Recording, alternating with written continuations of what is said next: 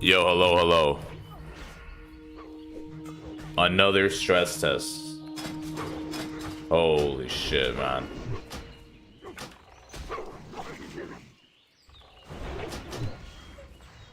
Hello, hello, hello, hello. Hello, hello.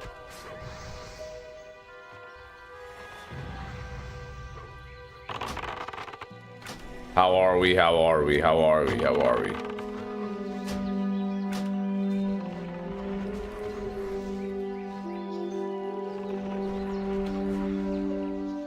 How are we? How are we? How's everyone doing, man? How's everyone doing? God damn, bro. BB is the best server. We're on the stress test right now. I thought I'd hop in this morning. Talked about it on Wednesday. What's up, Kajekin? What's up, Kajekin? How are you? Let me turn this down a little bit. That's better, probably. There we go. Put this over here. Boom. Let's see, let's see. I'm online, RTZ. How are you, man? First like, appreciate you, Doofy. How are you? Good to see you, good to see you. Damn. Damn. Hella people on this shit right now. Okay, let's see.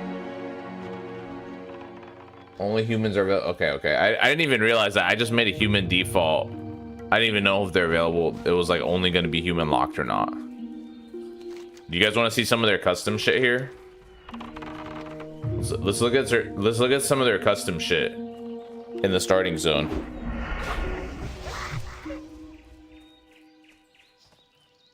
Let's see here. Let's see here.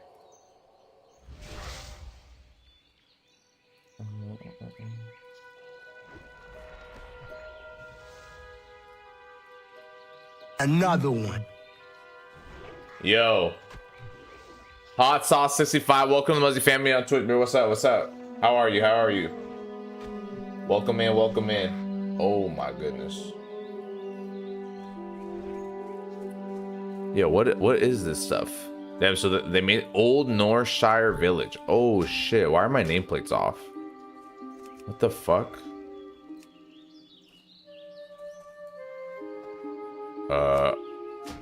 Okay. I don't know how that setting looks different, but is this BBC? Yeah, we're on BBC right now. We're doing the stress test. It's extremely laggy. What else is over here? Let's look around a little bit. My key bindings are all different. It feels really weird. Yeah, I'm not even sure how long they'll keep the stress test up, but last time Dutch did this, it was like, what, an hour and a half, and then they took it down. Ooh-wee. Muzzy, I'm still downloading BB. Yeah, I downloaded it like I downloaded like yesterday, Curio, because of that. Hopefully you get in before they shut this shit down. Also, my settings are on the wrong.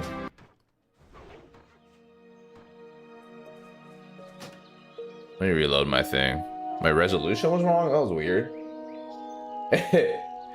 Hopefully you get in before they shut this shit down, dude. Because I don't know how long Dutch is going to keep the servers up.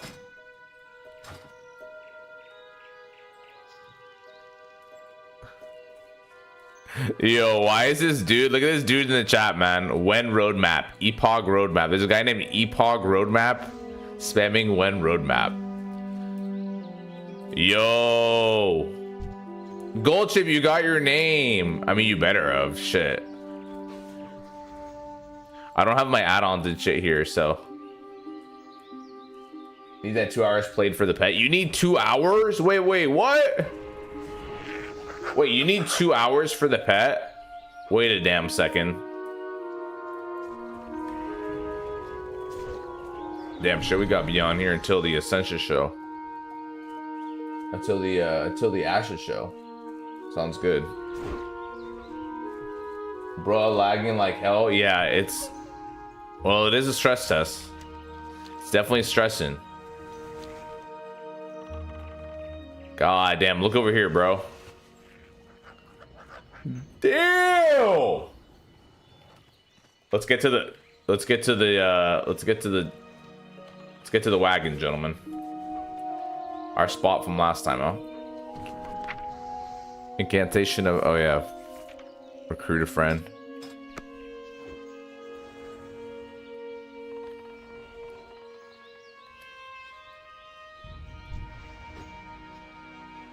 Holy shit, it's lagging like crazy. Which server is this? This is BronzeBeard. They're having a stress test.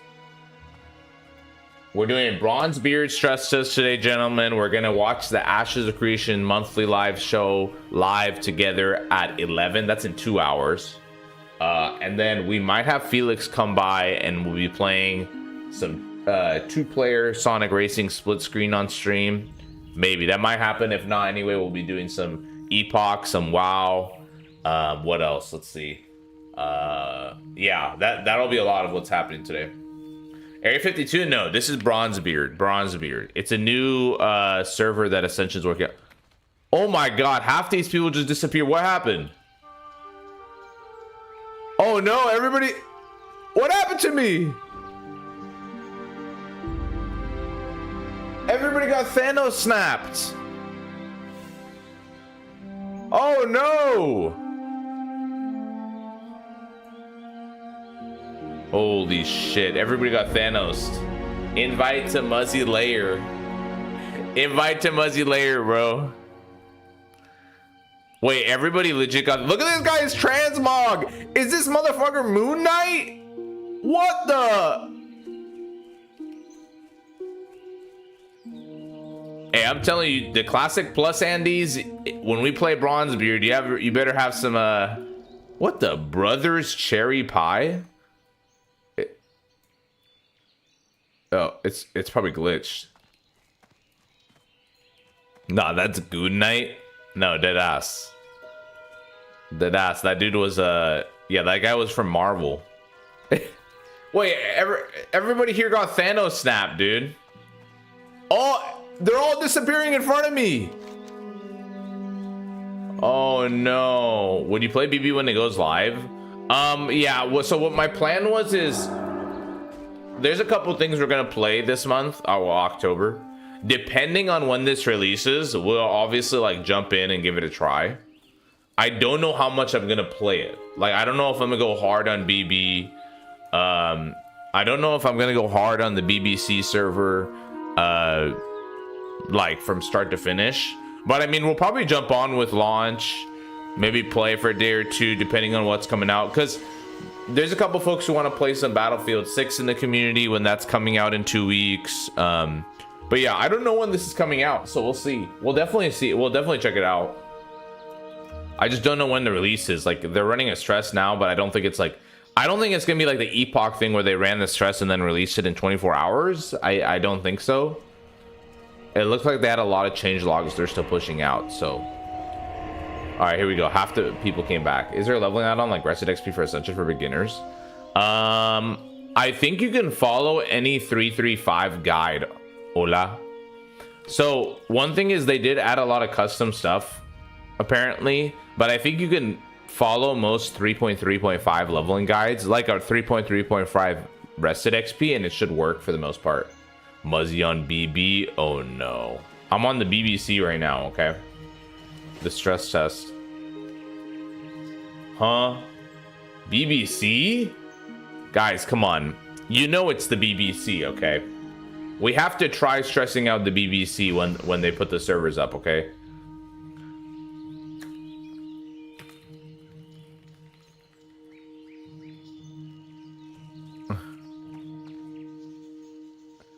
Will BronzeBeard have pay to win things in the shop? I'm pretty sure they're gonna have most of the Ascension shop items once people at least hit 60 Carcosa. Like, if they're not in the beginning, at 60 there will be.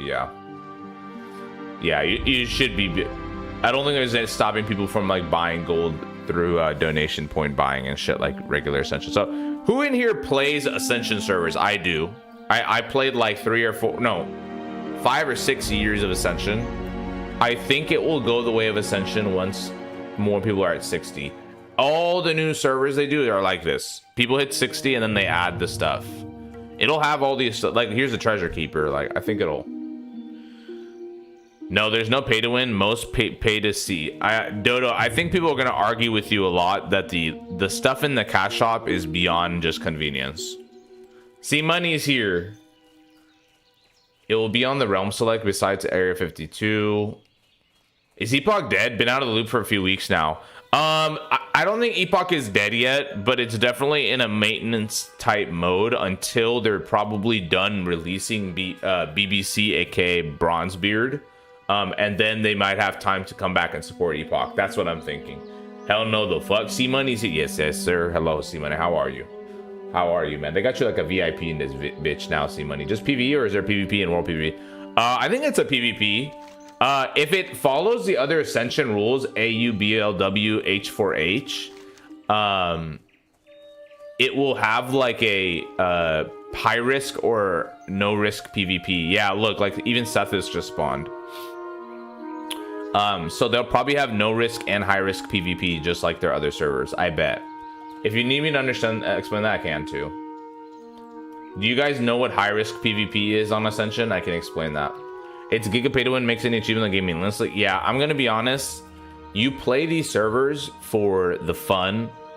I would not play these servers to be like, I want this like long journey, Blizz-like journey without whatever. There'll be boosters, there'll be all that stuff. There'll be XP boost later. There'll be profession maxing stuff. There'll be like a pet that follows you. Do I have my pets from other? Oh, I think I can. I'll explain for some of the new folks, because I know a lot of Epochers or non-Ascensioners watch me. I'll explain some of the systems in a bit too. No, what that mean? Okay, so high risk PvP in Ascension realms means that when you, let me turn this shit down. About goddamn, this shit loud as fuck. High risk PvP in Ascension realms mean when you kill a player in the world, they have a chance of dropping pieces of loot that they have equipped, as well as things in their bags. Okay. Yeah, don't invest much in pay to win servers unless that's your thing. Exactly. So it's like you kind of play this thing for fun. I don't think about it like a long-term classic investment. Nobody should be playing these thinking it's like a Blizz-like long thing like that. It's just a fun time. Like, there's a difference, guys. You can have a lot of fun with this type of game and it still have pay to win features, and you move with that, whatever. Some people can stomach that and it's okay. We'll see how you like in the other Ascension servers. You can buy pretty much the closest to gear you can buy is heirlooms, but you can spend the donation points you buy, you can convert into gold pretty easily in Ascension servers, because you can sell people shit from the cash shop. Oh, let me use my vanity sync. I have some random like skins from back in the day and stuff too. Oh, the server is gonna explode. I don't know if I can. They're gonna release the server in 1 or 2 years, and then you need to buy all their cash shop items again. So yeah, I don't know if they'll do seasonal with it, Grassy, but what they usually do is I compare Ascension to PoE. They have like seasonal servers they run where you kind of have to buy a couple things again, like some bank tabs or some forgotten sack. Whose sack is this? Whose sack is this? Who left their sack here? Can you guys see the name tag in the bottom right? Who left their sack here? Whose is this? Come on, man.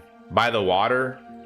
Can you buy mounts? I bet you can make, I don't know actually. I'm not sure on this one.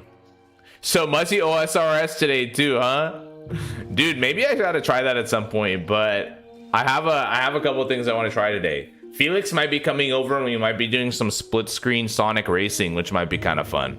Might be a funny time. A lot of yelling, and it might be a good time. We're also gonna play, I'm gonna do a couple Epoch dungeons probably, but I'll probably level up my MoP tune a little bit as well after this stress test. Remember, at 11 in 2 hours, we're going to watch the Ashes of Creation monthly preview. Apparently, they're going to showcase the Summoner.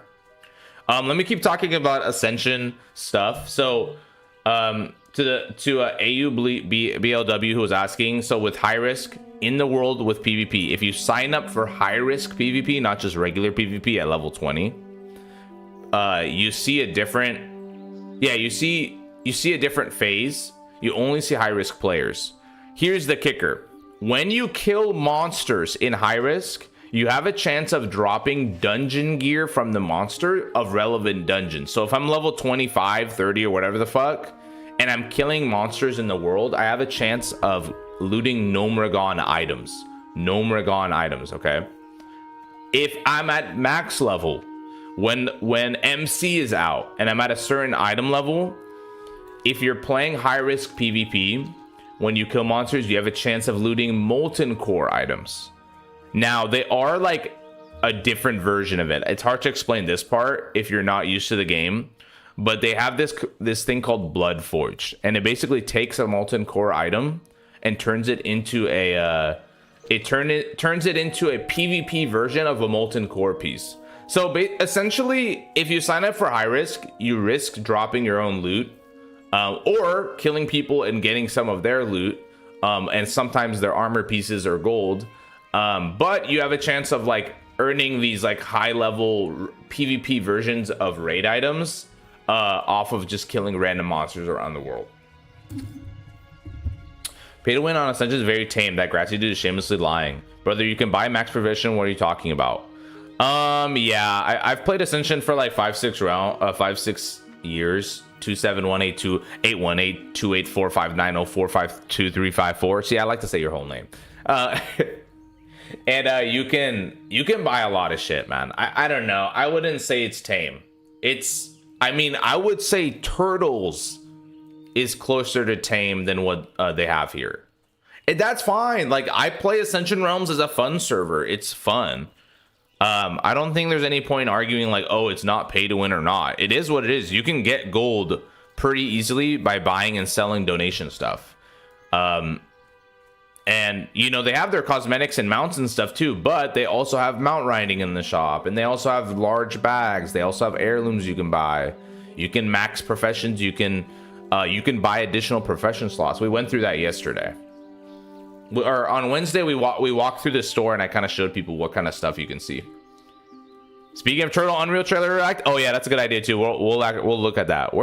I don't know what the fuck I'm doing, by the way, guys. I'm pretty sure this entire shard over here is dead. People are talking in chat, but there's no one out here, and I'm guessing I'd at least see some people. None of the NPCs are loading. I think the stress test is stressing. Restarted 30 seconds performance updates. Damn. I refuse to believe this isn't someone from Ascension team typing shit. Yeah, sure, it's pay to win, just very tame. You can get power quicker, but you can't get more power.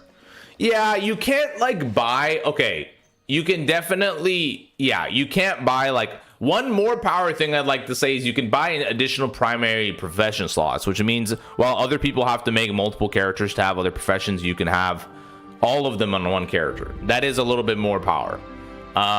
I get what you're saying, but I think what the perspective I'm talking to, numbers guy, is the Epoch or the Classic Plus crowd that may be playing BBC. Cool starting screen, by the way. I got teleported back to Northshire. I was almost at Dunmerle. God damn, you were running for a while, bro. Invite me, Night. Where are you? Success. It just says success.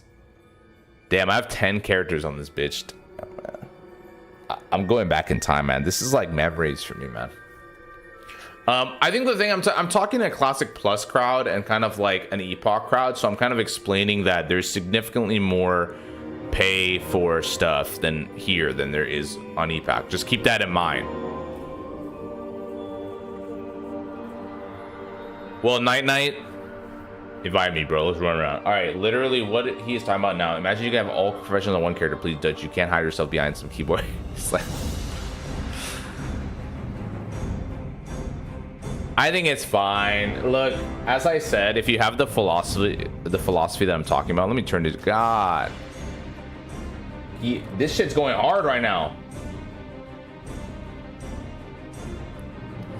If you have the philosophy of like, I'm gonna have fun with it and that's okay with you, I think it's not a big deal.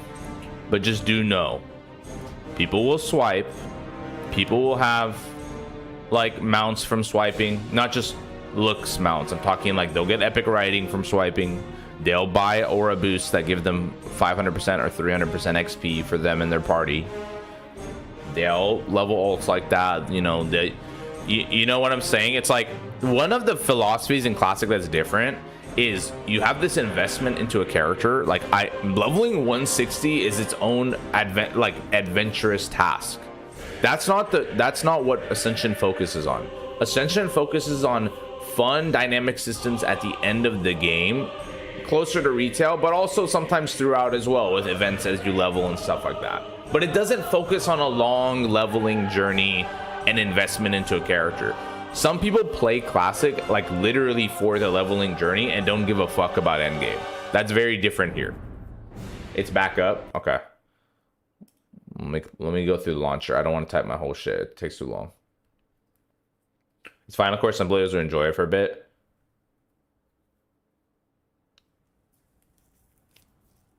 Obvious troll. No, I honestly don't think it's just trolls. I think people just have different philosophies. Because I've talked to people, definitely more modern gamers, who are like, why can't I have every professional one character? Like, what's the point? I think some of us, we really played classic MMOs and like we stuck with those philosophies and that's what we like. There are people who are just not like that, right? They really don't give a fuck about those more classic MMO things. Holy shit, I got teleported back here, bro.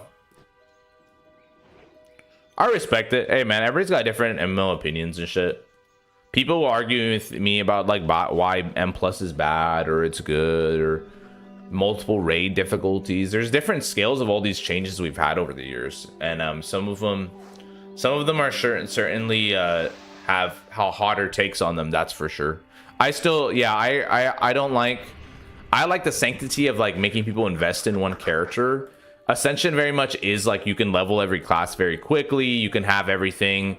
I kind of like it when people are like, oh, I play a priest, I play a druid, like you know, it's kind of cool to have a little bit of that personalization of the character, like somebody's playing a character in the world. These servers are not focused on stuff like that. Look at this flag. Ghosted. Skull. What the fuck? Oh, dude, a salty flag. That's hilarious. What's pop at? Let's see. Oh, wait, no, you can't who on Ascension Realms. I forgot. Ascension Realms don't have who. I forgot. They hide it on Ascension. Kaylin. On their other realms, not Epoch. Can we use old models instead of new ones? Yeah, you can. I just selected new models. What's the cheering from? Excuse me? God damn, this dude's like a Diablo character. You have a point when you say Ascension is more of a fun visuals thing. Dude, I would play Ascension Realms like you're playing PoE 2 or a Diablo 4 seasonal realm. Like, legit, look at this. Doesn't this remind you of that? These servers are much closer to an ARPG. Almost like retail, right? I play retail, I like retail, but you gotta play it for what it is, in my opinion. You shouldn't be playing this as like an old classic MMORPG feel or something. Go into this with the right mindset, or you're probably gonna immediately be like, what the fuck? Why does that guy have like 20 buffs? I think bro had every single cosmetic from the past 20 years bad, bro. I think he had literally everyone. Yo! Damn, these ogres are thick as fuck. Oh, did he just turn into a horse?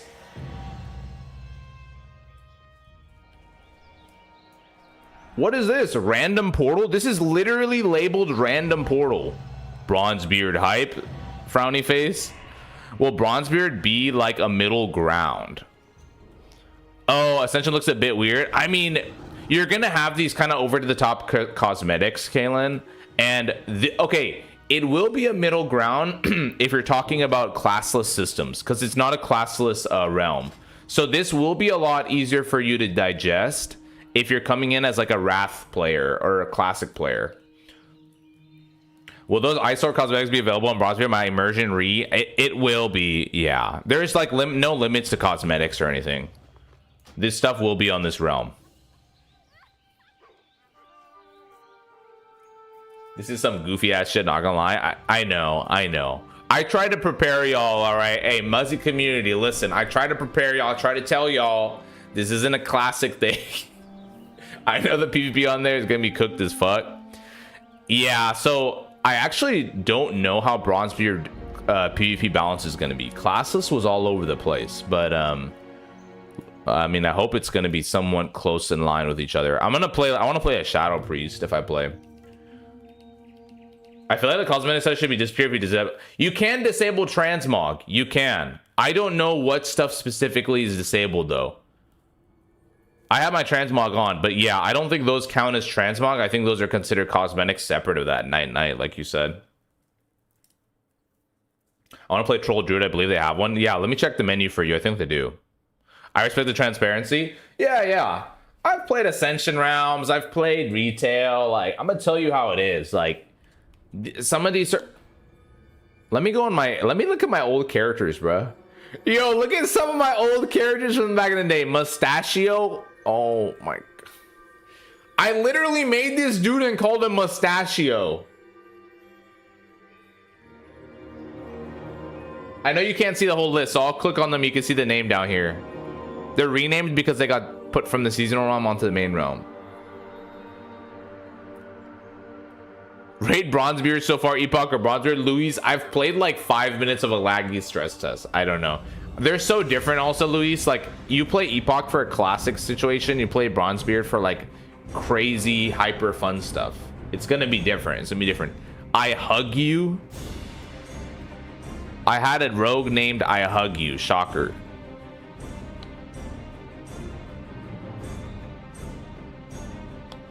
The game asks you if you want Mogs enabled, but I think Pixel Vomit Wings from Trials are not Mogs. Yeah, I don't think so either. Numbers.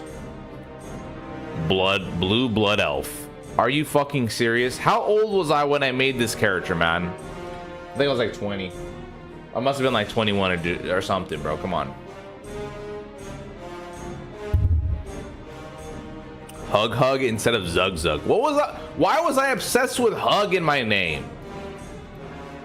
Nug. Truth. Raw. Lichborn. Okay. No fucking way. When is their release date? They haven't announced anything. Jesus, man. Let me relaunch this. They haven't announced a release date yet. We're just doing the stress test right now. What a Chad. Muzzy the type of dude to ask where his hug at. No, dude, that's not why. I don't know. I don't know why I had like 2 names with hug in it, dude. I can't explain myself. That was my past self. Okay?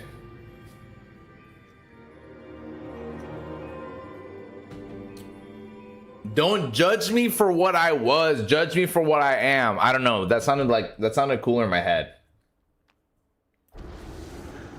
Oh, the Mogs turn off? Okay. I don't know how to turn Mogs off now, but...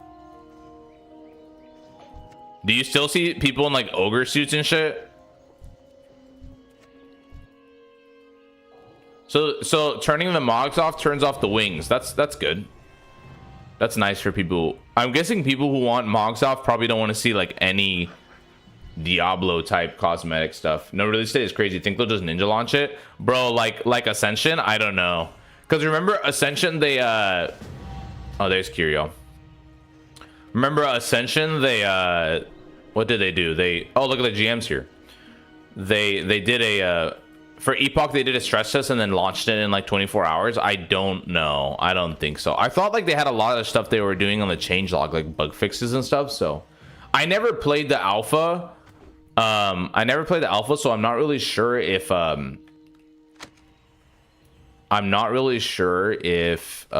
it's been working well or not. Curio, I'm right here, baby. Mobile Korean MMO vibes. Yeah. With all the... Curio, you ran away. Come back to the wagon. No, overshoots for me. Yeah, I'm one of those never mog weirdo. I like to see what people have actually equipped. Yeah. God damn! I'm not gonna lie, I might have to keep Mog on just to see all the new shit that they've added, man, because some of this shit is just goofy as hell. What the fuck? He has a cannon on him. I'm not talking about his... Where'd he go? Oh my god, he teleported over. Bro, that shit looks so fucking funny. Dude, this is literally the sword from the end of Legion, right? The last boss of Legion. Who remembers the last raid?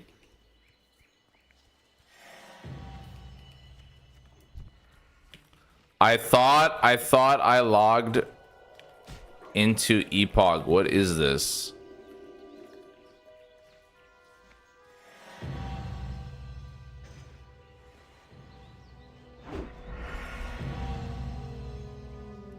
All right, one portal coming up. What the fuck was that? Who's that goblin? The real classic experience is BBC. The arrows up button at the bottom, wardrobe tab. Can you turn it off here? Oh my god, they have the whole retail like transmog system here now. That's hilarious. Did I sync my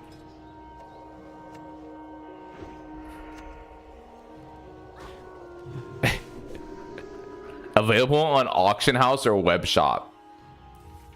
Damn, bro, they really squeeze in these purchasing styles now.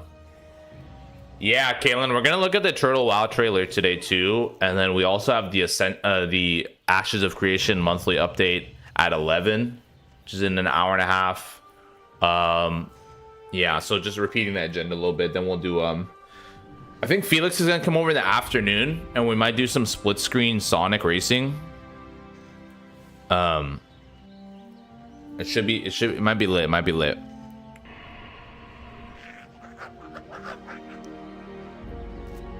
We'll probably do, I want to do an Ubers maybe on Epoch to see if I can get a piece or not. I'm also probably gonna level my MoP classic tune. There'll be a lot of variety today for sure. God damn, bro, what?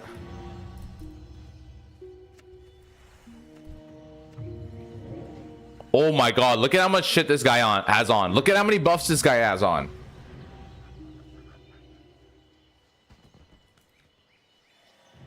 Looks more functional than I expected. Yeah.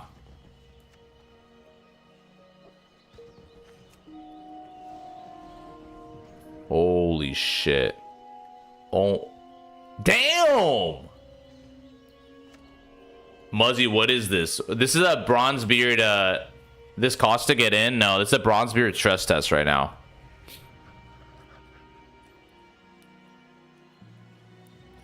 Oh, what's up, Curio? I see you. Yeah, I just noticed Curio's right here dancing, dude. What the fuck? Wait, okay. Let me see all this shit this guy has on. Pride of the Pit Lord. Gaze of the First Summoner. Gaze of the First Summoner. Red, green, yellow. Yellow, Skoldaminari. Red, Skoldaminari. Purple, green. Tendrils of Mana. Tendril of the Old Gods. Tendril of the Naru. Phoenix Feathers. Everlasting Path of Cenarius. Oh, these flowers under him. Verdant Spheres. Arcane Spheres. Molten Spheres. Blazing Ivory Wings. Isn't Blizzard gonna go after these guys too? I mean, it's the Ascension, like, right? Blizzard would come after like all of Ascension, probably regardless. But I think all of them are in Russia, Aaron. Like if you're in an untouchable place, it's not really a big deal for you to receive a CND. It's like UK and US devs that are mostly impacted. When do you think Epoch gets a team put together, Muzz? Man, I think a month or two. I think like after this is out, I don't know if this is coming out like in 24 hours, okay? I don't think they're going to do it in like a surprise announcement or something like they did for Epoch, because I don't know if they're as close. Wait, so then would Epoch be untouchable since it's through Ascension? Yeah, I think Epoch Realm will stay up. It's the question that's plaguing a lot of people's minds is like, when is this team getting put together? I think that's still a ways out until BronzeBeard is supported. Ascension servers are in France. I mean, they'll move it to Russia if they get a CND. I guarantee that. They will do whatever they can. Unless I don't know, unless Dutch like freaks out and dips and then it's over. I doubt it. Oh snap, I want to play WPOC so bad, but I'm scared it'll be shut down. Oh no, I don't think it's gonna be shut down like in terms of Blizzard stuff. I think the main thing is we don't know when we're gonna get more content and the roadmap to come out. That's for sure. Like it's gonna be a couple more months. That shit gonna be a while. I wouldn't be surprised if it takes 2 to 3 months. Yeah, I won't be surprised either. Thankfully, there's like a lot of stuff I want to play between now and like January if it takes that long. But yeah, it could take a while. Because you got to think they got to finish their BronzeBeard stuff, and they're probably trying to hire devs as we speak. And I just don't know what that looks like, the hiring process for private server devs, especially after all the scares. Because all the NA and UK devs are at this point pretty scared because now they're naming people in lawsuits. So if you're in the US or UK, you're probably not going to work on private servers anymore, at least publicly. Epoch fucking dead. It's close. It's close. Yeah, I think it's a situation, Aaron, which is you can play and level and stuff like that and do some endgame dungeoning. But you're going to be waiting a while. We're all going to be waiting a while if you want to do Epoch raids. Epoch Witch Down is just dying out on its own. Could possibly, if it takes too long. We didn't get raptured. Now we're forced to watch Muzzy play the dog shit. Everybody who didn't get raptured is now forced to watch me play BronzeBeard Stresstest. Okay.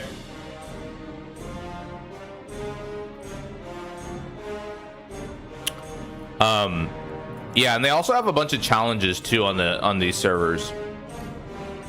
I can actually explore the challenges menu so I can show some folks who haven't played Ascension that.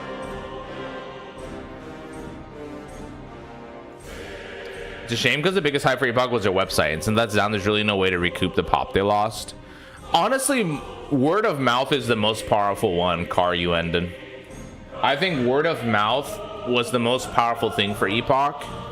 If word of mouth goes around that everything gets fixed and there's MC in December, more and more people will return, for example, you know. So in my opinion, I think when stuff is ready, there is a potential for people to come back, those who have parked their 60s and shit.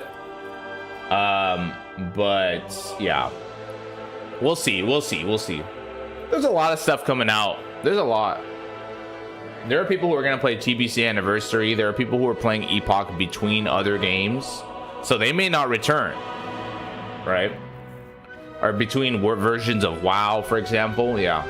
By the time they get a team together, people will have moved on. They don't have the reputation like other servers to be faithful enough to stick around that long. People will move, probably. Do you think Turtle will survive the next years? Yeah, I think so. I think Turtle will survive with a completely Russian crew and a Russian server. Yeah. As long as most of the people they're involved with stay out of US kind of stuff and like what happens? What happened right now? Oh, well, server just crashed, I think. So I'm waiting for it to restart. If that's what you're talking about, Nevado.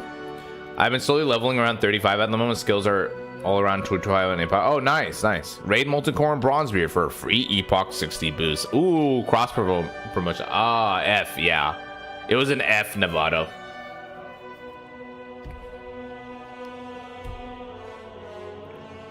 Epoch and BronzeBeard are almost the same concept. I bet Epoch will get cannibalized by BB.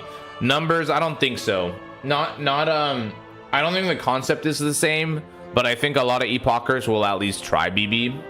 The concept is very different in that like Epoch is supposed to be like as close to Blizz with added content and like shifts to classes.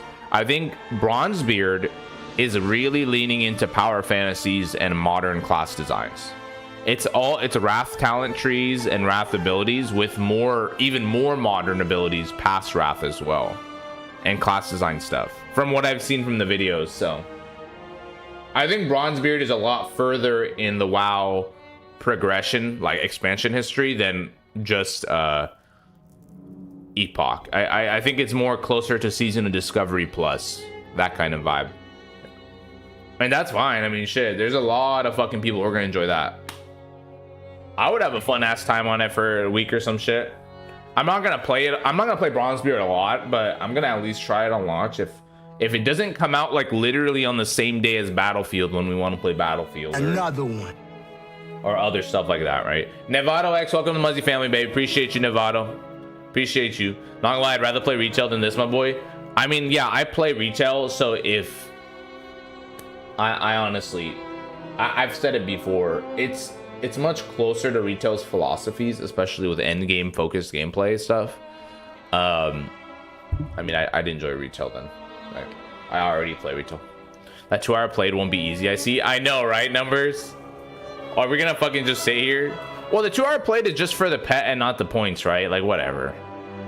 I'm honestly not that pressed for the pet. Let me look at the announcements. What's going on?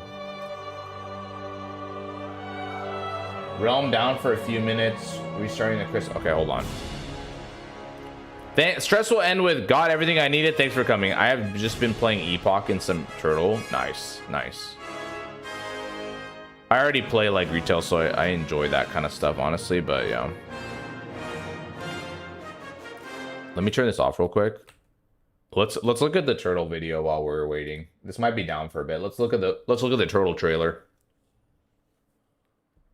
Okay, gentlemen, ladies and gentlemen, Turtle video unavailable. This was removed by the uploader. No. What the fuck? Okay, wait, it's working. What the fuck did I click on? Turtle. Why did I get a video removed error? Okay, it's good now. We're good. Everybody don't panic. I'm the only one panicking. Don't panic, everybody. What the fuck? That was weird. Okay. Let's see here. Let me put this on the screen. Let me put this joint on the screen. Let's see. Browser. Put the right browser on. Let's see. Here we go. All right. The stress test has got me stressed. I'm panicking, says KK. How are you? Good to see you, man. It's good to see you. This chatter with randomness' name is Dutch or some other BB devs. Yeah, I don't know, Cucumber. Yeah, it's not. Epoch and BB are too far apart. They are not the same thing. I think people will try it anyway, though. BronzeBeard does have me somewhat interested. I think it's going to be a fun... Ascension to me is fun servers. ARPGs, seasonal ARPGs.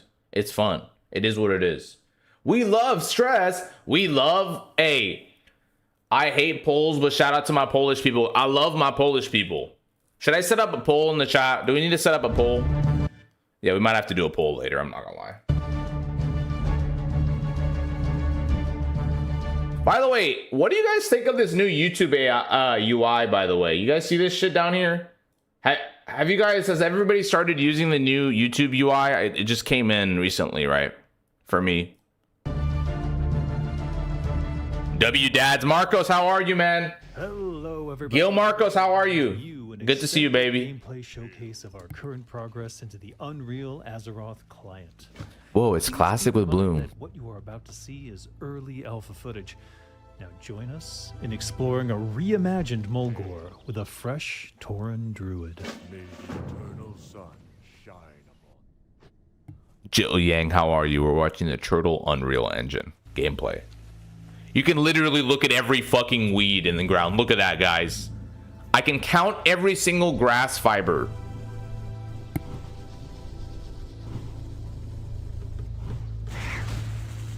Muzzo. Jill Yang. It's good to see you chilling. Right now, put you on the background while I'm doing some plans. Get it, Marcos. Getting that money in. Marcos getting that money up. Marcos always about his money. They showed one. I'll talk about this. I saw a little bit of this already, okay? I'm going to tell you guys something. Notice the lighting on the spells. The biggest thing that Unreal Engine is going to bring for them is like a lot of new lighting tech. I think they also need to up the textures, but that's a separate process. Crash Stardust is 100 feet. I do think they need to up that. Can they up that? Because it is kind of, the pop-in is kind of severe. Thank you for keeping the information consistent, Muzzy. That way people can actually go to the server they want and fits them. Yeah, yeah. I mean, I'm going to keep it clear. It's like, it's very much an ARPG type, you know, but BronzeBeard is going to be a fun, fast experience. Modern gameplay styles, modern gameplay mechanics. It's not focused on long classic journeys, just so you guys know. It's pretty far from Epoch and Turtle. How long are you streaming for today? Probably until, I think 6 more hours or 7 more hours, Gil. About 6 more hours.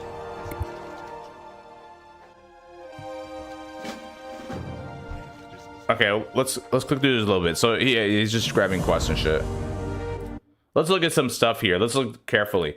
Like, you can see there's like the grass waving. You see the grass waving? Look on the right here. Well, that actually did make the spell look pretty nice. Reddit acting wild over the alpha footage release. What's AoC showcase time? Do they have a stream like today? They do. At 11, in 1 hour and 20 minutes, we're gonna hop over to the Ashes stream and watch the monthly showcase to see what's going on. Apparently, they're gonna show the summoner on Ashes today. Apparently. If they don't do some last minute delays and shit like they do usually, you know? I'll keep on top of that to see what's up. That'll be a interesting watch live with the community. Yeah. They still... Yeah, 11 today, so in an hour. The new phase started last month, right? I haven't been playing it. A few Muzzler, a couple of homies in the Muzzle community have played, okay? So I have heard some things, but I've also watched a lot of content about it.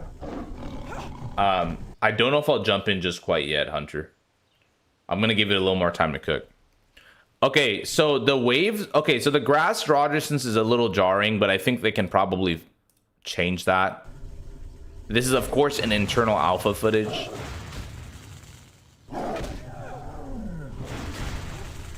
The lighting on the spells reminds me of an issue Ashes of Creation had when they went to UE5 early. The lighting of the spell is extremely high, and they can turn all this shit down. I'm sure they will. Sorry, I'm looking to see if we can find some interesting clips. Oh, right here. Let's go into the cave to see the lighting in the cave. Don't worry, they'll have HD models and booba mods within 48 hours released. Yeah, they're gonna have jiggle physics in this UE5, bro. We're gonna have jiggle physics Tarans. Okay. One of the great improvements with Unreal Azeroth is the updated day and night cycle, demonstrating how important an immersive nighttime can be. Weary from travel and combat, our aspiring druid takes a short rest before entering Brambleblade Ravine. Now, in a completely different light, the atmosphere of the Azeroth we've known so far completely changes, shrouding the Quillbore Canyon in a mysterious nightly fog. So this is what I'm talking about. The lighting. So the lighting is sick. They're using UE5 lighting out of the box. It's just gonna be good. But the lighting on the spells needs to be tuned down. This is actually literally the same exact issue Ashes of Creation had when they first went to UE5, and still some people complain about. We're watching the Turtle WoW Unreal Engine trailer. Jiggle Blood Elves? Not on Turtle. You wouldn't get Jiggle Blood Elves. Wait, doesn't Turtle have High Elves? You could get Jiggle Physics High Elves. What do you plan on playing on AoC, Sly? I haven't even chosen yet, honestly. I might play Rogue, but in like the far future when the game's out, I'm not sure yet, Sly. A Bard sounds cool too. Immersive day and night cycle. Yeah, it's the line Epoch used. I mean, both Turtle and Epoch like that day and night thing. Why does every color outside of the UI, look at the color on the XP, why is the purple just like so much lighter? It's just interesting. I think it all has to do with the Unreal Engine 5 rendering and lighting. The numbers on the XP in the air are like a softer violet. I want to see Huntar's Frost Trap blind. Oh my god, Frost Trap with this shit, if they don't tweak it, it's just gonna fucking flashbang you. This does not look good at all. Honestly, I'll share my thoughts on it in a bit. Let's watch it a little longer, but it's very mixed for me. Look, like the classic experience of the game and the classic feel and aesthetic of the game don't necessarily match the high fidelity lighting. I think the thing is, if they make it cross-functional so you can run both versions, doesn't really matter, then whatever. It's just a benefit for those who want to run it. I also don't think this shit is going to be out soon. Okay. I've literally only seen small snippets of like this zone and then another previous thing. I think they have a lot of work probably ahead of them on this. So I don't think this is like a next month type shit. Lighting dark plays is nice, but this is going to be awful in raids or even 5-mans. They're going to need to figure something out with particle settings. 100% doofy. Imagine a bunch, yeah, like with raids. They'll need to figure out something with particle settings and making this more, yeah. It'll be years before they'll be playable. Yeah, I potentially. I just don't like in the recent year since they've announced this, for some reason people keep saying shit like, oh my god, Unreal wow 2.0 Unreal Engine is around the corner with Turtle. Look at that landscape, by the way, that's beautiful. Is around the corner. I don't think it's around the corner, guys. I think you have to do this and then you have to have mass amounts of people testing, and then imagine the bugs and things that you find from lots of people playing, and then imagine all the zones, every zone from 1 to 60 being tested with like seeing if there's bugs or not with lots of people. Like, I think it's a ways out. For this to look really good, they have to adjust models and textures. I agree. The old models and textures may need some adjustments. Maybe just higher textures, higher resolution textures maybe, but some people, I think some people probably prefer the WAD models with this. If they had WAD models with this, it would match everything a little bit more, but some people really don't want those models. But then again, is the same person who wants UE5 lighting and a UE5 engine also going to be against using WAD models? I don't think so. I feel like the Unreal Engine of this game, Unreal Engine version of this game should probably just have like a option to come with WAD models and stuff, right? Because I don't think a classic purist is going to also want the UE5 stuff, but not the other stuff. That has been our expansive demonstration of the current progress on Unreal. Yo, Connor, how are you? Groot with the parentheses. With 2.0 bringing Android support, wonder if they were working on native controller support themselves instead of leveling up to modders. Is it bringing controller support? Okay, hold on. Let's look at the rest in a second. I want to look at this skyline. This is a cool shot. Sky does look good, but it also looks like something from UE5 Asset Store. Yeah. Honestly, it's a complaint I have with Ashes sometimes, Alex. Sometimes the UE5 stuff looks just bland. It looks samey. You really got to stylize well when you use UE5. You have to stylize well. Some UE5 stuff looks just very samey.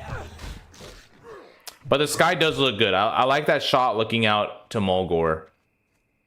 Was it earlier? I mean, it looks good. You could tell. Yeah, look at that.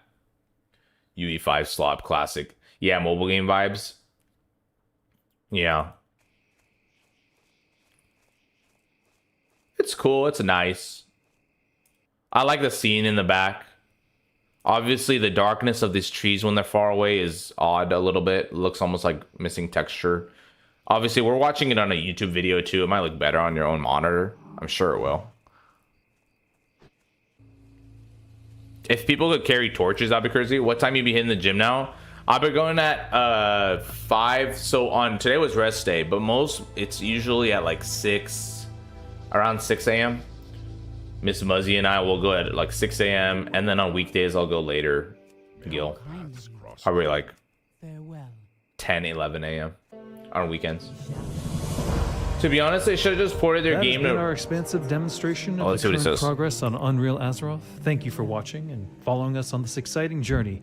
To all those interested in our Legacy mode, we have not forgotten you. By switching from Modern to Legacy mode, you can see it features the beloved and well-known graphical style of Vanilla WoW with a sharpened resolution and steady frames per second. From spell visuals to the nighttime, Legacy mode preserves the cherished feeling we've come to love over the years. Thank you once again, and let's see each other soon.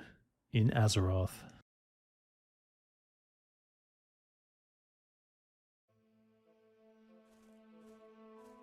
Bro, what if this opens up a lot of vulnerabilities too? Obviously, this is what I'm talking about. There's like a whole matrix of stuff to think about. Okay, I'm not gonna be a fucking dweeb and say like, look, as a programmer, but think about it. There's a lot of changes here. We're talking about this different client. I'm thinking about security stuff too. Like, what if using UE5 has other security vulnerabilities they need to think about? What if there's legacy mode is interesting? No, it's good that they have this, because I don't think everybody's... People probably want to use the new client, but not use the graphics. I could see that, right? I'm like also thinking about like all the different zones you need to implement and have people test. I don't think it's out very soon. I'm gonna be honest. I think this is gonna take a while. They're already asset security. Is there issues? Are there issues with it? Oh, server's still down. I got disconnected. They already run their Bitcoin miner launcher. Oh no, they're gonna use UE5 and then they'll say that's why the processes are so high, huh? Let's see. Oh, the realm is still down. Fuck. I need to get my stress test in, dude. I'm trying to get free points and shit. What was the reward again? What was the reward like? Let me put some shit on the background. It was like 5 donation points and 5 LP, which is like also a donation point for PTR.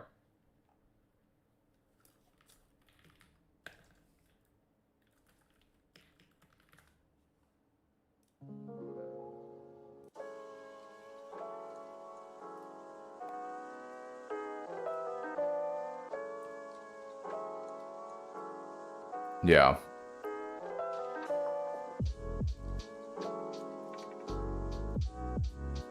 Yeah, I mean, my thoughts are like, I think this is cool. I don't know if... I think I would mess around with it, but I don't know. I have to see what the product's like down the line. This is so early that it's not even what you might get, right? Like, you guys gotta realize, like, this is showing us this shit so early. So if you're in the philosophy of this is like many years down the line, like this is not done yet, then seeing this so early is honestly like, cool. It's cool, but I don't even know if I'm gonna be able to play this. I don't like Shenna, so I'm biased. I mean, yeah, there's a lot of drama there too. I mean, there's a lot of reason to be untrusting, to be fair. Like there's no shame in that, that's for sure.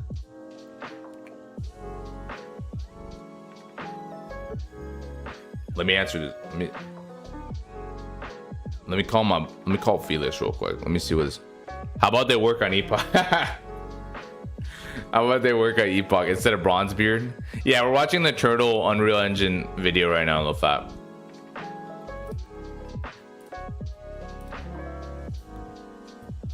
All right, let me call Felix real quick.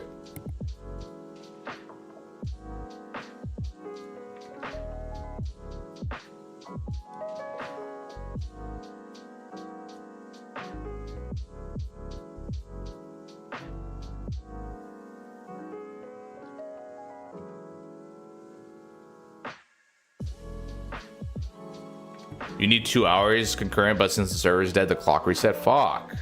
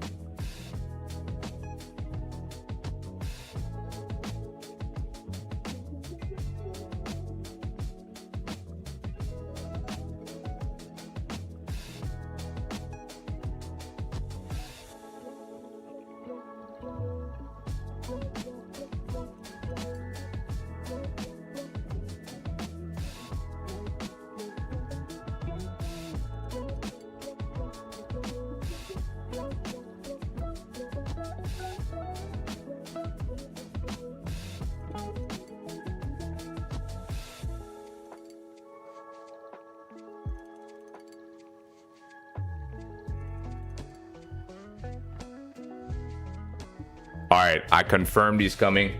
In the afternoon, we'll be doing some split screen chaos with Felix this afternoon. I've read those channel logs. Honestly, sound based. I like her. I haven't seen it. What TWoW showed is pre-alpha at best. Slap a couple textures, MPQ files, and shared mods on the 112 client if you got that picture. Yeah, I this is really early. Like, I don't know what to think of this because I don't know if we're even going to experience exactly what we're seeing here. Like, there's so much lighting work to be done, so many zones to do. Overdose. I meant it shows other players, so netcode is somewhat working at very least. I mean, it's literally one other player. I think there's so much, dude. I think I would. It's almost feeling like I'm talking about Ashes again. I would express caution, okay, on timelines, on what to expect, okay, but I'm also being reasonable, and being reasonable is boring as fuck. There was a YouTuber by the name of Matthew Napier who said that making UE5 and Classic be played only interchangeably is near impossible, and said Torta was Shenna around 2 years ago. I think he can be right about one of them and wrong about the other. I don't know what the scale of it, Bitter, so like that's the problem I'm talking about. It's like when we're talking about playing with like one guy, 4 people, 20 people, okay, how does this operate with thousands of players, and how does it operate across zones? Like, how much of it is just the UE5 wrapper around a client versus how much server work do you need to do? I don't understand that part. I don't have the development UE5 chops to understand it, but I have a lot of questions. I just got the alert that the Ashes Twitch thing, the Ashes show is happening in an hour. It is not delayed. That's good news. Good news. We will watch that. We will see what the fuck they've been working on. Apparently, we're gonna see the new summoner class today and something about sport fishing. Why would it be impossible? What a weird take. Yeah, I don't know. I think it's gonna be, well, he's a near impossible apparently, but I mean, I think it's insanely large task. I think it's a huge task. When I first heard this, I dismissed everybody's comments about like, oh, soon Turtle's gonna have this soon and all these servers. It's like, no, none of this is happening soon. There is zero chance. Do they open maybe a alpha server that you can play with limited amount of zones to test early? Okay, maybe. Like, maybe we get to play Mulgore in a month or two, or Valley of Trials, but like, no, definitely not the whole thing. There's no way. There is no way this is anytime soon. There's just so much shit to test. And I mean in a release capacity. Of course they could put test servers out, okay? But I don't think MMO players are all looking to invest all their time into a test server. That's the thing, especially with Turtle and Epoch type players. They're looking for long classic journeys and character investment. It's very different. In before balances, druids and priests are banned from raids due to flashbanging the raid. Yeah, if they don't tweak this shit, Jocelyn, no, they're definitely gonna have to tweak this shit. We'll all be dead before UE WoW comes out. Yeah.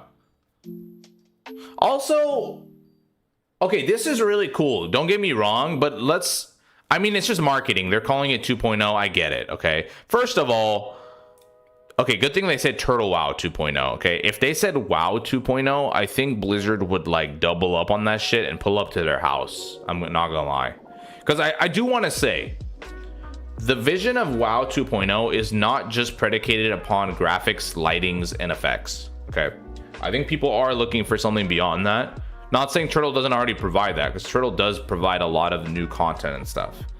But I do want to be clear. I think you could not have the Unreal Engine 5 and still have an amazing product that you could work on more. So I personally don't know if UE5 investment is really worth it, other than porting it to the Wrath client like another chatter said. I don't understand that. I don't get the UE5 thing. It almost feels like when UE5 went big, they wanted to capitalize on the hype, and now it's kind of too late and you're invested. And it's a cool idea. It's a cool concept to say we have Unreal Engine WoW. Yeah, like it's a big marketing thing. But I think making it in Wrath, making Turtle in Wrath client would have been a huge and more. There's less unknown unknowns in that. You could have gotten to the similar effect, and you would have been successful in my opinion. Yeah, I mean, actually not in 20.5. Yeah, no. The fact that players are willing to play test servers at all says a lot about the state of MMOs. Imagine Frosttrap. Yeah, Uma, we were saying, man, Frosttrap would... Look at the level up, man. The level up's crazy. And of course, they can tone down the lighting. They can tweak all these settings. So I'm sure they'll take a pass. Ashes of Creation, when it first started doing UE5 lighting, like I said 1,000 times, the lighting was so bad on spells, everybody nonstop complained about it. It still has issues.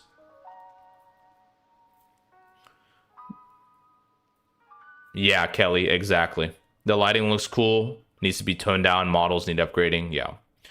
No, it's a very reasonable idea. Wrath Client is paying to work because it has no good editor. Is that so? I felt like Ascension has built their own editor that is very good for Wrath, because they just pump out custom stuff all the time. I think there's a possibility to make a good editor in Wrath if they invest in that. Ascension does. Funniest thing is, if you guys think about invulnerability of Russia servers, the second Russia will want to return US EU investors corporation, they will let authorities target whoever. You're 100% right, Overdose. I've actually talked about this. Oh no, I didn't talk about this, but I thought about this the other day. What, at some point, if Russia, I mean, bro, we're talking about Microsoft, by the way. Hold on. We're not just talking about Activision anymore. Activision is a little baby compared to Microsoft, okay? We're talking about one of the largest companies in the world. If they knock on Russia's door and says, hey, we need you guys to start allowing us to impose our IP, whatever, in your jurisdictions, or we are going to withhold, I don't know, Microsoft services here, blah, blah, blah here, Azure servers here. Russia may kowtow to that. There could be a possibility of that. It's not forever. This is different now. $1 trillion company. This is not the same as Activision anymore. If Blizzard went to Russia's door, Putin would probably laugh and be like, who? Like, they don't know who the fuck that is. Microsoft has a different scale to it. Microsoft doesn't officially work in Russia anymore. Huh? Oh, okay. Is this true?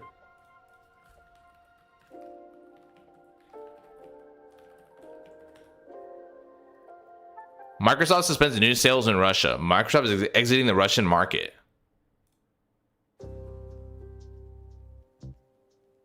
While previously existing, due to international sanction and its condemnation of war in Ukraine, while previously existing access to some service continued restriction, the cloud service started in 2024.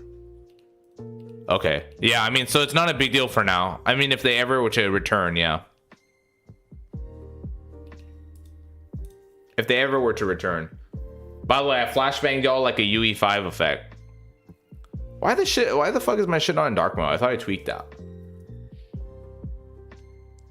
Next Cold War over private service. Sub, bro. Arxie, how are you? We're watching the Turtle UE5 shit. I'll keep it playing a little bit while we talk. US sanctions. Blizzard only has WoW servers in Russia so that cancer doesn't infest European servers. They don't. I was talking about in post-war. Do you really think they'll not want to reestablish cooperation?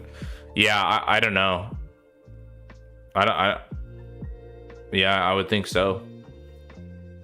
Makes sense. Overdose. How are you, Poggers? Yeah, I'm doing good. We got some stuff. We got a packed show today. So we were on the BronzeBeard test servers. The stress test, just like running around helping that shit lag. It went down. We got the Ashes show in 50 minutes. We got Felix coming over for split screen Sonic racing goofball activities. It's gonna be a good day. It's gonna be a beautiful Friday. I hope you guys are having a good Friday. What did you guys have for breakfast today, chat? Tell me, put in the chat, what did you guys have for breakfast today? Okay. God damn, wait, BronzeBeard's back. Let me show you what the fuck's happening. My screen's shaking in BronzeBeard. What the fuck? What is going on? What? Why is my screen shaking when I turn this way or go over here? Oh my god. Holy shit. Looking for goth girls. Twitter is not going away. Eggs, McD's, Red Bull, Air, apples. Yo, Red Bull for breakfast? Yo, I actually didn't eat anything in there. I need 2 scoop. Dude, I should have had my double scoop protein shake. I have food getting here at 11 for the show. I have food arriving just in time for Ash's show. I made it to Silver Pine now and found something for Paladins. That's sick. Yeah, so BronzeBeard has like shit in the world. By the way, for the folks who are just coming in now, just so you can see some of the cosmetics, is absolutely wild. It's really funny. It literally is like a PoE2 Diablo 4 type lobby in this bitch. God. What the fuck? Muzzy is the best. Appreciate you. Muzzy TV likes femboys. Wait, this is my ad right here. Muzzy TV on YouTube likes femboys. Likes ogre femboys. Shameless plug. Okay, if you don't put Greek yogurt in your shake, start doing it. I just put it in the shaker bottle. I've never done that. I'm gonna try that though. Gil, check your phone. Let me see. Oh hell nah. He showed me this fucking Red Bull he drank for breakfast. God damn, bro. You can't do that to yourself, man. That's crazy. Free protein, it makes it taste like a smoothie. I need to try that. Probably thickens it up. You didn't put the eggs in the shake too, did you? Did you put the eggs and the Greek yogurt and the 2 scoops in the shake? Or were the eggs separate? Did you see the custom content north of the church? Yeah, I did. Old Northshire Village. I did. I ran around there a bit. Maybe we'll show some folks that. Haha, the eggs are separate. Yeah. Jill, yeah, you crazy. Then Baltimore Ute be acting up, bruh. Night, what was it that you found? Yeah, so for those that don't know, in BronzeBeard, there are like a lot of items in the world that you find that I think some are equipable, and then some are actually like special mystic enchants. So let me go into my Ascension bag real quick, because I gotta explain some systems to people. So not everybody has played Ascension Realms. Couple things. Can I view challenges here? I forget. Mystic enchant. So in Ascension, you can enchant. You can have like this separate progression here where you can enchant special modifiers like glyphs, basically, to your abilities, but they're way more significant than just glyphs from yeah, you retail Disney like model. Yeah. They're way different than like, they're way more powerful than just like glyphs in a Wrath or something, or MoP or whatever the fuck. It's more like the legendary mystic enchants, which you choose one of, are like they modify your abilities significantly typically. I don't know how they're balancing it. I don't know how they're balancing it on. I'm gonna fucking die to this mob, by the way, because of lag. I don't know how they're gonna balance it here, but I do know that they modify abilities significantly. One enchant for the paladin and the other one looks like it's for priest. Yo, Muzzy, tell me how to feel. Beans, how are you, man? Happy Friday. I want you to feel happy. Okay, you know what? I got it. They'll release that before the phase 1 of Epoch, since people have nothing to do than Epoch. Then I'll check this out. Sid Ali, I'll tell you something. That is a Blizzard. Hey, that is a Blizzard philosophy, by the way. Blizzard like staggers releases of all their different versions of WoW in hopes that people will have time to play them all. I don't know if they're planning it like that.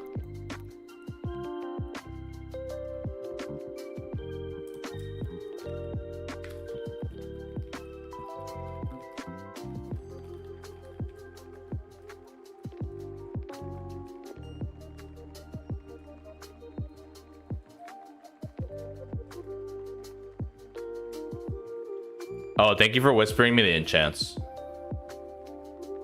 Yeah, so let me show some of these to people because not a lot of folks have played on these servers. So this is like an epic enchant. Okay, if you remember back on here, oh my god, I'm gonna lose your message. I'm gonna lose your fucking message, Emini. Oh my god, you have to message me again.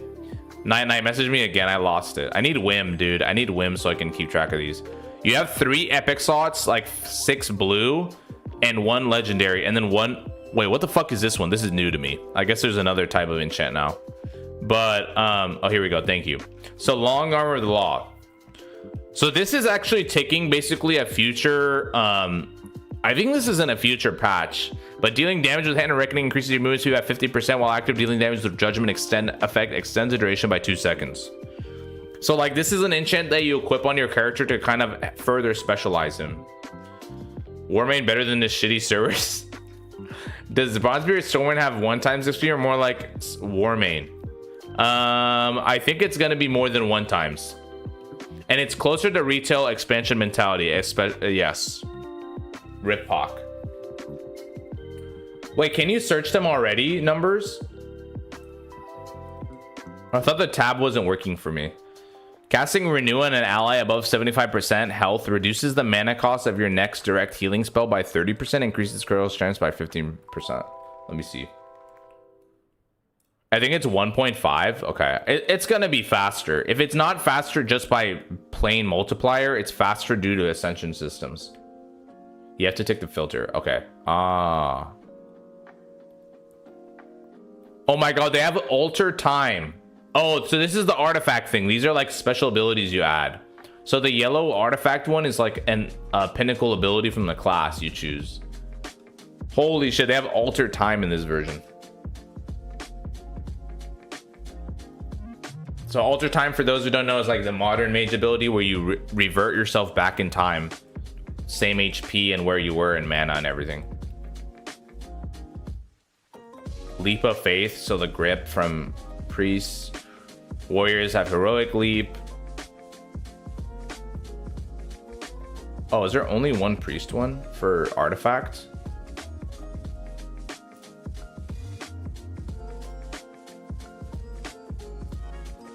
Oh no, here we go.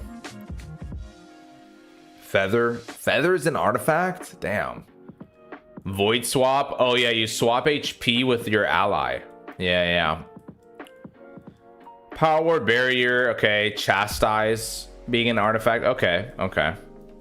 Chastise is like a modern priest ability where you stun someone. You can cap them. To the guy was asking, so it is very much retail type of experience mentality. Again, I want to emphasize, BronzeBeard is not closer to Turtle or Epoch. It's closer to Sod plus kind of stuff. It's faster, newer abilities, modern mechanics. Rogues have grappling hook. That's fun. I wonder if they thought about all the places you can grapple hook in this game. Because you could probably do some glitchy shit with grappling hook. That's actually really funny, dude.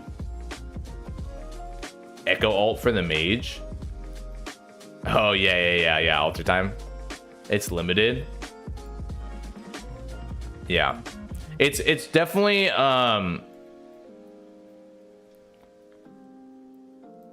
yeah. You've tried it? Okay, you've played it. All right. Yeah, I was gonna say there's a lot of places you could grapple that I could see being weird. Like, can you grapple to the... Do you need a path to that location, like charge, Alex? Do you know?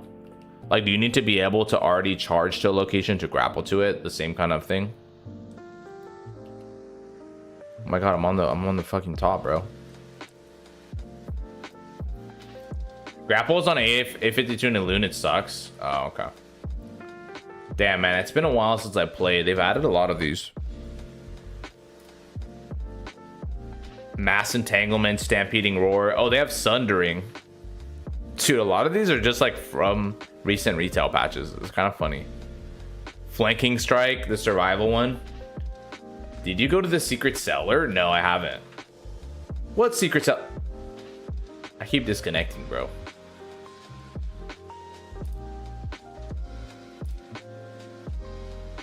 Yeah, I could never get behind it when I tried. What, like Area 52 and Elune, Connor? Or like the other Ascension servers? Or... What are you referring to?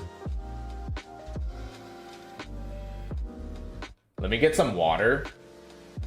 Let me be right back. I'm gonna get some water and shit. Maybe a little bite. My food should be here soon, actually, though. All right, now I'll get my protein shake going, man. Hunter Davis inspired me. I need to get this shit in. I feel like I'm playing old Epoch with the server crashes. Yeah. I mean, it is a stress test, so. The secret cell? Oh, I'm getting pizza today, Gil. It's Pizza Friday, baby. No, it's been a bit since pizza. Since, like, last month. Okay, I'll check out that cellar, too, if it goes back up soon. Creaky. All right, let me be right back. I'm gonna get my protein shake together. Shout out to Hunter Davis. All right.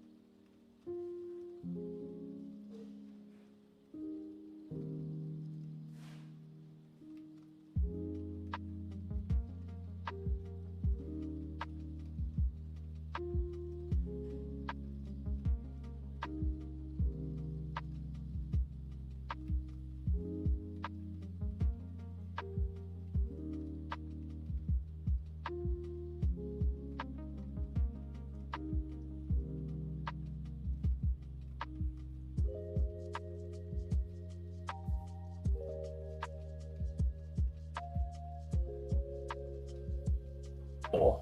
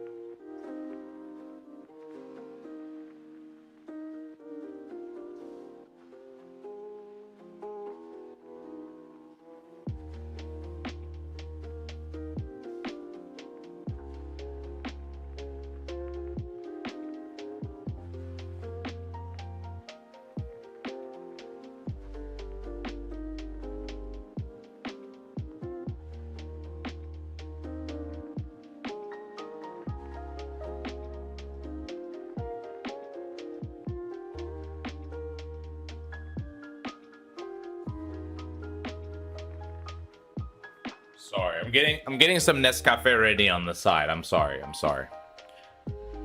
They have Tari transitioning MoP into WAD. Wait. Oh yeah. I've heard of that actually. What do you get? You fuck with Chipotle? I didn't get Chipotle, but I'm okay with Chipotle. Honestly, nowadays not as much anymore, Gil, if you're still here. I honestly don't fuck with Chipotle the same anymore, man. I feel like I don't like it as much. I'd rather just get like other options for Mexican food.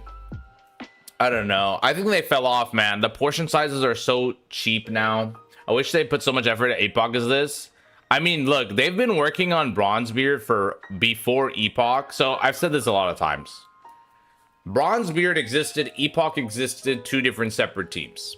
Or Ascension existed, them Project Epoch existed as separate teams, right? They take on Epoch with their team. And they're like, cool, we'll take you under our umbrella and help you with the infrastructure, okay? We'll get Epoch up and help you with the infrastructure. Then the cease and desist stuff happens. Epoch team dips. Now they're left with this baby of another team. And they're like, well, shit, we have another baby we're about to release, BronzeBeard. We got to work on BronzeBeard. So I don't see it as like they're not putting effort on Epoch on purpose for some reason. I think it's more of like, look, we have to put this out. We were already working on this. So unless they come out and say soon, like, you know what? We can't handle supporting this server as well. We're going to put the project on hold, or we're going to like have to even wait longer till we like, that's why they're hiring more devs, right? I think it's not anything like they don't want to put effort in Epoch. I think it's more like they just can't.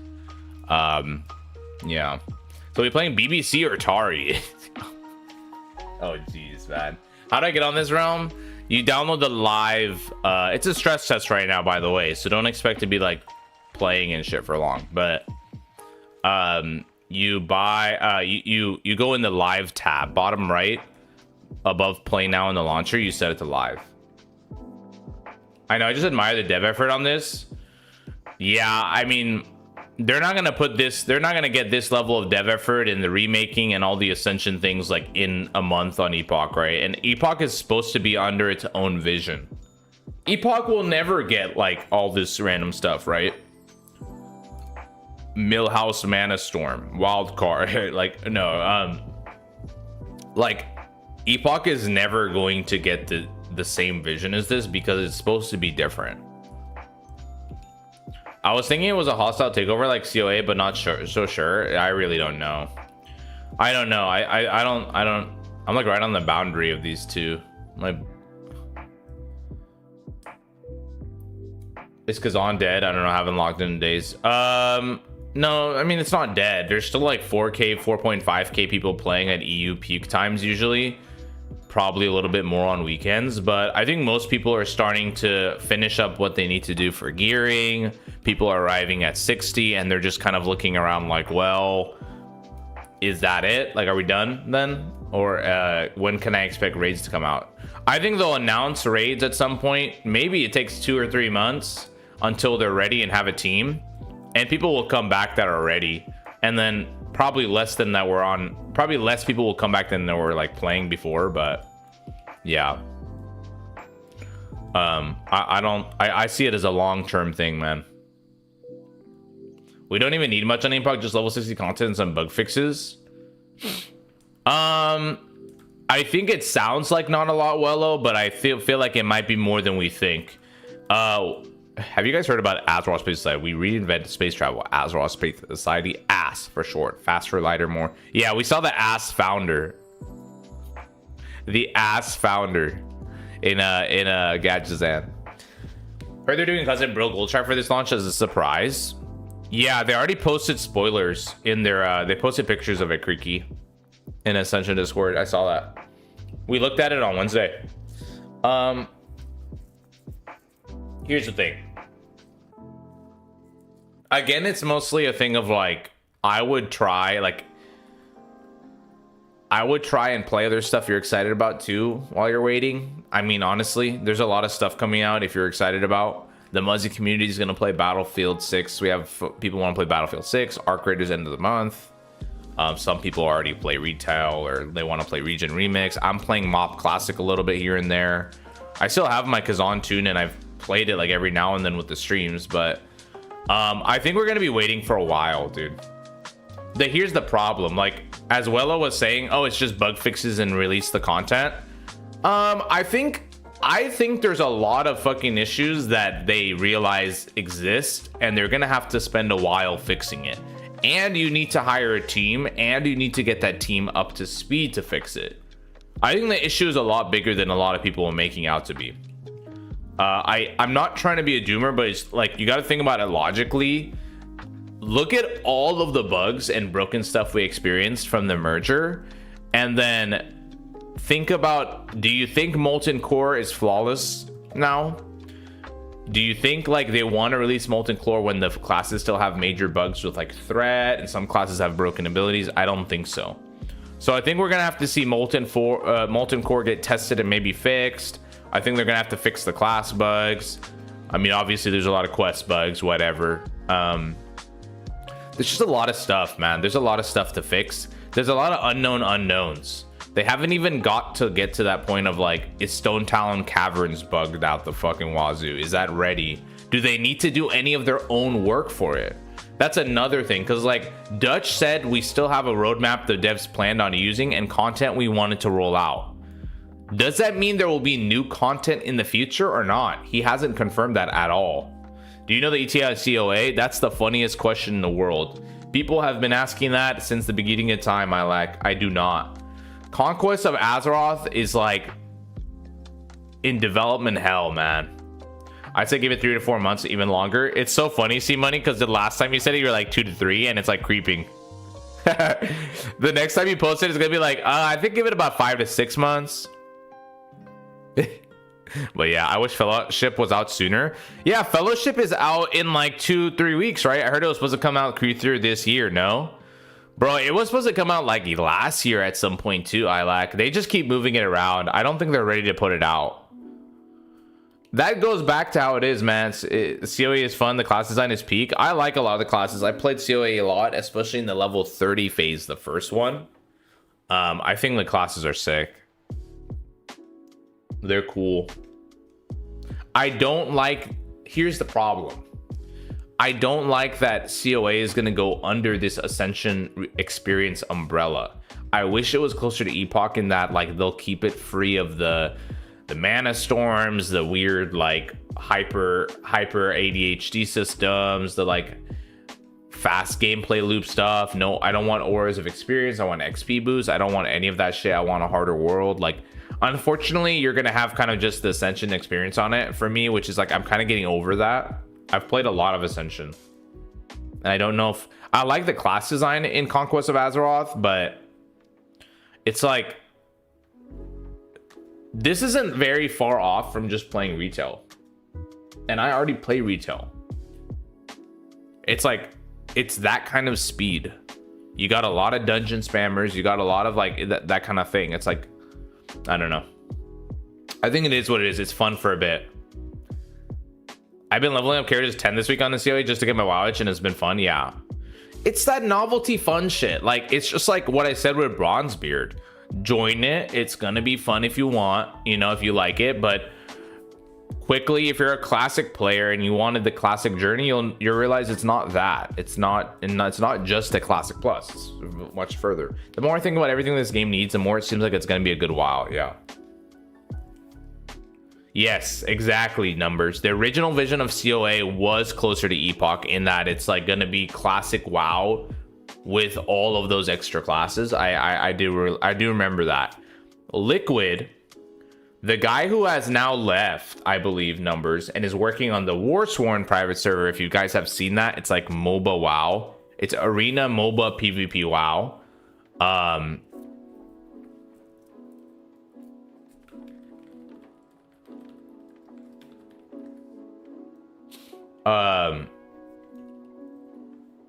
It's Liquid. I think Liquid left COA, right?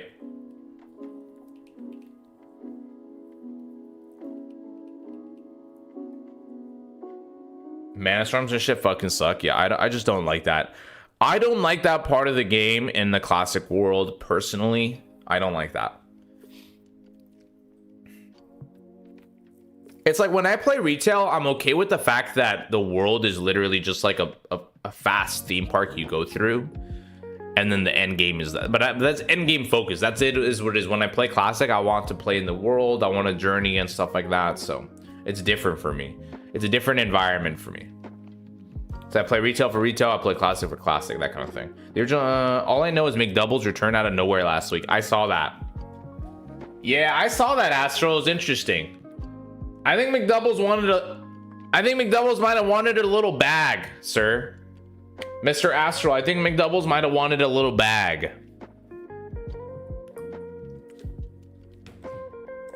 You know what was calling?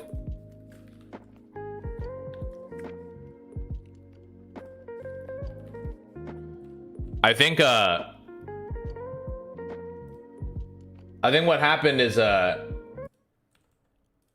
I think a little bit of what happened for McDoubles there was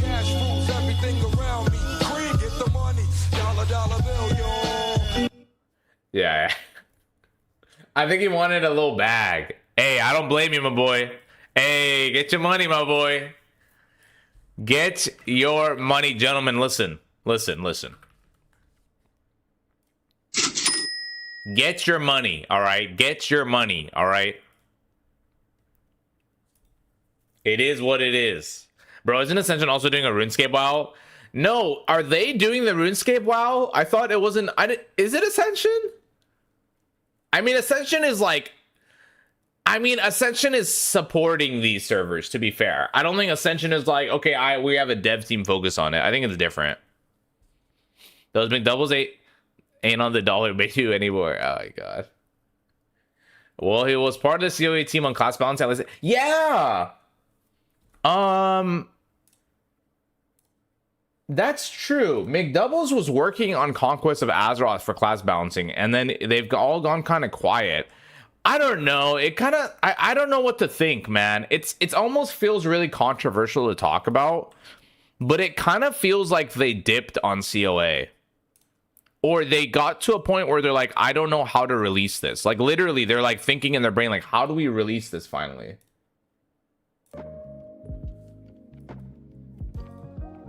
We need to get that casuals, everything around me shit ready for Arc Raiders C money. Like, I need a couple of soundboards fixed up by I need to get that ready for the end of the month in October, because there's gonna be a lot of sound effects. I'm thinking I kill somebody, take all their loot and shit, and then hit the sound effect. I'll be thinking, chat. What time is the AoC live stream? We'll be watching it in 20 minutes. Byrel, good to see you, bro. How you doing, baby? Are you playing Arena? Are you playing Arena Infinite Breakout, Byrel? Or what have you been playing? Yeah, makes sense. Yeah, I think they're just supporting a lot of different experiences. I think Ascension is trying to become like a server mega host / infrastructure, just like everything WoW, everything private WoW under them. Like imagine Ascension buys Turtle, bro. I was Arena, only Arena. Yeah, we need that. Give me the loot. Give me the loot. Yeah. We're just talking about soundboards for Arc Raiders, Byro. I need some funny soundboards when I get loot. Yeah.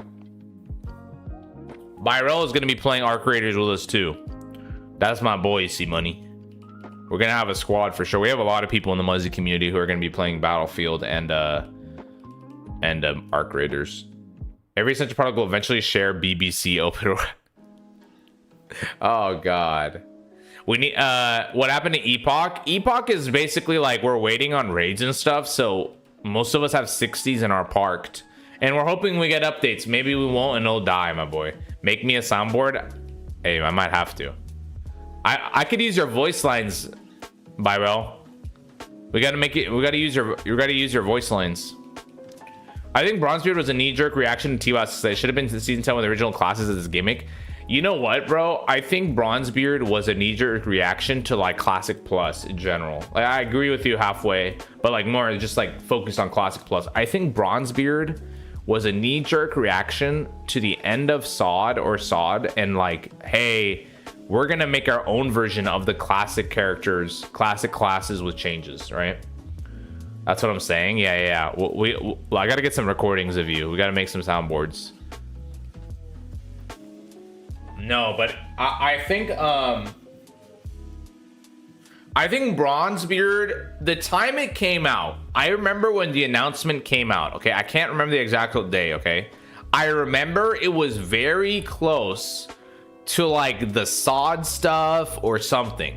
It was SOD or something else, but it was something Classic Plus related that was just trending everywhere. And then out of nowhere, Ascension announces that they're going to make realms that focus on the 9 original classes. Okay, which is so different than Ascension's philosophies. Okay, Ascension has been focused on mystic enchant systems and free pick. You pick any abilities from every class. You pick talents from every class, and mix and match, or a wild card version of that.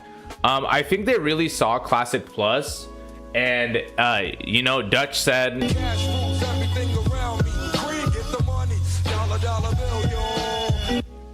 like, it's that simple. Like, I'll be honest with you guys, man. They are no shy. Ascension is not shy at all to hyper monetization. Ascension is not shy at all to hyper monetization. As I park myself in this lag fest, you can buy everything from the Khadgar head to give you every quest in a dungeon. You can buy more specs. You can buy mount speeds. You can obviously buy as many cosmetics as you want, which is whatever. I don't care about cosmetics as much. You can buy extra primary professions. Okay, you can buy portal stones that teleport you to any of these markers. Stone of Retreat Goldshire. You don't have this vanity item. Purchase from the auction house or from the store. Ascension GG. Stone of Retreat East Vale Logging Camp. Okay, what else? Stone of Retreat Gurubosh Arena. Okay, I could buy a stone to teleport here. I could buy a stone to teleport to the Nezingware Expedition. What else? I can go teleport over. I'm gonna just click on a random zone. I guarantee there's a teleport. Ungoro Crater. Teleport to Marshall Refuge. Dark Shore. Dollar bill, y'all. Yeah, literally. Like, they are not shy to monetization. For them to see Classic Plus in the news and say, we're gonna make this BronzeBeard realm real quick, I don't doubt it. You can buy heirloom gear. On BronzeBeard, they'll lock it to be, you have to have a level 60, but yeah. Though they have mounts at level 1. I think they have the scalable mount thing where it's like, I think you can ride them at level 1, but they don't really move at full speed until 20. I think mounts are at 20 here. Is Dutch? No. I actually don't know. I don't think he is. I don't. But the Dutch be about their money, huh? Overdose. Like, look at this shit, bro. You can buy, like, literally, if you want to spend $1,000, gentlemen, you can buy a stone to teleport to every single major hub in the game. Like, you just go from fucking Elwyn Forest to just teleport here and do it. And it's like, I get it. It's like, oh well, what if so? Why are you? Don't be butthurt. If somebody wants to do it, they'll do it. Like, you don't have to. I get it. It's just like, again, if I'm playing for classic MMO's sake, that's stupid as fuck and destroys part of the game. Now, if I play this game in the mentality of an ARPG or Path of Exile, like I tell you guys about, it's totally fine. What's good, my boy? When's this shit released? I honestly don't know, Andy. They're just doing a stress test right now. I would still say it has some time. I don't know, maybe a couple weeks or a month. We'll see soon, Andy. I'm sure they'll announce something. It looks like shamans can have a pet as a legendary enchantment. Yeah, night. On I remember that from their other realms. They can tame elementals. Shamans can tame elementals. Let me actually just pull up the mystic enchant, right? Class.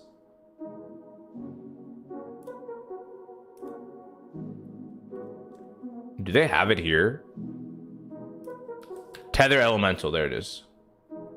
Begins tethering elemental to your companion. Your armor is reduced by 100% while you focus. If you lose elemental attention, it's so each type of elemental has unique abilities that you'll be able to make use of. Word up, Buttercup. Andy, how are you, man? Good to see you. October is very likely. Yeah. Dutch is no fool. He doesn't leave any money on the table. And you saw how successful SOD was and made BBC. Dutch got to the BBC immediately, huh, Doofy? Mages can tame dragons on this earth. Yeah. It's probably right here too. I think they said they had it. Tethered or something, dragonkin, right? Dragon D's. Tame Dragon D's. There it is. Tame Dragonkin. All the dragons have unique abilities. Look at this. Draconic Knowledge Epic Enchant. Grants you an effect based on the aspect of your Dragonkin as long as it's active. Blue and bronze dragons increase your haste by an amount equal to 12% of your tame dragon's intellect. Red and green increase your crit strike. Others increase your spell power. This is cool shit. Like I tell you, man, like this is cool. Ascension has cool class fantasy fun stuff. Okay. Don't get me wrong, man. I've been playing these realms for like 5 years and I stopped like 2-3 years ago, but they lean into it, man. They have fun shit. I would like to show you guys some of the ones from the free pick realm. They have a spec for like frost healing. They have like a rogue healing spec that's cool. Like there's cool stuff in there in the free pick realm stuff. Can we take bets on Epoch or a poll? Let's say in 1 month from now, I think Guru 1K, Kazan less than 2K. Okay. All right, VB. Can I set up a poll like this? Let me think about how I want to structure the poll. Let me think about this. I'll put a poll up on YouTube. We love polls here. We love polls. 15 minutes to the Ashes showcase, by the way. We'll tune in shortly. Yeah, interested to see how others think. Okay. What did you say? In a month. Okay. In a month. I'll just go with Kazan because it's like one option, VB. In a month, what is Kazan's pop? 4K.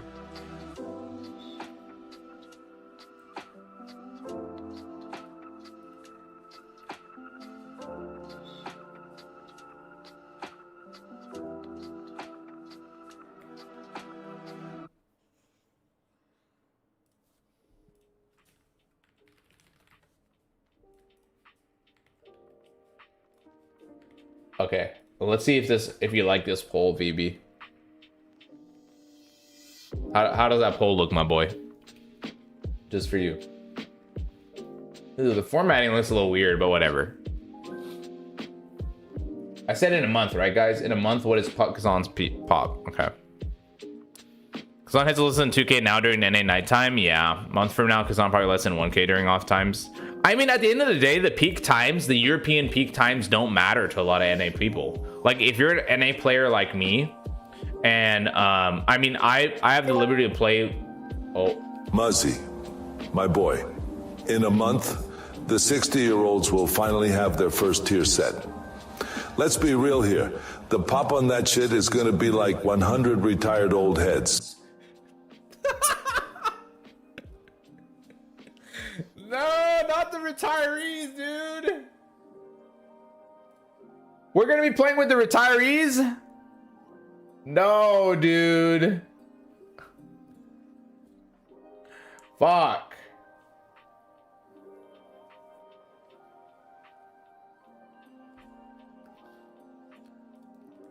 I'm already debating playing Valheim's new update after seeing Epoch's. Wait, Valheim has a new update? Wait, like recently new? Or are you talking about like Ashlands? Whoa, wait, my boy.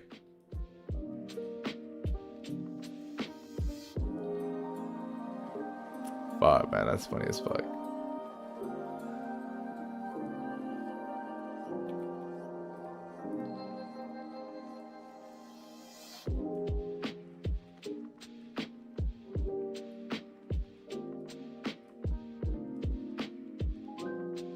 Ascension should really co-op with Florida Retirement Homes Association. Yeah.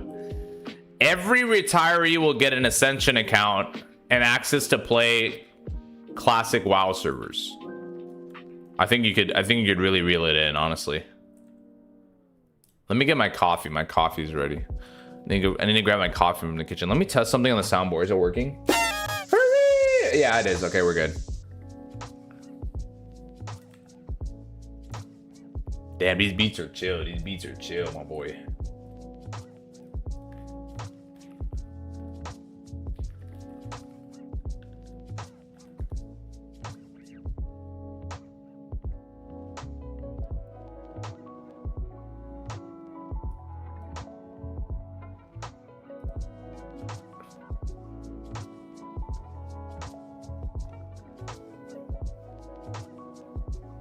All right. all right.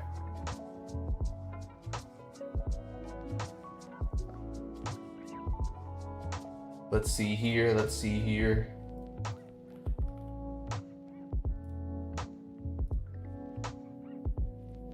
All right, gentlemen.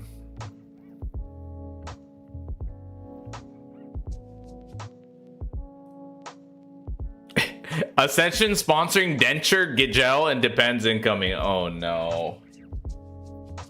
All the old heads. All the old heads. What's the Valheim update? What is it about? I need somebody to send me a clip. Let me throw this up too and grab my Valheim latest update.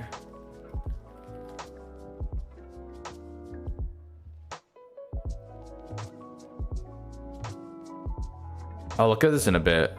Everything new in Call to Arms.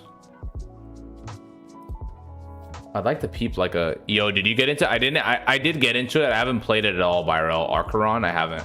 Interesting because the poll is kind of self-inducing. If people think the realm will be dead in 1 month, they won't play, so let's pop in downward spiral if it goes down. Yeah. Yeah. I mean, the population stuff is always like that, VB, with every MMO, every game. If a bunch of people start saying it's dead, more and more people will get nervous and leave and stuff like that. It's been a problem with... It's been a thing with MMOs forever. You know what I actually heard that's kind of crazy? I'm already in it, Byro. I already have an Archeron key. I just haven't played. It's fine. I'm gonna play some other shit today too.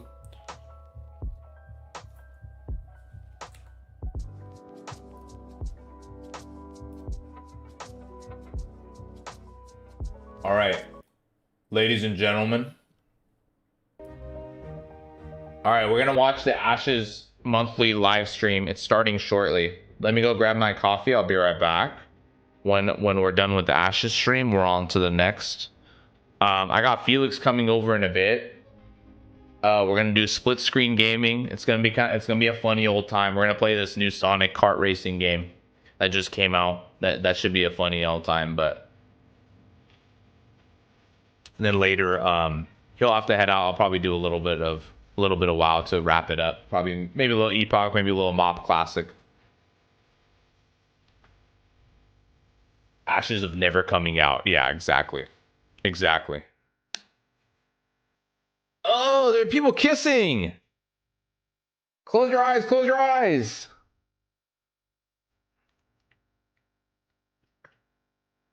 Hey, I am not responsible for any weird fan art that's happening on the screen, okay? Hey, man, that's what they're streaming.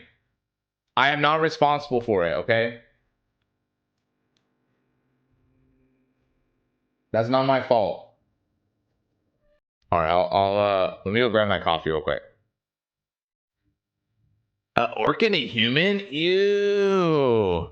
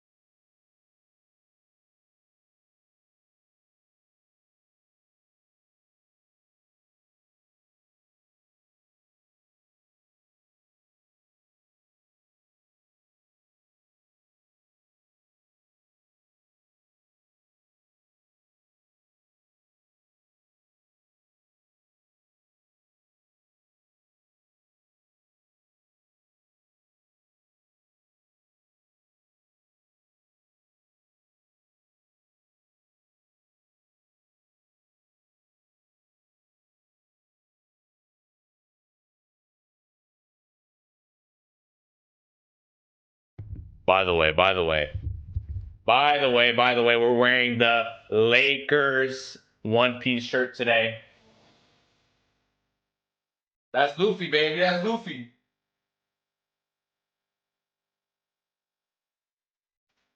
My favorite shirt. My favorite shirt. Yo, I wonder if I can do I think we'll do an IRL stream from a sports game this near my birthday. My boys and I are thinking of either going to the Laker Clipper game or the Philadelphia game, the Eagles game. The Eagles Chargers game here. So I might do a little IRL stream on that. I don't know how it's all gonna go and whatever the fuck it'll be, what capacity. I don't have a lot of gear for it, so we'll see. Is that a sports ball thing? Yeah, basketball. Los Angeles Lakers. In before Blizzard puts body one and body one kissing each. Let me use the body numbers. Kissing is fine. Hand holding is too much. Exactly, dude. Exactly, man.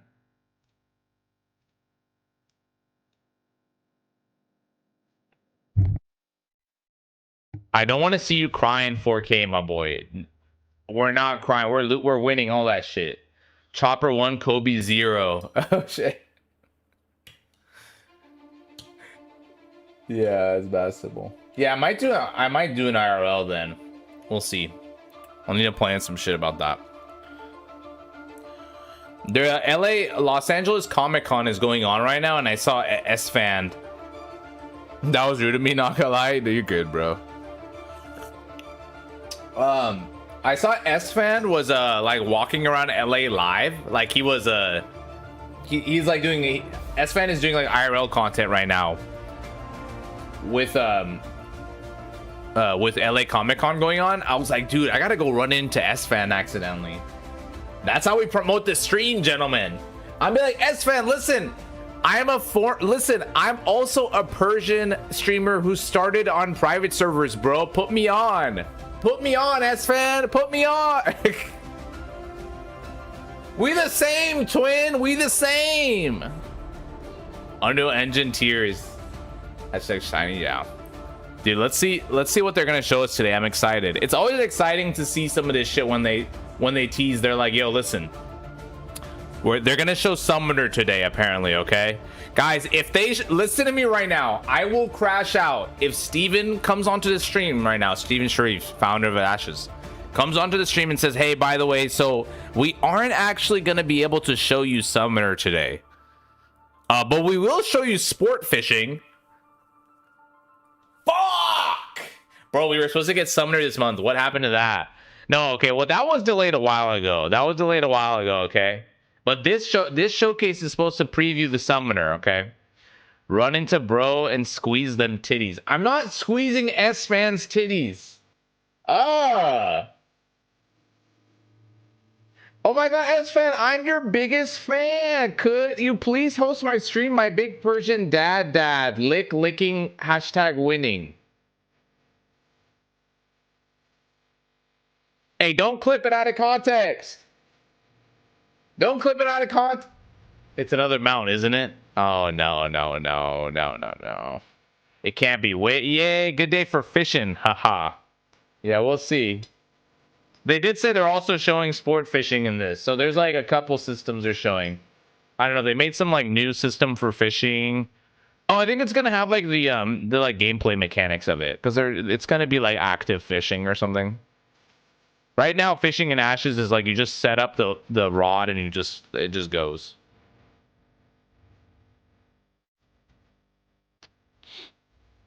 Alpha type shit.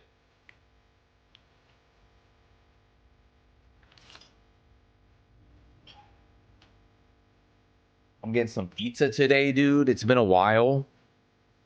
Oh, let me go get. I buy a fishing mount? Damn.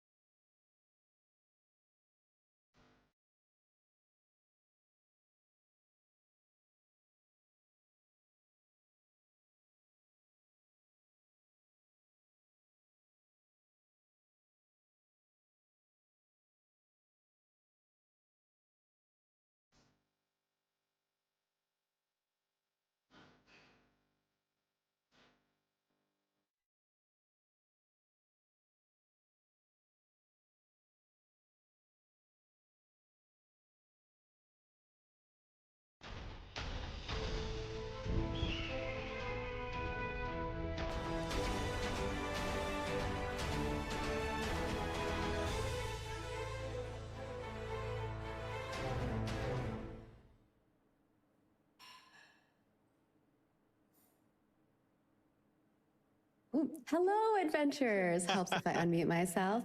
Welcome to our glorious Ashes of Creation September development update. We hope that everyone has been well and safe as per usual. I am Margaret Crown, your Director of Communications here at Intrepid Studios. And with me, as always, is the one, the only Stephen Sharif, our Creative Director. Oh shit, it's starting already? Sash today. Got like a Oh my beige look god, may I going have to go to on. Pizza This is for my PJ? blanket. Yeah. It's kind of cold. We're approaching October here. It's getting a little chilly. In California. What's up, Zeus? It is. Really? It really is. Yes. If it dips into the 60s, that's too cold I feel for like San Californians. Diego is like 70 and perfect all the time.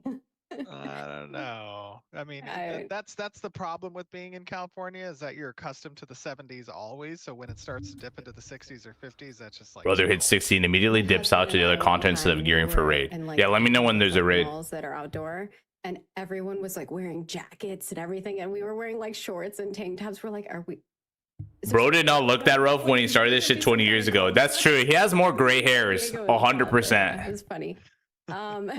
Anyways, welcome to our live stream. We hope that you guys are buckled in. It's going to be a long. No, I know, We Zan. also need to stay on I time know. because we have a big leadership meeting. That's Are you playing Battlefield with me, Zan? So we will be cutting off at that time frame, no matter what. But as you can see below, we have a whole slew of amazing things to go over. We are going to talk about some reminders. Summoner preview. I know that a lot of you guys are excited about that. Harbinger system design, sports fishing sneak peek, and community feedback. We know there's been some hot topics that people have wanted to talk about. We're going to talk about them here. And a little live Q&A if we can get to that. So hopefully we have time for that. I'll try to keep people on track. But of course, we do want to do our YouTube spotlight for our subscriber. Don't forget that if you subscribe to us on YouTube and you make sure that you're subscribed publicly, because there's like two different things, it's very weird. And you leave a comment on our full development update. There's no news on BronzeBeard launch at all, Today is Zeus. from Just the stress Hipster. test. I think it's supposed to be, it's leet speak. But they have noted, I don't think it's like a 24-hour turnaround like Epoch. That was like if they do it right. something very I'm specific. excited for that. So Steven, you got no pressure. To be fair, We'll see. We have often said on the team working on this that this is a game in and of itself. I mean, that is ultimately. Is the what volume it's good on, enough, right? by the way? Games pushed into one, and the fishing game that we're building, I think, is definitely going to be compelling. If you were, I'm gonna guess AoC, bro. I think Star Citizen. This loop kind of has. They're gonna release a different version of Star progress Citizen and within then put the other Ashes. on So maintenance. Excited to showcase With that this whole today. I single think player a lot of thing. people are going to be pleasantly surprised knowing that this is coming up literally in less than 2 months now for November. But it's going to be exciting. Huge Yeah. revamp. And we'll be showing progress. So obviously this time we'll be talking more about the designs, and then in the future ones you may see more stuff. So like we'll continue to show progression as we move forward. But let me get through the reminders really quickly so we can get to the good stuff. We have some upcoming release information for you. For those of you who have been joining us on PTR, we did start PTR testing this week again for our next update, which is version 0.16. So those of you who have been helping us, we super duper appreciate it. Thank you so much. There are a bunch of bug fixes that are coming in with that. This Saturday at 1 p.m. Pacific, we will be. Dude, I hope the fishing is good like Arcade 2, and I bet you it will be just like it. Because his vision is very influenced by it. Hoping that we can maybe get through 2. He used to be in that Arcade time player. frame, and we'll get a lot of data for our team based on some. Zan, I'm a DM Dutch after this, bro. I got you. We also have Summoner coming to PTR on September 30th. We know folks are really excited Scam about that. citizen. I do want to put a caveat here that this is not going to be part of the 0.16 update, but we are going to be doing some early testing, and not all of the things are perfect. So just keep in mind, even between our Ashes is meant for our kids' generations, not for us, man. We have different environments. There's some differences there. So just keeping in mind that. And like I noted before, we do have a version 16 coming up in early October. We'll let you guys know more about that as that's coming online. But to set expectations, it is a lot of bug fixing and things of that sort. If you are checking out our PTR, you've got a little teaser of what's to come in 0.16. Yes, and to be clear, we previously had announced that the summoner playtesting would be done on PTR October 7th, but we're moving that date up so that we can get earlier feedback. You know, obviously, as Margaret said, that means that, you know, some of the visuals there are not going to be totally complete. There's going to be lots of bugs, you know, balance issues that we're going to be addressing. But this allows us to get you guys hands-on quicker so that we can address the bigger issues. So it looks like their PTR is going to get summoner soon And in a then basic we also version of have it. Our dev discussion archetype vibe check is still up. If you haven't gotten your chance to leave feedback over there, please do. If you already did, thank you so much. We will be doing a report on that, but we wanted to grab all of that. Our next topic is going to be on the summoner. What aspect of the summoner are you most? I mean, basically, Steven came over here because of that pay-to-win cash shop doofy, and like we will made have this a whole slew thing. of So questions for you on that front. I think we're gonna get a better So, version of talk a little bit about Arcade that in the summoner preview 10 that years we're from now about when to this is go out. into here. No, I think it's like 3 But years. Before we do that, we do have just a reminder about the creator program. We will be pausing applications soon. So if you haven't already applied, make sure that you apply. We're currently in the application phase. We will be closing that while we get through the final applications. We have been reviewing those. We got through all of the ones that were previously submitted. So thank you so much. But as some late bloomers come in and trickle in, we will be going through those as well. Like we said before, we will be replying to every single person, so long as you gave us the correct contact information. And we will be letting you know whether you make it into the program or not. Again, that is, we're aiming towards November timeline for that, but it kind of depends on where we are in development. Once we open that floodgate, it is a lot. So Damn, just bro, wanna should I make sure that apply? we're doing it at the right timeline for us. Can I just say that I loved that graphic that you had there with all of the archetypes and that kind of circular. Yeah, Steven, let me- I like that was asset too. cool. Mike Steven, did let me a good stream job your with that one. I was like, game. I really like this Yeah. one. Yeah, I it's a mean, good really one. show it. I mean, yeah, Mike did a great job with this, but I love the iconography that Natalie. I don't mind the movement as much, but these archetypes. I think there's all other the animations Yeah, that are the weird for icons. sure, composition doofy. looks good. Yeah, all the other icons, absolutely. It Looks looks great sharp. on that. Yeah. I feel like you got to have one, like we need to have an event where it uses that and How- then you have one of each archetype stand on it and it glows like that. It'd be sick. How cool? How cool? We were just on BronzeBeard earlier, Tetra. It's How cool is it's like going up and that- down for stress testing. that There wasn't in much a to do very yet. short period of time, we will. was just have messing with it. all All 8. archetypes. Oh my gosh, that's a long time coming. Yeah. Who would have thunk it? Yeah. I know for you, especially Steven, since this has been your little baby from fruition. Oh, Exciting.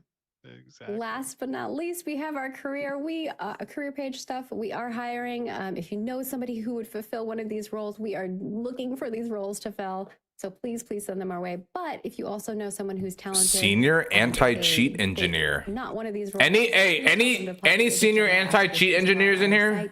And with that, Oh, they need a principal economy designer, by the way. Preview. But before Their we go, economy has a lot of Steven issues. To be able to give any prefaces on that front, but this will give you a little insight into kind of like the overview of the. Where's Pirate archetypes Software at, and, bro? some of the key goodness that comes with it. Are we talking about we're going to show the summoner video Yeah. right now? Oh, okay. Yes. Let me give you some prefacing. So, obviously, you know, this is the last of the archetypes to be stood up from a functional standpoint. Obviously, this is not, you know, the level 50 version of our archetypes. This is up to level 25. This is going to be its first iteration in a public playtest perspective. That means there's going to be bugs. It means it's a work in progress. It means that balance is going to be off. Compositionally with other archetypes, you can expect that it's going to take some time for us to refine that. So, when people say, man, this archetype is busted, remember that we told you it's going to be a little busted to start. That's how these things work when you're in an active development, in an active alpha. Bro, the lighting on Steven doesn't help him either, bro. He's literally like is going to be busted. a flash of white light on him. Relay that information to Makes your him look fellow ghostly. testers. However, it's a lot of fun, and it is a very different archetype because it utilizes primarily a pet as your primary combatant. So this is important. I think a lot of us know what summoners entail and what we were trying to achieve from a feeling, from a class fantasy perspective. Let me get a with slice this before they show us the class. And I think the team has done a phenomenal job in hitting that mark on its initial debut. So very excited for you guys to get your hands on it and break all the things so that we can go back and fix all the things.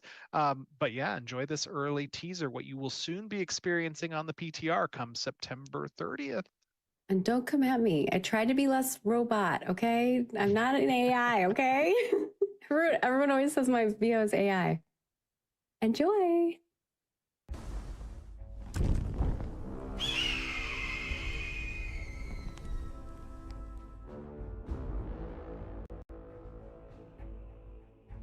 Hello, glorious adventurer. Today we are taking Damn, I already a missed first it. look at the Summoner archetype in Ashes of Creation. Keep in mind, Alpha 2 is in an early testing phase, and everything you see here is subject to change. The Summoner is all about Oh, that guy creating looks powerful sick. spirit companions to fight by your side. The Guardian is your stalwart defender, specializing in holding threats, soaking up damage, and disrupting enemy positions. Its key ability is Stomp, which deals AoE damage and generates high threat on everything it hits. Oh, you're playing this Hunter card, is you? your Yeah. Striker, dishing out damage at both range Striker. and melee. Its key ability, Eviscerate, is a brutal single target strike that hits even harder if you position yourself behind the target. And finally, the Mystic, your magical support vessel. It can heal, shield, and provide AoE damage from range. Its key ability, Recreate, heals an ally and can even become a group heal under special conditions.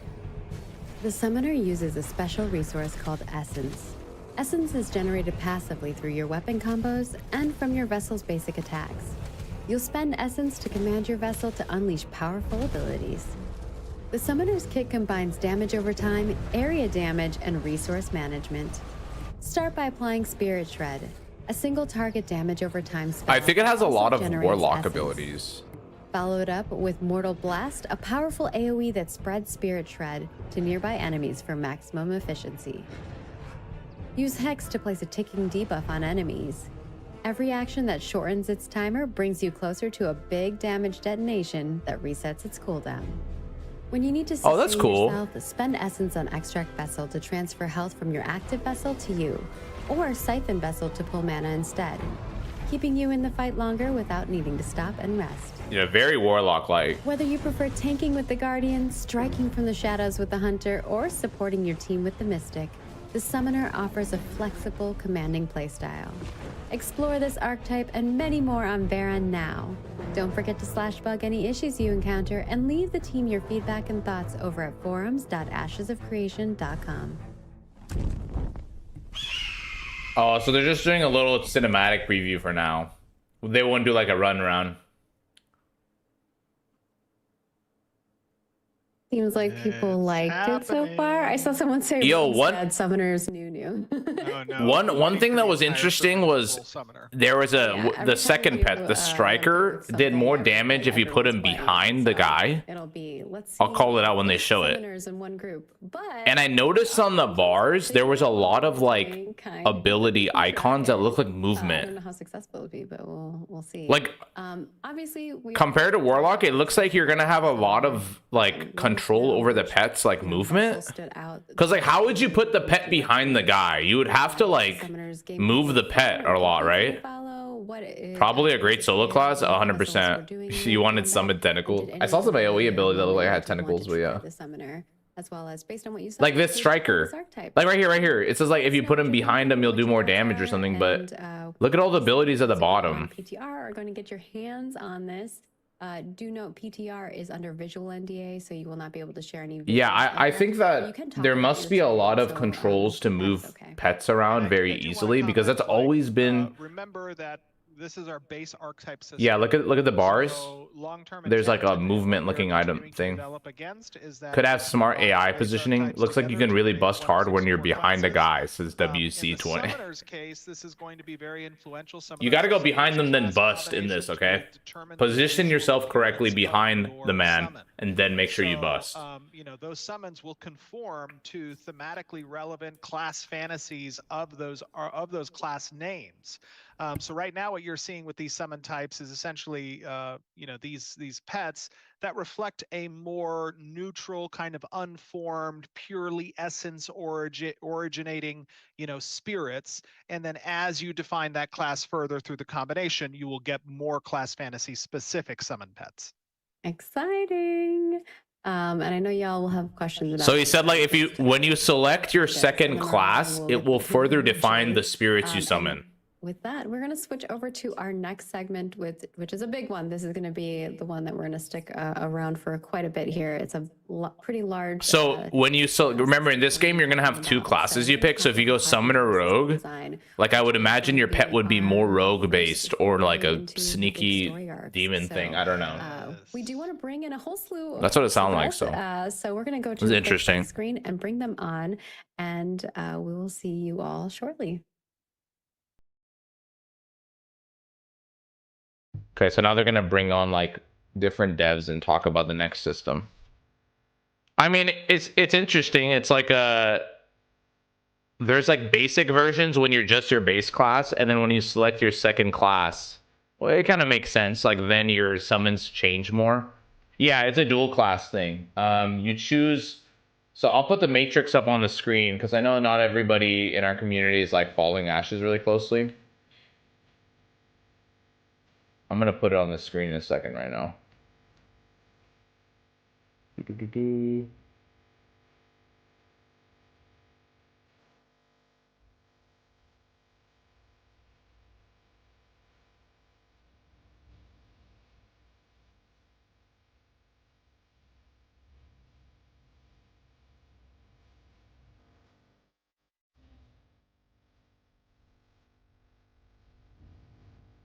See if I can add a window.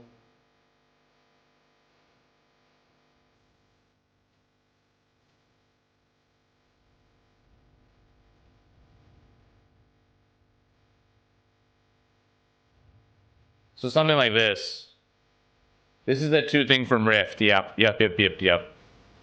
So every class selects a second class. So you have your primary. And then if you become a bard, like if you make your secondary bard, you're a minstrel, and then like all your abilities. The way this works is you select your primary and your secondary class augments the original abilities. So if you're a fighter with a mage augment, your charge might use fire or something. Faces here, some of which For example, you may have seen or heard before. I believe we've definitely had Bill on before. So welcome back, Bill. We also have Scott, which I'll try to answer questions. a couple of them before as well, but maybe not visually. You've been on. Yeah. No, yeah. So now I want to play Titan Quest 2. Yeah. Just let people know what you do. Yo, that sounds sick. Yeah. Everybody, I'm a. It's cool ideas for sure. They still are building the augment system, so we don't have a lot of vision into it. A lot of siege goodness. But if you that's in the want to future. talk a little bit about who you are again, just so folks get a refresher. Oh yeah, let me preface this. So the Harbinger system, they're going to talk about a new gameplay system coming in November that has to do with dynamic PVX events. Dynamic PVX events that happen in the world that people will go to for like rewards and will have to battle other players and over the stuff. A lot of the game is sandbox, so there's PVX. Bounce around to help on different stuff. Worked on a lot of combat stuff in the past. And this is a new system coming in November, apparently, unless it's delayed. So. And we have a new face, Terrence. Terrence, if you don't mind telling people what your role is here and what you do and what that means here. And I'm going to ask you a couple extra questions since you're kind of a new face. Sure. Not a problem. Hello, everybody. Yeah, people are not going to like PvP if they don't like it. So. Basically, I'm kind of a ranker. Nightshade, hello, how are you? We're watching the monthly Ashes update. That would be the lead narrative designer, which is Scott, and then the lead world designer, which is Jeremy, who's not on stream. Basically, I just try to communicate goals. Yeah, they haven't released the numbers recently. We had like 7,000 start Alpha 2, but nowadays it's dwindled a lot because not a lot of people want to sit around testing the game when it's not permanent. Good to see you, Nightshade. Sure. Yeah, sure. Well, sorry, they're introducing each other, so I'm kind of talking over to answer chat questions. For about 25. Yeah, they're just talking about their experiences. Like Planetside 1. Yeah, so Summoner and Cleric. So the idea with the Summoner is that it can fit multiple roles. And if you specialize as a Cleric, a Summoner with a Cleric secondary, the assumption is that your pet is going to be better at restoring HP and doing clerical stuff. That's the kind of idea. I was kind of a marketing and publishing producer. The secondary class, though, specifically augments the abilities of the primary. Terrence, was my The biggest example they always give is like a fighter with a mage. A fighter that goes mage secondary, their charge may turn into like a teleporting charge or a fiery charge. Or maybe their whirlwind will push out elements or something. You know, stuff like that. Yeah, I remember you joining us. Yeah. Dude, summoner summoned himself. Dude, yeah, I don't know what the fuck that would do numbers. I have no idea. There are going to be group summons, like multiple summoners together summon big boys, but I don't know what a summoner would look like. Just going to join the biggest guild and leech off them? Yeah, pretty much. Sandbox gameplay. That I really enjoyed was actually when I first started working on EverQuest, and I made like a mini raid. A lot of the devs are from really old MMOs, by the way. Star Wars, the dev team has people from Star Wars Galaxy, from New World, from EverQuest, of course. They have a lot of former MMO boys in here, so. And then their music is coming from Anon Zur, who made like Fallout music, and then like another dude too, Bear McClary or some shit.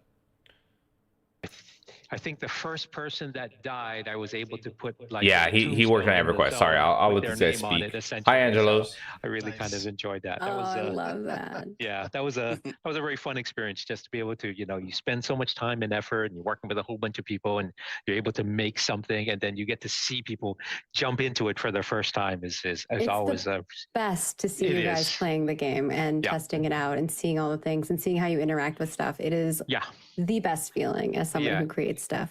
Well, I know we have a lot of stuff to talk about today, so I'm going to actually toss it back to you, but not in regards to your personal experience, but talking about the Harbinger system and like what our goal is here with the system.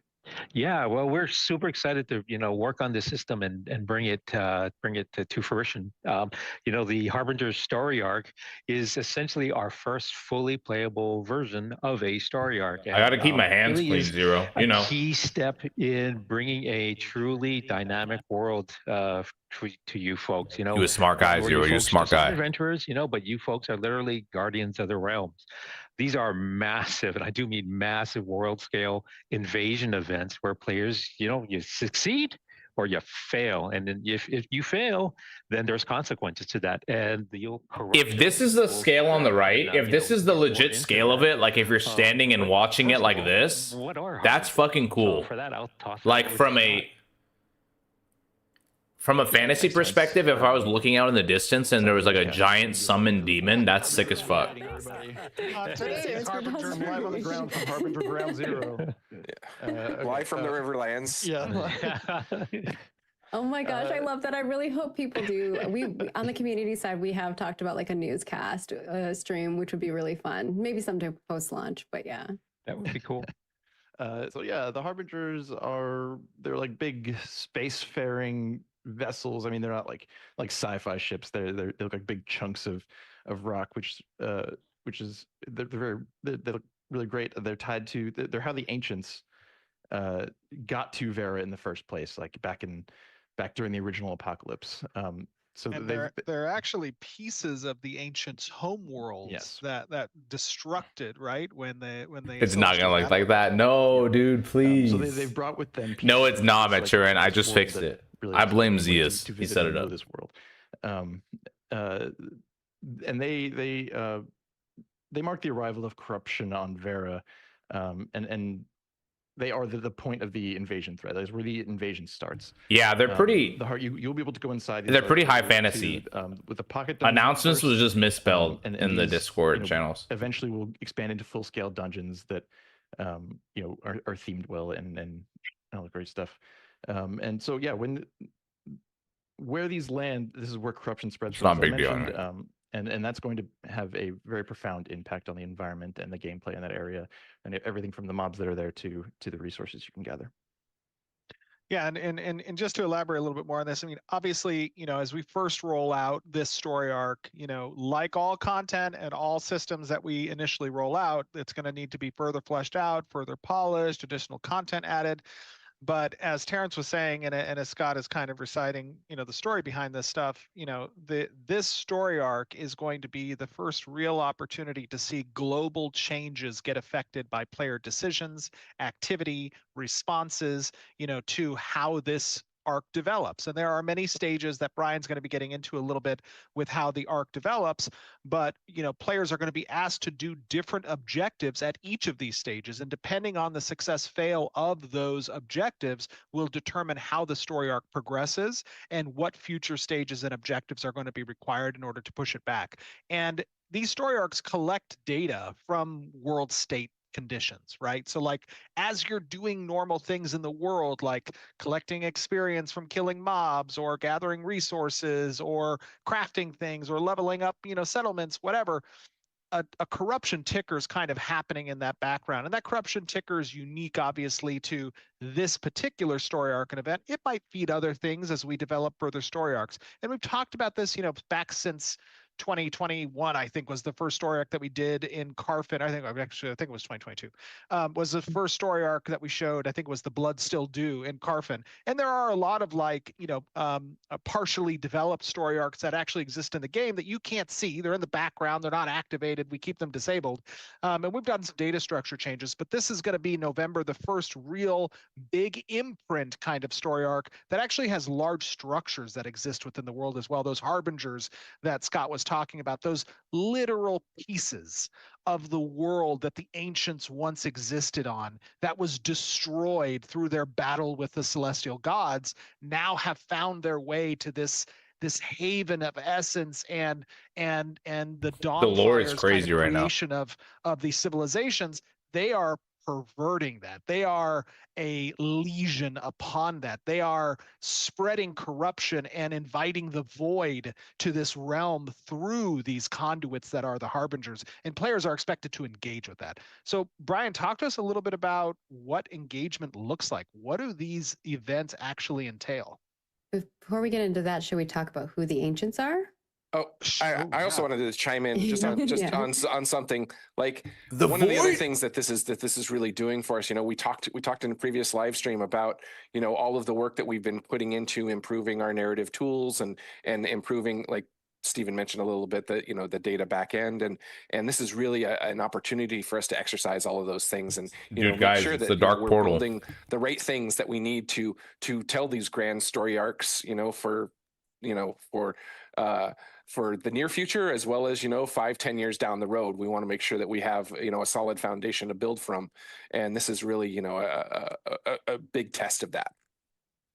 Yeah, and those tools will Absolutely. affect all the content that we're making moving forward, which is pretty exciting. And just to expand a little bit further on that, because that's a really good point, Bill. I would think a Ferrari Obviously, spoon. in development for games like this, massive, super complex, interconnected, systems-driven MMOs like what we're building with Ashes, there are tools that you can sometimes build Exactly, which perhaps numbers. need to change throughout development, that didn't get the job done that you wanted it to, or you iterated differently on a piece of content or an intended system. And as a Ferrari result, you go back spoons. and you refine those tools, you change those tools, you update those tools. Sometimes you have to even refactor those tools. And as it relates to our narrative tooling, Scott and Terrence, and having onboarded now Brian to that team and some other designers, we have gone through a very significant effort over the course of, I don't know, what was it, the last 6 months or so? 5 or 6 months. Yep. To basically rebuild our narrative core services systems.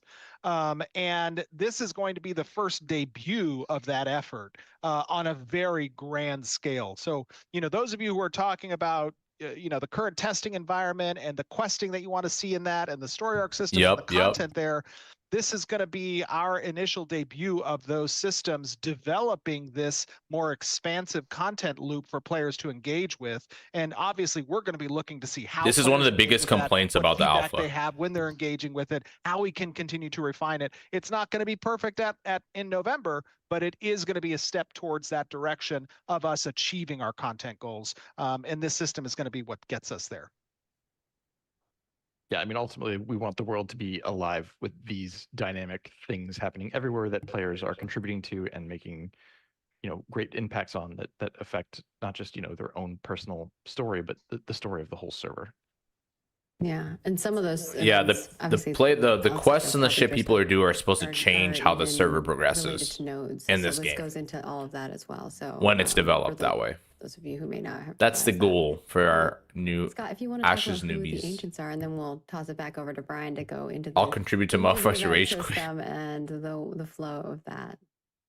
Yeah, so the ancients were the gods' first creation, like a very, very long time ago, and when they made them, they were they were a little bit overtuned, I guess, and then when they became corrupted, they turned against their creators, and that led to the destruction of their world and their banishment to the void, and so yeah, they have returned on these harbingers, and that led to the apocalypse before, and then this portends greater conflicts to come down the line. They have a big objective. They have a nefarious plan.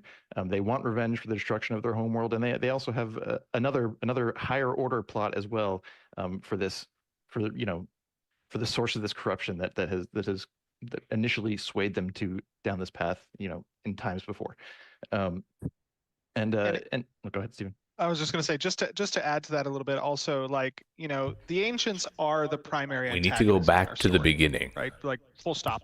They are the primary antagonist. And when we started development, obviously we talked about elements of the narrative not getting revealed until later. Those things I think are very true when it relates to the ancients. You haven't seen very much of the ancients in the testing until up until November. And now you're going to see. Is that a dude in this art getting absolutely shaboing boing by its tentacle? Especially if the players don't respond. So, the is that what's happening in this art? Look at this shit. Is very, very colorful. And that's a story I think that's very interesting to tell, because it alludes to something that is much more grand on the scale of kind of cosmic affairs rather than the Varen or the Sanctus affairs. And those are always fun because they let you kind of dig into, that backstory, that lore, the kind of grand scheme of, why we're here. It touches the big, epistemological questions from the Avatar's perspective, that can be really cool. And we don't want to give all that up at front, right? You're gonna discover that, as you move throughout the game, and it's gonna draw you in and draw you closer because it'll help to characterize your position in the world and why you're here. The ancients are just the gamers in Epoch who are still level 30, huh? See money. Adversary you will face in these environments. There is the concept of the void, and the void can be home to many different types of creatures that may not even be original to your reality. And that's something that I think it gives us a lot of, obviously, free reign from an NPC design perspective, from an encounter perspective. We can shake things up with that element, right? And a few of those will be present in November as well. So we're excited to showcase not just the ancients and their story and how they relate to you, but also the kind of grander, more cosmological. I like the art. Yes, we bring forth. I hope the they can horror. Yes.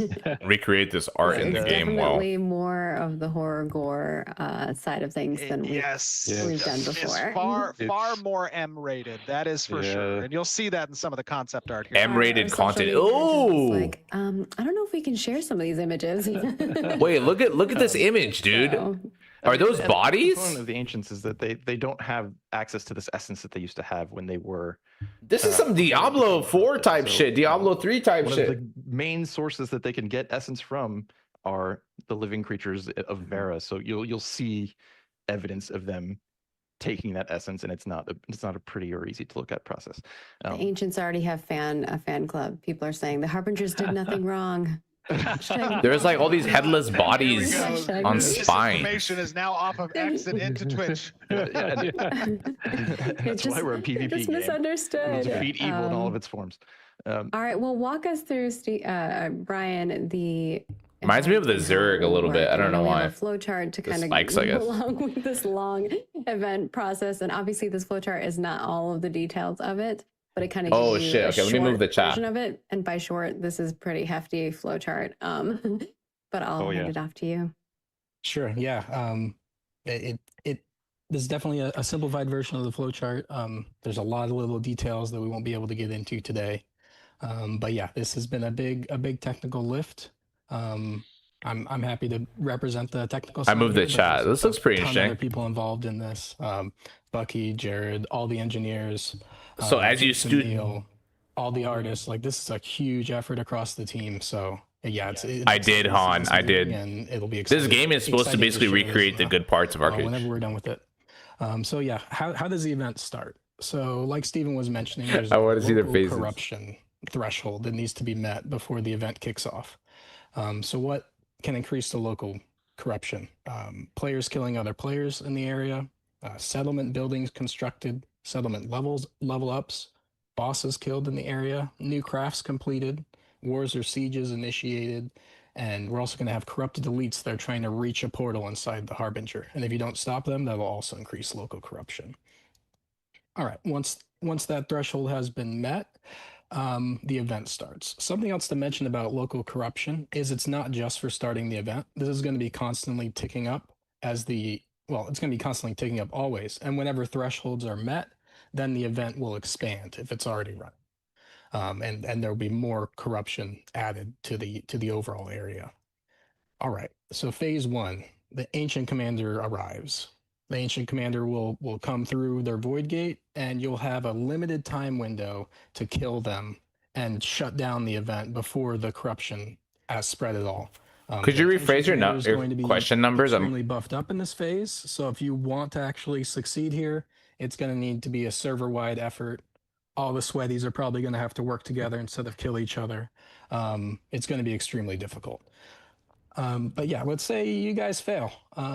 What happens next? Then And just to be clear, go ahead. real quick, Brian, there. So, once this phase, the incursion begins, this area becomes lawless, right? This is now an open PBX encounter design, right? Where you're going to have some group of players that are interested in the incentive and the economic reward loop that comes with defeating the boss and pushing back the corruption and the reward benefits from that. And you're going to have other players who want to persist the sweats need to work together. So yeah, that shit will never work. Players so that they can continue to harvest corrupted resources, which can be wild cards within the economy for regular resources. So there's a push and pull that will exist between the players interested in keeping the current paradigm versus changing it. And both of those are obviously incentivized through some economic reward structure. Yeah, that's an excellent point, right? Because yeah, when I was talking about all the server coming together to try to handle it in phase 1, maybe not likely because all the incentives to keep it going, like you said. Yes. Also, people may want the event to fail so that it goes further and creates more like content and rewards. So the corruption expands to a new area and an incursion starts. There will be a forward void gate that appears, and there will be void channelers that are holding the gate open. Kind of similar to phase 1, you'll have a limited time window to kill the void channelers to close that forward gate and push back the corruption in that area. If you're successful in doing that, then it'll check, has all the corruption been pushed back? And if you are successful, then you'll get a chance to slay the boss. But let's say you fail at killing the void channelers in this phase, because similar to phase 1, they're going to be buffed up. They're going to be difficult to kill in this incursion phase. Whenever the players fail at pushing back an incursion, then a foothold will be established in that area, and it'll be much more difficult to repel. So how do you repel a foothold? Go ahead, Stephen. Now, just real quick, another point there, Brian, is that, obviously we haven't talked about where these harbingers are located. I think we have in the past, but I don't know if we mentioned it here. These harbingers are located in 3 of the current biomes, essentially. They're located in the Sand Squall Desert, they're located in the Jundark, and they're also located in the Turquoise Sea. So when you talked early about kind of that corruption ticker that's, reaching that threshold, those 3 locations are running independently from one another. And oftentimes what you'll find is the progression through this event system, this story arc, will either be at a similar pace within those zones or be at different paces. So players who are looking to capitalize on responding to some of these events or expansions or the Void Gate incursion versus the foothold, they're going to have to contend with multiple expansions that might be occurring at once. And they're going to have to pick and choose where they devote their resources towards as the story arc continues to unfold. I think Seeing Steve, a also server- it's important to mention that that's happening at each individual harbinger as well. Each individual harbinger Yes. can have multiple fronts, Correct. right? So you might have the corruption extending out to the west and a foothold established while another incursion is happening to the east. That's right. Yeah, and how many how many kind of expansion, rings are capable at each of these harbingers, Brian? There's 3 potential routes they can go, and they can expand up to 4 times per route. Got it. So each one of Seeing these, a server come as the- together to as like the fix ticker these hits issues or that do these events will threshold, be really we're rolling interesting on a social random stuff. chance generator, essentially, Social for each of dynamics. these I don't harbingers. know. How many of those progression loops off of the harbinger will progress, right? So imagine you see a harbinger in the middle, and then you kind of see 3 tendrils that come off of that one harbinger, and it's segmented into 4 portions that it can advance each time, right? And you might see all 3 pop at once, or you could see 1 pop at once, right? And that kind of adds a variability of randomness to how players It's can gonna be like Black react and Desert where the will biggest react no life based skills off will of run that it all. eventuality. Probably. You have to farm them all as usual. Also, There won't be a worth choice. mentioning maybe in Well, this like, what if I'm in a corner of the world just also doing my own series quests and doing of, some mining? like actual I don't quests know. that are more designed for like a narrative experience that I feel like you can avoid this shit somewhat. PVX. Maybe you wouldn't because the rewards are good, but that's good. It should incentivize people to go too. I don't know. At this harbinger, what their powers are, what their history was, during the apocalypse and things like that. So there are like time limited quests happening while this is going on to engage and to get deeper into the narratives. People are wondering like how long these events will run. Are they planned for weeks, months, hours? So it depends on the stage. Brian, you want to talk to us a little bit about each of the stages Yo, and you crazy. their timelines? Yeah, and this is all approximate. This will come down to playtesting and tuning, making sure this all feels right. But correct me if I'm wrong, Steven, but this is supposed to be Yeah, kinda do big think event, so. Lots of time commitment. So we're talking on the scale overall. Like if you're super sweaty, ultra coordinated with the whole server, maybe you can wrap it up in a couple days. If it gets out of control, you might be there all month. Yeah, and it depends obviously. A on the phase as well. month-long Like, for example, event? during the Void Gate incursion, you're going to essentially have hours to respond to this event before it potentially progresses into a foothold. My shaboing boing is You reacting. see I can't the even. warning, come out that corruption is spreading. The Void Gate has appeared. Move out of this particular little area. That's going to be the warning. Get out of this area. It's going to become lawless. If you don't want to be there, it's going to become a corrupted kind of zone. The incursion is about to begin. And then once that incursion begins, there's going to be a set of objectives that players are going to be expected to complete in order to push back that incursion. I think the into world- lawful zone again. But if they fail to do so within the hours allotted, then it will become a foothold. And a foothold is an Yeah, so I entirely think like a separate week, interaction. You want to talk a to us couple of Brian, days to about the weeks, or foothold? even months of just Yeah, like you changed mentioned, world is Phase cool. maybe a I think couple that's hours, that's phase two, cool. maybe a couple hours, but foothold, we're talking a couple days to complete these objectives. Yes. It's much more involved. So yeah, the Needs of objectives are, creation, First yeah. out, you want to build a coalition outpost. This is a little base that you can build. And it will help you push back the corruption. We're going to have guards there. We're going to have a respawn point there. And you'll also be able to craft heartwood infusion crates. These infusion crates help you with the next objective, which is stabilize the rootway lesions. These lesions will be spread throughout. You want the area, sweat and rendered we're on the gonna take your characters heartwood for how long they've been infusion doing crates it. to them Okay, to I create a got you. healing explosion to seal the lesion.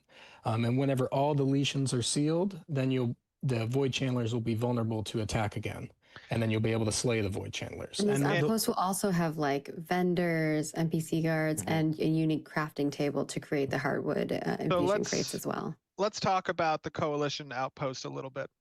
So this is a location that exists within the incursion / now foothold location, right? And each foothold space or area can construct a coalition outpost. And what construction means is that players are expected to bring construction crates from corresponding node locations in order to successfully build those coalition outposts. The reason why players must build those coalition outposts, as you just described, Brian, is because in order to seal the rootway lesions, which are these kind of eruption geyser-esque looking essence points where, you know, the rootways of Vera have essentially been infested almost with this corruption. And obviously the intent of the ancients and the denizens of the void are to accumulate this essence. Why? Because essence doesn't flow in the void, right? And if they run out of that essence, they become kind of husks. That's the only way they really die. So they're part of their purpose in, you know, not just perverting Vera, but is also to obtain essence, because that's the fuel for their corruption. That's how I hope that they're gonna go into like what happens if players just don't do this shit. And as What if players are like, I don't want to spend my resources to do this event? And players are expected to I don't know. I want to hear about that. These heartwood infusion crates, right, at the coalition outpost. That's the only location that you can craft these particular crates. So you must construct the outpost first, kind of like a forward. It will 100% be niche because I don't see them doing a lot of that. And from there, they only said 20% of their dungeons will be instanced, and a lot of it is sandbox open, like PvX, PvP, and PvE. So it's always going to be a niche game, Doofy. Foothold. Now, talking about competing incentives. Your character gets deleted. There you go. That's how you do it. Disillusioned with that fact. It is better to come to terms with that right now. That is what this game's identity includes, which means that there are going to be PvP objectives and there are going to be PvE objectives. And balancing between those two competing aspects is how you succeed in Ashes of Creation. So when you're taking these crates that have this, you know, this high amount of essence from the forward operating base, from these coalition outposts, there is an incentive for a player to gank you and kill you in this lawless area and unpack those crates and steal the essence inside, because it's very profitable. Of the crates that you can kill and take, these crates are extremely profitable. I mean, they're literally pure essence. So you're going to have the players who are interested in all the reward profile that comes with successfully contributing to these legions and closing them and killing the bosses and pushing back the foothold. That is super rewarding. That's the PvE component of it. And then you're going to have the players who are really interested in stopping those players, because they can take the shit that they can take the crates that they've crafted and the goods that they've used to progress in that PvE encounter, and they can introduce that PvP element in order to add that risk and steal those things. That is the competing avenue between the two player groups. Yeah, with the whole area being lawless, there's a whole bunch of ways that you can take someone else's rewards for yourself. But yeah, whenever all the rootway legions are stabilized, then I've said this before. I hate Zerg v Zerg shit, and they need to put systems in the game to empower smaller groups as well, or have different content just for smaller groups, like Albion does that. If you're successful at slaying all the void channelers, then we'll do a check, have you push back all the corruption, and if not, you're going to have to push back all the corruption in the Harbinger's area before you can proceed. But if it's all been pushed back, then the next phase is to challenge the Ancient Commander at the Harbinger. These will be unique encounters. NPCs hard at work giving us 3 different variants of these Ancient Commanders, and they're going to all have unique rewards. And yeah, whenever you defeat the Ancient Commander, then the event will end. It'll go on some sort of cooldown, whenever that cooldown has passed, then it will then be gated by the local corruption threshold again. That's basically the whole loop. Very exciting. Ooh. And you know, the thing that they're all working. We're watching the Ashes of Creation development update for this month. Right. It's like a upcoming MMO. What that is. Yes. So there are a number of different reward profiles. Obviously, completing the event carries with it contribution towards the completion of that event that players are rewarded for. That means closing the rootway lesions, and it means constructing the forward operating base or the coalition outpost. It means defeating the bosses and destroying the void gate. Those are all activities that contribute towards Blizzard participants crits in who this game, successfully Crummy. do those things receiving a reward. And in addition, the reward table drop profile that comes off of those channelers, off of that the world boss at the end of the path, or the commander who might be at the void gate, they have very lucrative types of drops, including some specific corruption type drops, which we won't get into here. This reminds me of the There's still some demons design from that's going into Oblivion. that the economy and system Elder teams will Scrolls. be working towards, and those are obviously going to be high level. This whole zone, this whole story arc is intended for a more end game type of leveling experience. So as the zone changes to a void gate incursion or to a foothold, the monsters in the area get leveled up, right? They get a buff to them that makes them corrupted and makes them the natural fauna and flora that exists there, in addition to adding ancients that are all throughout the zones as well, which are a different type. Yeah, I don't know if they even have the gameplay ready for this system yet. Numbers, that's why. So these are very difficult encounters. Or maybe it's like only in a closed in the PTR stuff yet. I don't know. And just as a note for the I'll let people know when I find out, but I have PTR access, and they haven't talked about testing this yet. And it's supposed to come out in November, so we'll see. For us to expand to those as well. Correct. Yeah, settlements will be heavily impacted because the corruption will spread right up to the walls, basically, but it won't go inside the nodes for now. Yep. But in the future, it will. Or the settlements. Anything else you guys want to cover? I know we just did a lot. I'm sure that there's going to be some folks who are going to analyze all of this and have lots of thoughts. And obviously, once you guys get your chance to... No, who's analyzing this? Come on. We'll definitely let you know when it's available. But for now, we're just kind of giving you a little insight into design, the system, why they're creating it, and what it's going to do, and how it will impact you guys as testers as well. This game is Star Citizen 2.0. Never going to slide of the game. What I've played in the pre-alpha and the alpha 2 and the PTR makes me think this is definitely coming out. It's definitely higher chance of coming out than Star Citizen. I've played Star Citizens like shit too. I think this is closer, but it's still a long ways out. I think this still needs 3 years plus. How much time do you put? PTR not as much. Alpha 2 quite a bit. Alpha 2 was a... I got over it after a bit because I don't want to keep doing. Okay, so they're gonna show the new sport fishing system shortly now.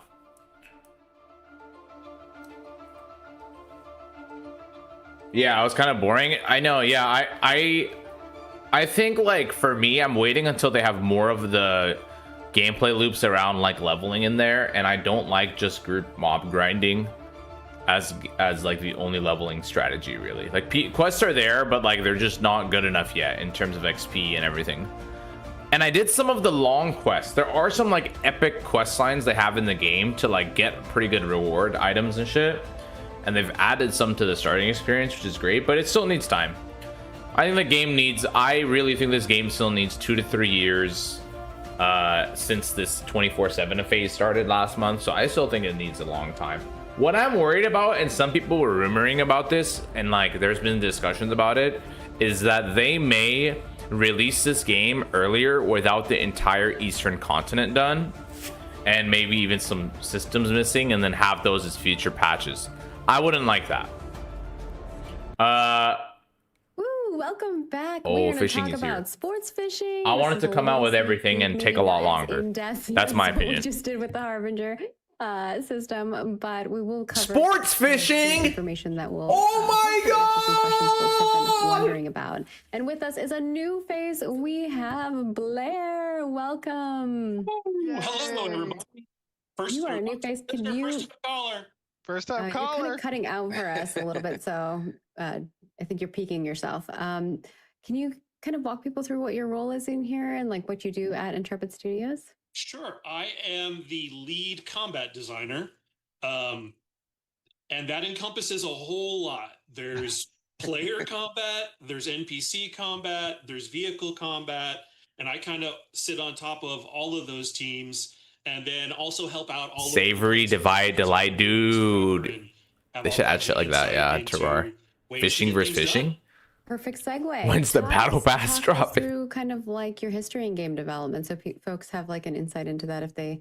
We're about to see it. Hopefully, Doofy. Hopefully, we see what they've come up with. I've been doing this for 25 years now. This is my 5th major MMO. Started on EverQuest 1. Went over to Star Wars Galaxies. Built DC Universe Online. Damn. Crowfall was my most recent title, and then now I'm here on Ashes. Awesome. This guy worked on EverQuest, Star Wars Galaxy, DCUO, and Crowfall. I mean, Terrence has as well. Obviously, you guys. R.I.P. A lot Crowfall. of new faces on this stream, but Blair has been.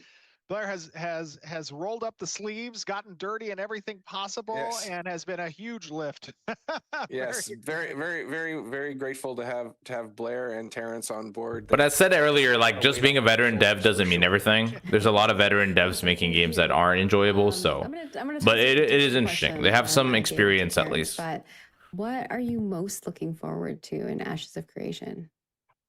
Actually, the stuff that I'm working on, which is the actual naval stuff, which is that you're just No, trust me, he was chomping at the bits when I first sent him barely a GDD. He was like, "Yes, I'm ready." All right, well then let's get into it, Blair. Walk us through what is. We've talked about MMOs just being an excuse for fishing systems. Exactly. The fishing trips are because they always become huge to fights to steal people's ships. Yeah. With an extensive sea They have some basic naval It combat in also the game has now with space cannons and system, stuff. But you weren't really fishing from ships in space because that's just not going to happen, right? Well, I think you would probably die if you did that. Like throw it through the force field, but the naval system is really exciting because again, once you do this for so long, it's like, yeah, I've built that before, I built that before, I built that before. So always keeping you interested is the new stuff that you've never worked on before. So for me, a sea navy is actually something really new and super cool. So I'm super jazzed to work on it. I'm super jazzed to work in games in general. But this is a new thing that I haven't built before, so super excited. So Ashes has a fishing system right now, and it's AFK fishing. And we're going to keep That's that. never been our long-term plan. But we're going to keep that portion of it. And sports fishing is going to be adjacent to it. They're both going to tree off of the fishing skill line. And if you're not going to play for a while, you got to go make a sandwich. You can go AFK fishing on a river, right? It's there. If you're down for some more active gameplay, then you're going to go sport fishing. Also, we've heard different flavors of sport dash fishing. And in fact, the data is already named. I've already done a consistency pass. It is sport fishing. Oh, I might have messed up. Apologies if the overlay does not say the right thing. Yeah, it is sport fishing.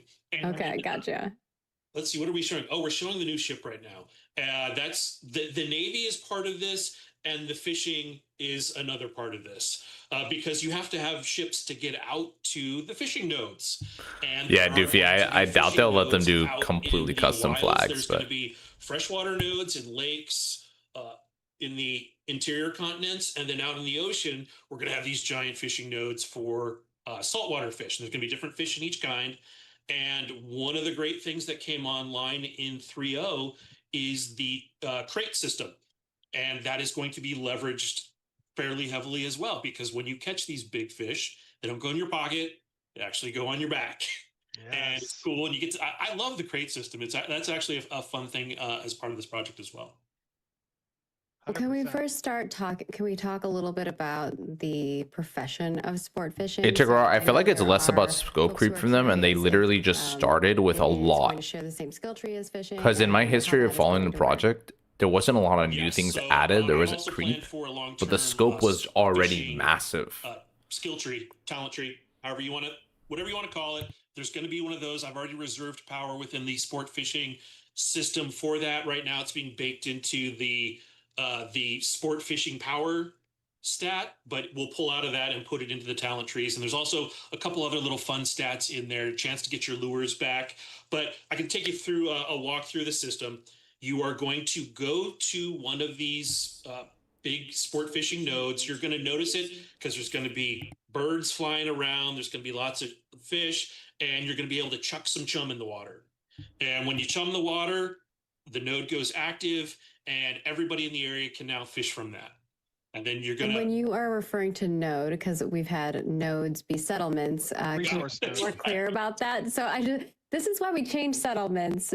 Because nodes, cities and shit, by the way, guys, are called settlements now for those that have been following Ashes. Margaret, your mic is a little clippy. Oh, okay, sorry. I will just see if I can fix that. Yeah, so node here, we're talking about resource node, obviously, right? And this is a resource node. Yeah, honestly, I don't doubt they take as much from Arcade that was as good as possible, because so you're chumming the water. Steven was a huge Arcade whale, Doofy, the founder.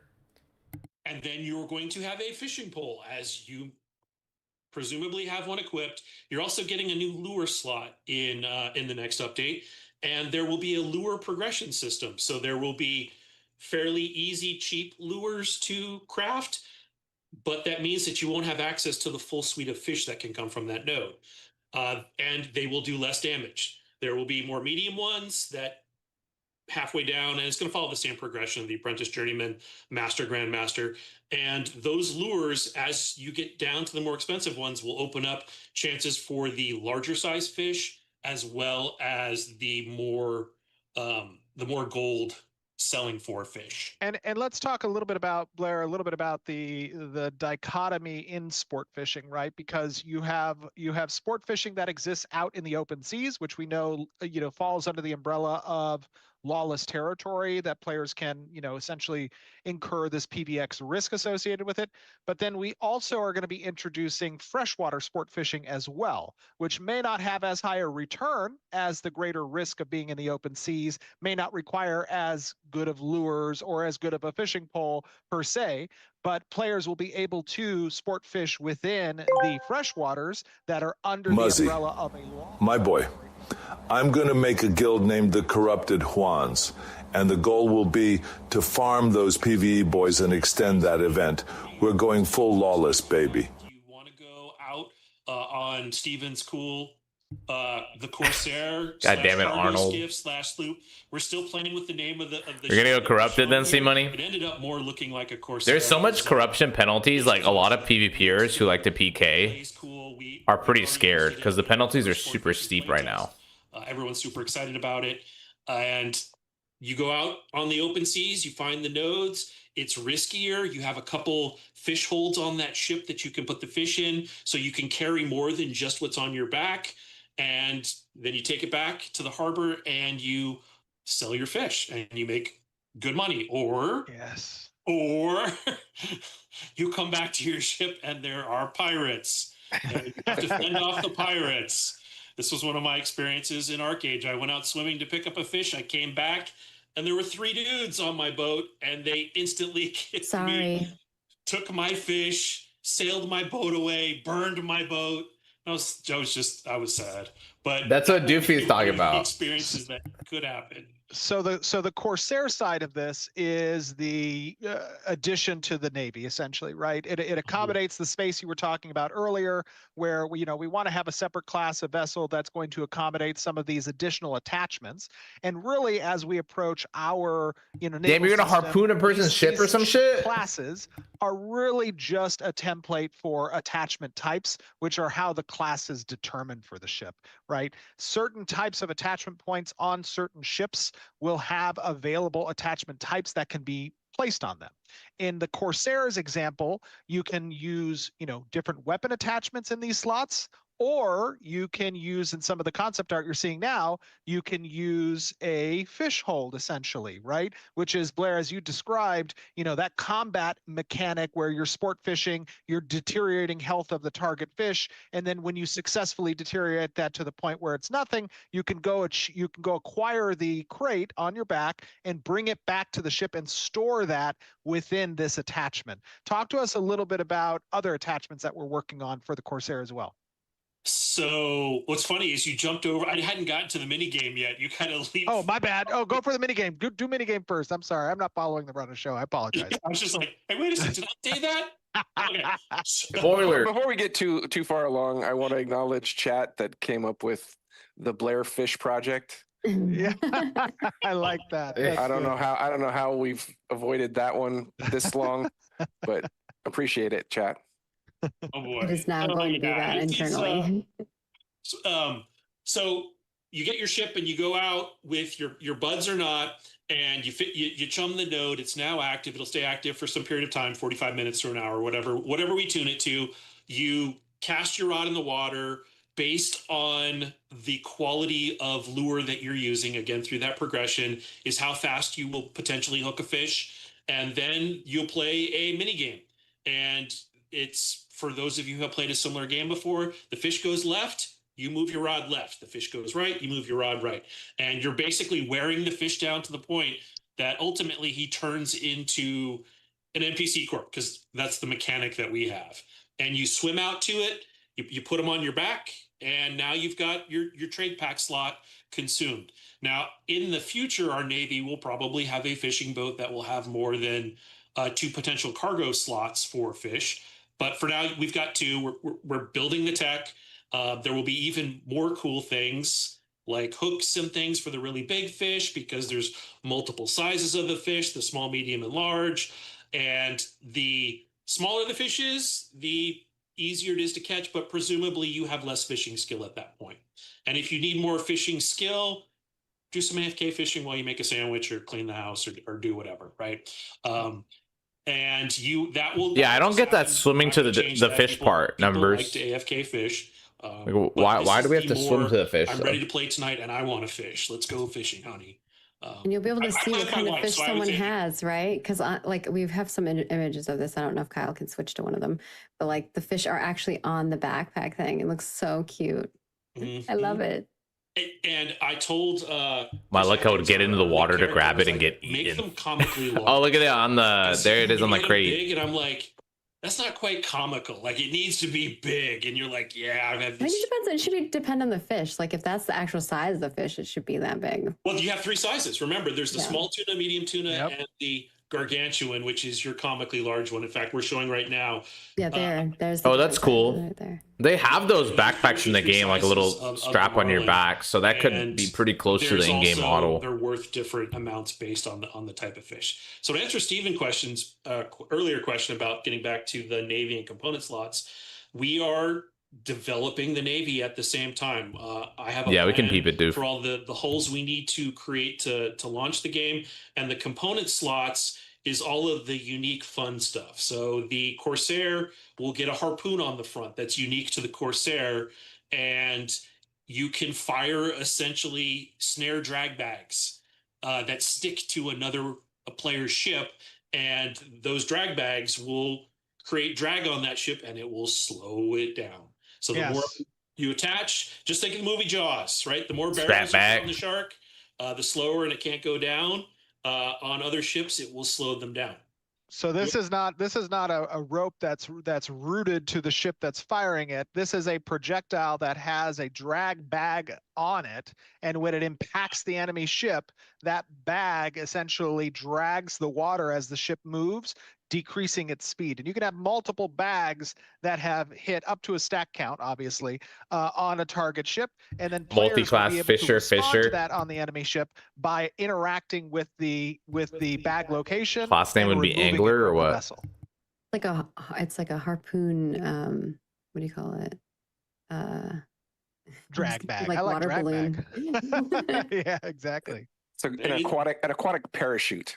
Parachute. That was what I was thinking. Hot air balloon parachute. But this ship was totally cool to build. We started with a gray box, and then we really focused on how players get on and off of these. Our lead gameplay just finished ladders last night. So if a ship's going by, Salty angler. you can interact and latch onto the ladder and then climb up the ladder. Pirate the ship. Mm-hmm. Yes. Yeah, there's all kinds. It's hard to get on them from the water right now. Yeah, our current the caravel really wasn't designed for ease of use. We're going to make a pass on that one as well, because now we have our guidelines for how do we get on these ships, right? There's always going to be rear ways to get on it. And then there's always going to be some type of ladder or cargo nets near the front on the bigger ships that you can latch onto. And I say you hang on there like a tick. You just hit, and you're on like a tick.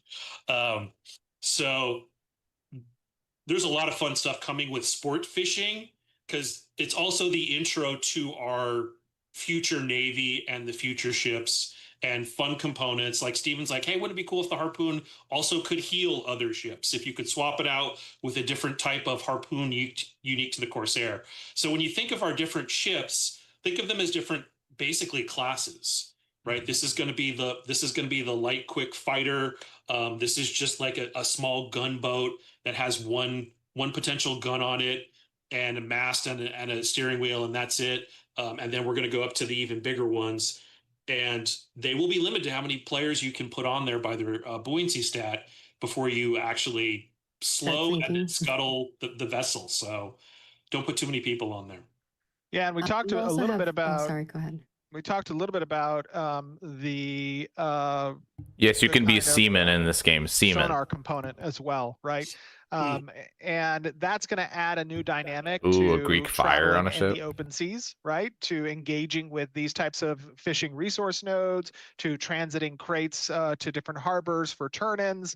Now you're going to have an element that extends the kind of replication distance for other vessels and or other resource nodes for these fish locations in a visible manner to the captain that is manning the ship, essentially steering the ship. They will see on their mini map, if they have this component attached, they will see kind of a regular ping that's going out and updating locations for other ships within that 1,500 meter range, and then alternatively seeing seeing the fish within 1,500 meter range. And I think is it 750 meters or A sonar attachment is kind of crazy. The enemy ships, I'm not sure, or just other ships.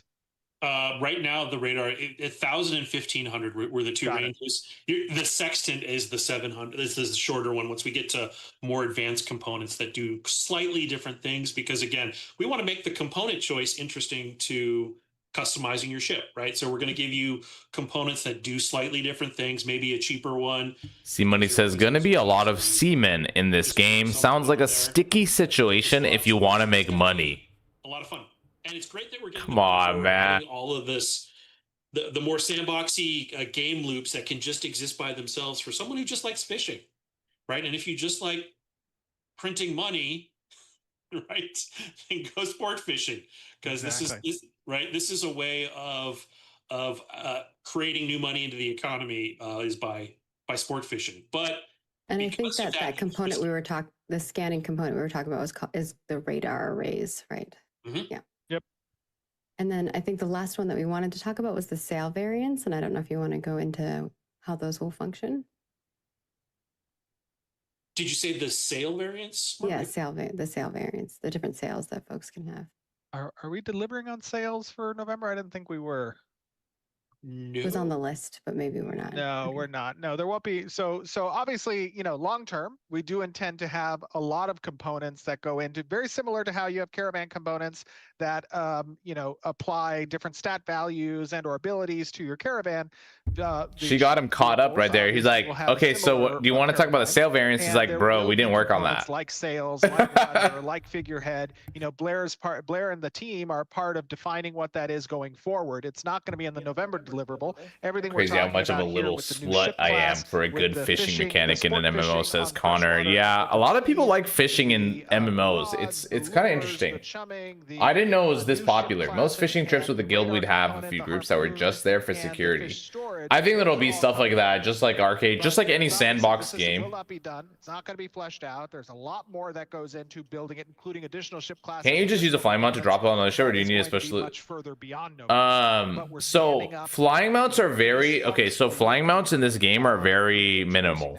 So to use a flying mount, you have to be the mayor of a node, of a rank like 4 node, which there's going to be a limited amount in the world. Maybe it'll be like. All right, I need all seamen to report. Muzzy, my boy, I'm going to make a fishing guild and name them AoC's finest seamen. Oh my god, the damn seaman, dude. Because you can actually see the vision Thank you, C buddy. starting to firm up there, and I'm really looking forward to. Fishers are mad chill, yeah, yeah. This is Dude, I've made lifelong friends from my fishing excursions. MODNA, right? Good people, huh?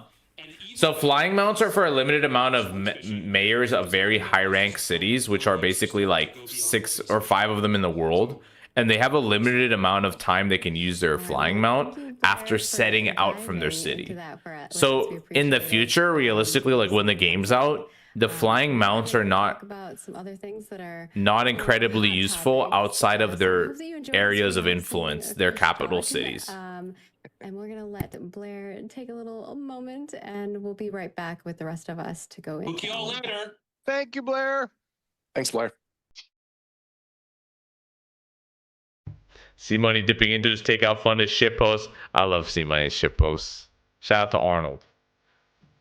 Yeah, fishing plus naval battles are really fun. Yeah, I think it's like a big part of this game. I know like multiple guilds and people that are interested in Ashes that are literally going to be focused on piracy and mechanics around the ocean, which there's going to be a lot, so makes sense. And depending where you settle your node in, like what cities you guys settle in, I mean, you could be closer or further. Let me see if I can. Like if I go to the world map, there are people that'll play in zones and like establish all their goods and like housing in zones that are close to ocean nodes. Can I get the world map right here? Yeah.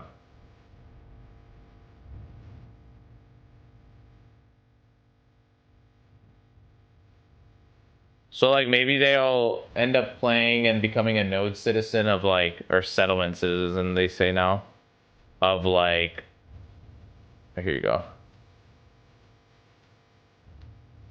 Of like nodes that are over here or something. These like major port areas.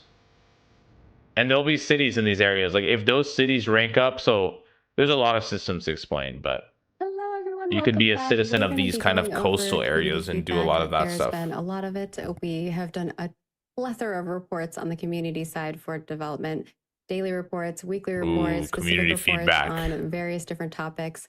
I know the QA team themselves has also done a ton of bug reporting and providing all of that information to the development team. But we understand there's been a lot of there complaints are about some economy folks issues in this curious game about right certain now. topics I think or that's going to be the certain, biggest thing. systems, and we want to kind of cover those concerns here so that you know that like, Hello, hey, swashbuckler. we understand that those things are concerns for you guys, but we're not concerned because we have solutions, we have plans that we're putting into play, and we kind of want to bring you into this. A lot of these we've talked about through, Stephen has mentioned these things in Discord to folks. Sorry, I let my shaboing boing go loose. Because not everyone is following along at every little thing that a developer states in those channels. So the first Discord, topic, go ahead. Discord or in Reddit, just to be clear, like, obviously in between meetings or when I'm, laying in bed at middle of the night, reading through Discord or stuff, I'll comment, I'll engage with the community there. Obviously that is not something that is extensible outside of those platforms. I try to rely on our community content creators, on individuals who, go on X and might, post summaries. I've seen a lot of different Ashes moments and, people who post things on Reddit so that it gives it a little bit of a more megaphone. But as Margaret said, we want to also incorporate some of these topics, even though we may have addressed them this last month or so, as part of the live stream, so it has a wider view and audience. Yeah, and the community team also has replied to a lot of these threads or the discussion topics or whatever it may be as well. And same with our QA team. I know that a lot of them are in those bug threads, but we just want to give it a little bit more amplification. So the first segment here is going to be about settlements and war systems. So my first question is, can you clarify how settlement XP gain, resets, and level ups are currently working, and whether we'll see clear thresholds or contribution tracking? That's their audio, by the way. Yeah, That's not me. Kind of two parts. One, we did some changes, obviously, with rollout phase 3. Added entire F audio. To the game. And as part of that revamp and work that was done, hold on, people are saying something's wrong with the audio. Oh. F audio. Their fault, not mine, Copium. Bro, it's not me. How about my voice? Is my voice? Yo, Yes, where's the they BronzeBeard sound test at, by the way? Are we chilling on that? Are they done? Is the test active still? Just I curious. wonder if They it's said on fixed. Twitch's side too. Yeah, there will be ship combat bosses numbers. They've already showcased like a little bit of Should I read preview you of the like question, or world should I bosses hear in the the question? water too. Sure. Yeah, you can redo it. I'll redo it just so we have the soundbite. Can you clarify how settlement XP gain, resets, and level ups are currently working, and whether People we'll got their see 2 hours and further left. Yeah, thresholds or I mean it's just stress contributions test tracking in time, the so future? I'm sure most people don't want to play. Sorry, somebody in Lose chat all their said, shit. "Backdoor."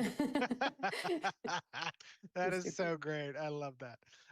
Okay, so yeah, so I'm going to break this question down into 2 parts. The first part changes with the settlement experience and resets and level ups, but the second part, how do we track that? How do we showcase that from a UI perspective to the player? Obviously, first to obviously draw the point here about the debut of Phase 3 on August 26th. There was a lot that was done to the underlying systems for settlement development, including adding an entirely new level to settlements, the town phase. And anytime you are making changes to a particular system, especially one as expansive, as large, as intricate as the node system, I mean, that is probably our most intricate system that we have in the game. Okay, I'm gonna switch it back. It is I going to think we're about seeing all the most more interesting bugs to things for the manifest, majority of the more audience. issues that need to be I think a solved. lot of the So, community feedback stuff is going to be that's very normal. specific to That people who are should playing be Ashes right now and The experiencing it. settlement system is something that But we got the bulk of the stuff that people who are little by little following the game will care about. So, I mean, that was cool to me. I like I like seeing the Harbinger event discussions, like getting people in the world to do stuff. Wait, why is this not working? Oh, here we go. It's cope for the people crying to them. Probably, I don't know. There's definitely economy issues. I've watched a lot of content about it, and I talked to a couple of people about it who are playing. But that's stuff they're still working on. It's an alpha, so I don't really give a fuck about that right now. I really like seeing the okay, the summoner stuff was cool. The summoner preview stuff was pretty cool. Look at this guy's mount, bro. This is literally from fucking Shadowlands. That's fucking hilarious. I forgot they just they always rip every new retail mount and shit.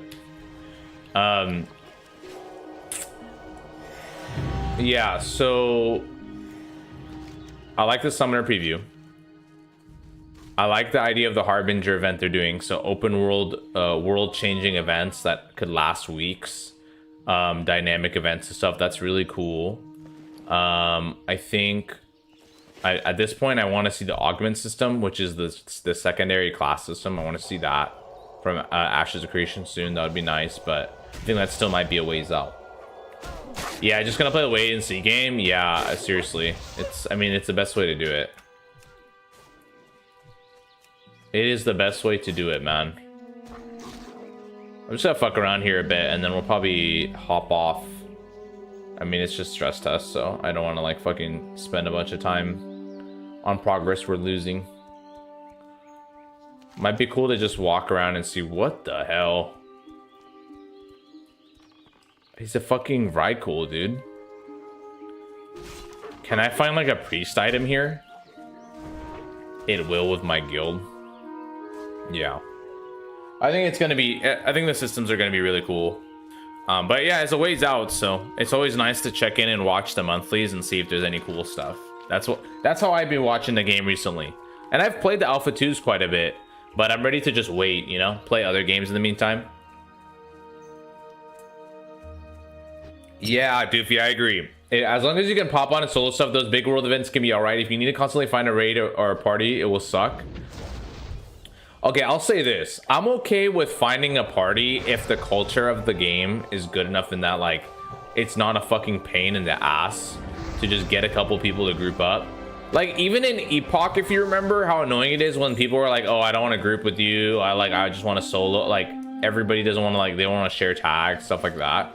That kills that kind of game, that part of the game.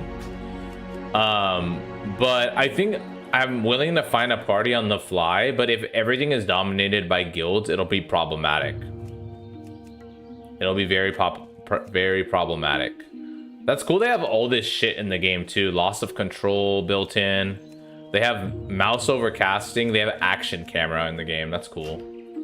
Let me test it. This is in retail too. Oh yeah, look. I'm like moving independently. Oh my god, I'm playing an ARPG, boys. I'm playing an action game now. Look at that little camera off to the side type shit. Whoa. Focus the camera on a target if it's attackable. Vertical offset, horizontal offset. How many people are online? You can't /who on their servers. Ascension servers don't allow for that /who. Oh, look, it like moves my camera when I click on people now. Yo, this shit OP. You just tab and turn, and like, if you made a bot to do this, I'm busted.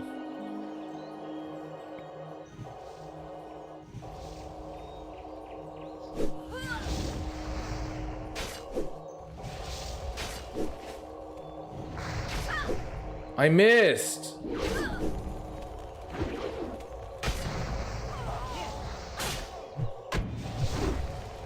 How many people are online? Yeah, we can't tell through /who. Just tag their mobs and they invite you real quick. Yeah, basically. So also look at, so these are the kind of items I drop too. This is a very Ascension thing right here. Oh, I need to move the chat window. Hold on. Let me modify the screen a little bit. Can I move my... Dude, it's because I don't have my backpack. Fuck. Here, I'll link it in here. Can I do this? Yeah. It's like covering all of it. Fuck, that's annoying.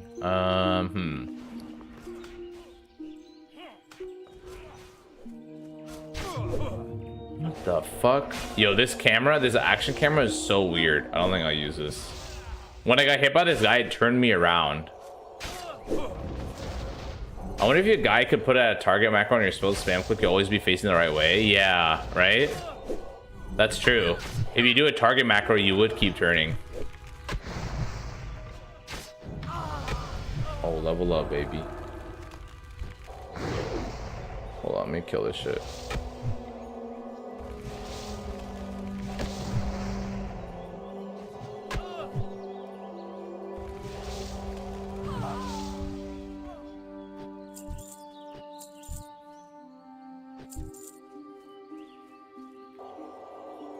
Character advancement. What the fuck? Oh, it's hyper spawning, that's why. I'm gonna show this item in a second too. Hold on, I have an idea. Okay, so here is the here's like an example of a drop. Okay, I killed one of these mobs and I got this drop. This is what I'm talking about with the kind of more hyper progression, more ARPG focused type progression that Ascension's focused on. Because a lot of people have come in and asked like, oh, is this like Epoch? Is this like da-da-da earlier in the day before we were watching the Asha stuff? It's certainly more, it's more ARPG, it's faster scaling, it's more power fantasy oriented. That's really what the focus of these Ascension servers are. Way more about just get to the fun. Get to the fun. It's not about the journey. Certainly there is a journey, but it's a fast one, and the gameplay systems are focused on, you know, end game stuff. You know, they have M+. I don't know how they're handling M+ with BronzeBeard end game. They have scaling raids. They have ascended raids, which are above like heroic and shit like that. Is there ascending? They have prestige in their other servers, Maturin. I wonder if they'll add prestiging to this. They probably will. RIP Epoch. So is Epoch dead? I don't think it's dead yet, but I think it's definitely quiet for a couple months until all this shit is done and they're ready to devote their team's attention to it if they decide to. It's really foggy, to be honest, Jamberry. They could go so many ways with it. They could deadass say, fuck this shit, it's not worth like supporting. We'd rather work on this project. Like, who knows? Dutch says they're gonna work on it, but I mean, it might be at some point in the far future, right? What can I do for you? Certainly, they're focused on getting this out. Unless they can get a team to, unless they can hire a team to handle it for them.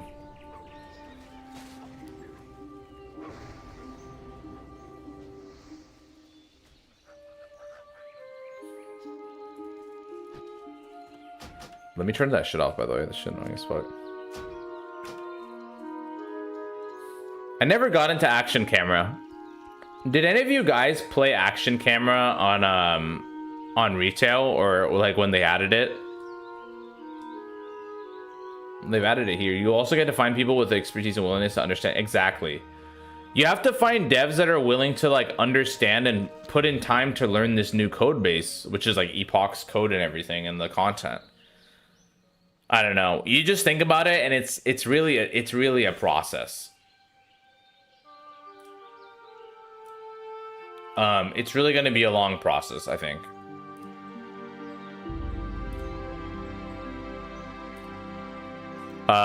Whatever happens, they'll just transfer Epochers to BB and be done with it. That would be hilarious. Pretty much no Epoch.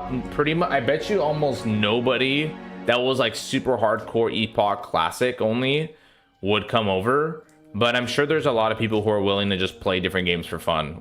You know, because I'll tell you, like, I don't think this will attract like the classic purists for sure. So here's the Forgotten Sack. Oh shit, this is a free 8-slot bag. W. It's got a free 8-slot bag from this shit. Good day to you. That's an example of the thing they're adding in BronzeBeard, where there's like sparkly things in the world you interact with, and you unlock like ability stuff or items. First seaman, and now we got big sacks. Yeah, somebody just left their sack there. Oh, by the way, to my Ascension players, did they add anything with woodcutting yet? I know they added the woodcutting profession, but can you use the wood in recipes yet? There's now like a woodcutting profession. They got me fucked up, my boy. If they think I'm going to be okay with a BBC transfer, I'm suing those bastards for my $35 fuck out of here with that shit. Give me my shit back. Did they end up adding wood logging stuff to other recipes?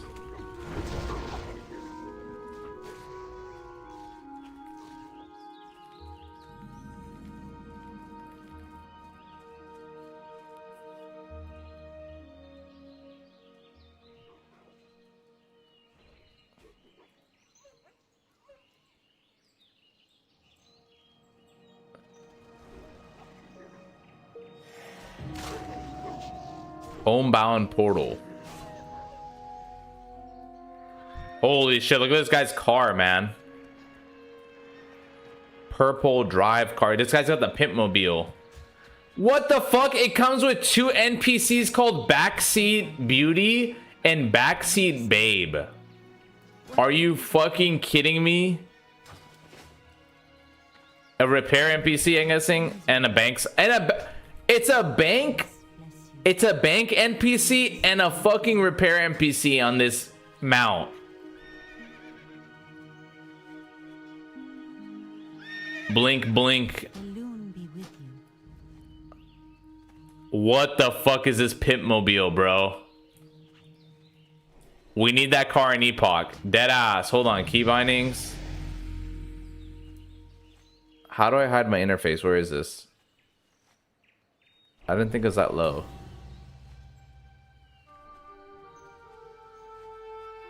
Wait, where the fuck is toggle user interface? There it is.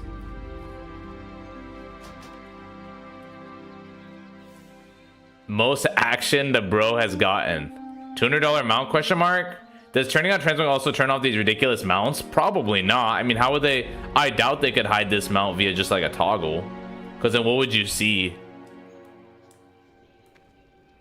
Dude, this is actually ridiculous. This is actually a crazy mount. Blizzard would never They have that stuff on COA now too. Yeah, I mean, they're just gonna port all of Ascension stuff all over the place. It's way more effort and complicated, Connor, for them to basically action cameras for iPad, baby. I just saw that, to basically create like these separate closed up versions, then rather just like merge all their server cores together, which they literally just did recently. This is the most ridiculous mount I've ever seen. I'm not gonna lie, like more than the retail auction house mount, because this is literally like a pimp mobile. Blizzard could never. Blizzard could never, gentlemen.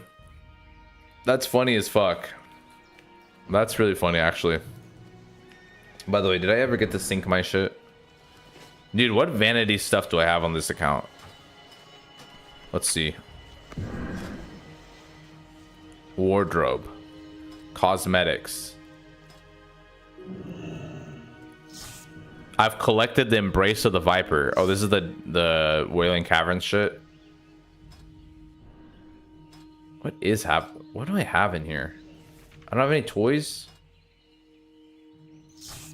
Oh shit, I have a pirate costume. Damn, what the fuck? When did I make it? Damn. Why can I just like look at this. This is why them classic Andys are gonna break their keyboard if they don't turn off Transmog, I guess. I just literally set my entire gear set to my pirate whatever Transmog. I'm a priest. I'm level 2. That's really fucking funny. Oh look, there's a. What the fuck is this? Oh, this is a call board that somebody put down on the ground. It has daily missions and shit. Muzzy is trans? Yo, look at this guy's mount, dude. This camel. Oop, I just realized the 5 minutes behind somehow. Classic YouTube. No, bro, the fucking streams always lag randomly. If you guys are hearing this, always check your stream every now and then. Sometimes it somehow falls like a couple minutes behind. I don't know how. Daily mission 1 buy something from Cash Shop. The Pimp Mobile is just a horse with Mogs off. It does turn it off? Wait, so the Mog, okay. So the Mog off feature just basically hides everything, including the fact, like, does he have vendors on his horse numbers? Like, what happens to his vendors? Can you interact with his vendors? Are they floating on his horse, or like what happens? Because he has 2 vendor NPCs on this mount. Like, I don't know if if I run this with Transmog off, I don't even see, like, I'm confused. Yeah, they're just 2 girls sitting next to him. That's... Wait, can I turn it off now? I kind of want to see, like, what... Oh, yeah, I should talk about the trials, too. Those are cool. Their trial system is actually really fun. Like, this is one of the best Ascension things I think they ever worked on. You basically, like, set up yourself to do, like, Iron Man. It's like you're doing hardcore. What is this one? I don't think I've seen this one. Oh, yeah. Some of these are cool. This one's you have to kill these famous troll NPCs before hitting certain levels, and obviously if you die at any time, you lose. If you beat the trial, you get like certain cosmetics, certain rewards, and a title. You can't turn off your own Mog, so he sees the NPCs. You can just turn it off in war mode, or in wardrobe. In wardrobe. Oh, disable. Oh, okay. Disable spell visuals from other players. Disable Transmog. Oh, so it just looks like this. Getting gills is tough. That's what the Pimp Mobile looks like. It's a basic horse with these 2 girls just sitting in the air. It's way funnier like that, dude. Yeah, that's funny as fuck. I mean, not everything obviously gets turned off. Looks like the toys, like the Gordok ogre suit. I mean, whatever the fuck this is.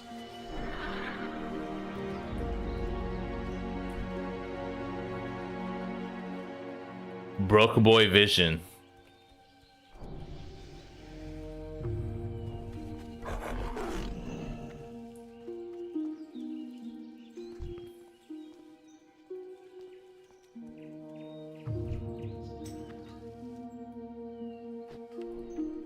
Oh, Tetra sent me defy special bucket. Use. Throw a suspicious substance on your target, causing 3 to 5 plague damage. Oh. Oh, yes. A guy with like 15 cosmetic buffs. Yeah. Yep. This is lore friendly, Yesko. Do you not know about the Tuskar Angel Demon Devil Fell God? You're looking upon him right now. Okay? Like, I'm sorry for you classic noobs, but this is real classic lore right here. Okay? Some of you classic noobs don't understand this lore. This guy is one of the This guy is one of the major characters in Northrend.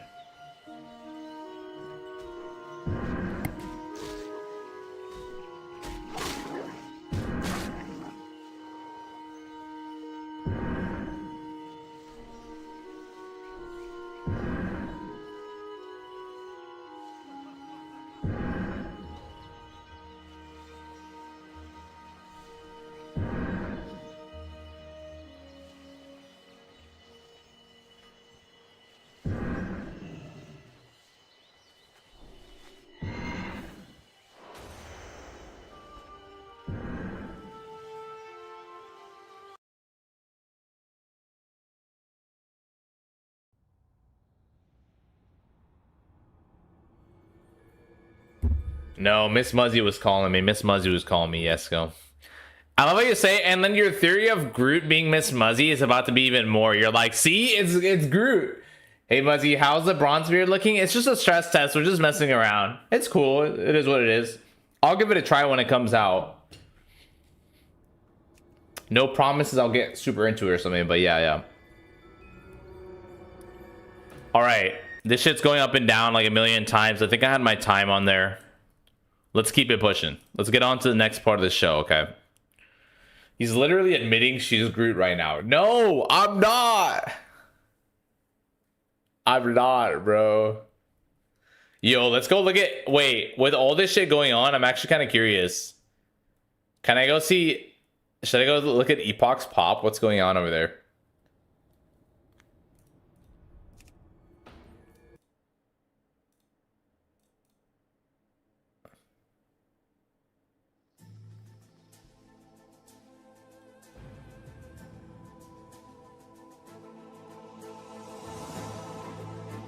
Let's take a look, brother.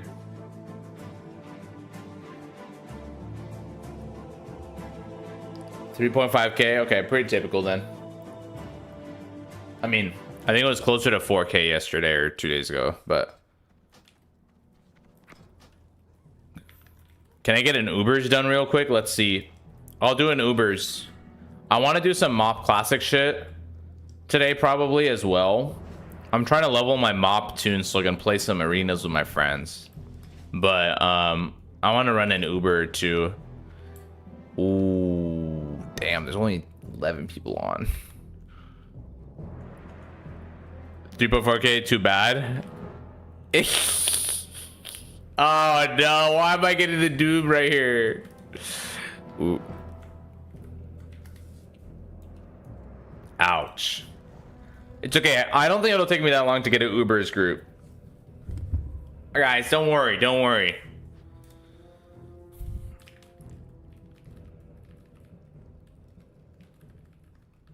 We will live on together. Don't worry. Muzzy's strong. It's so ogre. Muzzy's strong.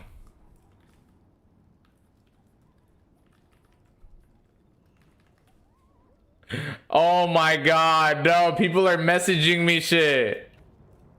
It's so ogre. People are rating today in T-WoW. They don't think that Pop took a hit from BBC. I don't think Turtle WoW players or Epoch kind of like enthusiasts or Turtle WoW enthusiasts are looking to do a long-term transition to BronzeBeard in general. Like the people who are really excited about Classic Plus and like adding to that vanilla world, they might enjoy BronzeBeard for a bit, but I don't think it's like their investment they want to go deep into. I would just assume, because BronzeBeard is like gonna pull a lot of tourists and SOD enjoyers, and maybe even Wrath era enjoyers, you know, that kind of stuff. I don't think those players are like really looking for something like BronzeBeard, and that's okay. Remember, there was already like 10k plus people on Turtle before Epoch existed, and they weren't going to like, they weren't dying for SOD, or they weren't dying for all these like anniversary shit that came out. Like it's different. There's going to be a lot of people on BronzeBeard, but it's not the same population that's really fiending to play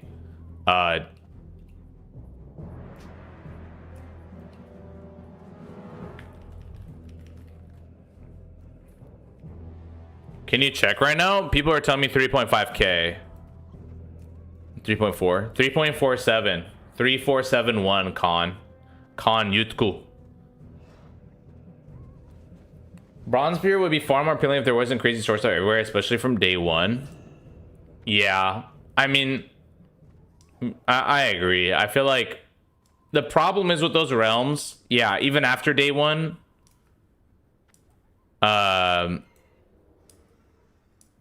what's it called?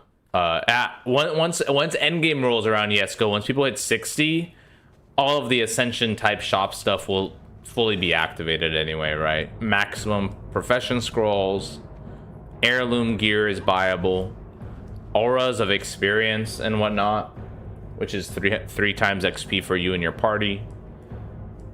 Just stuff like that.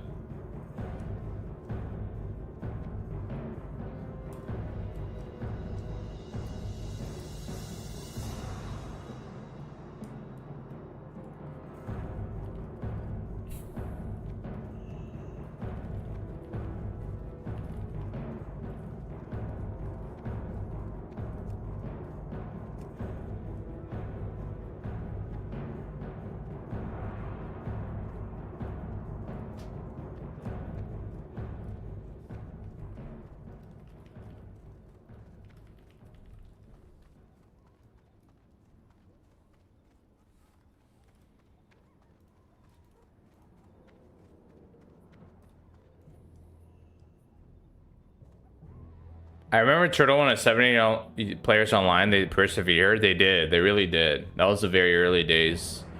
I remember when Turtle was just talked about as like a very small, very, very, very small server. Now it's pretty much the hottest server outside of Ascension. W Dads, we back. Lunchtime, Marco. Good to see you, bro. What you enjoying for lunch?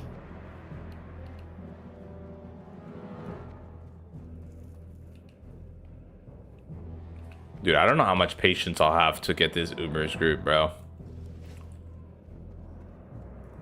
I don't know how much patience I will have. I'm gonna be honest with you. Where's this?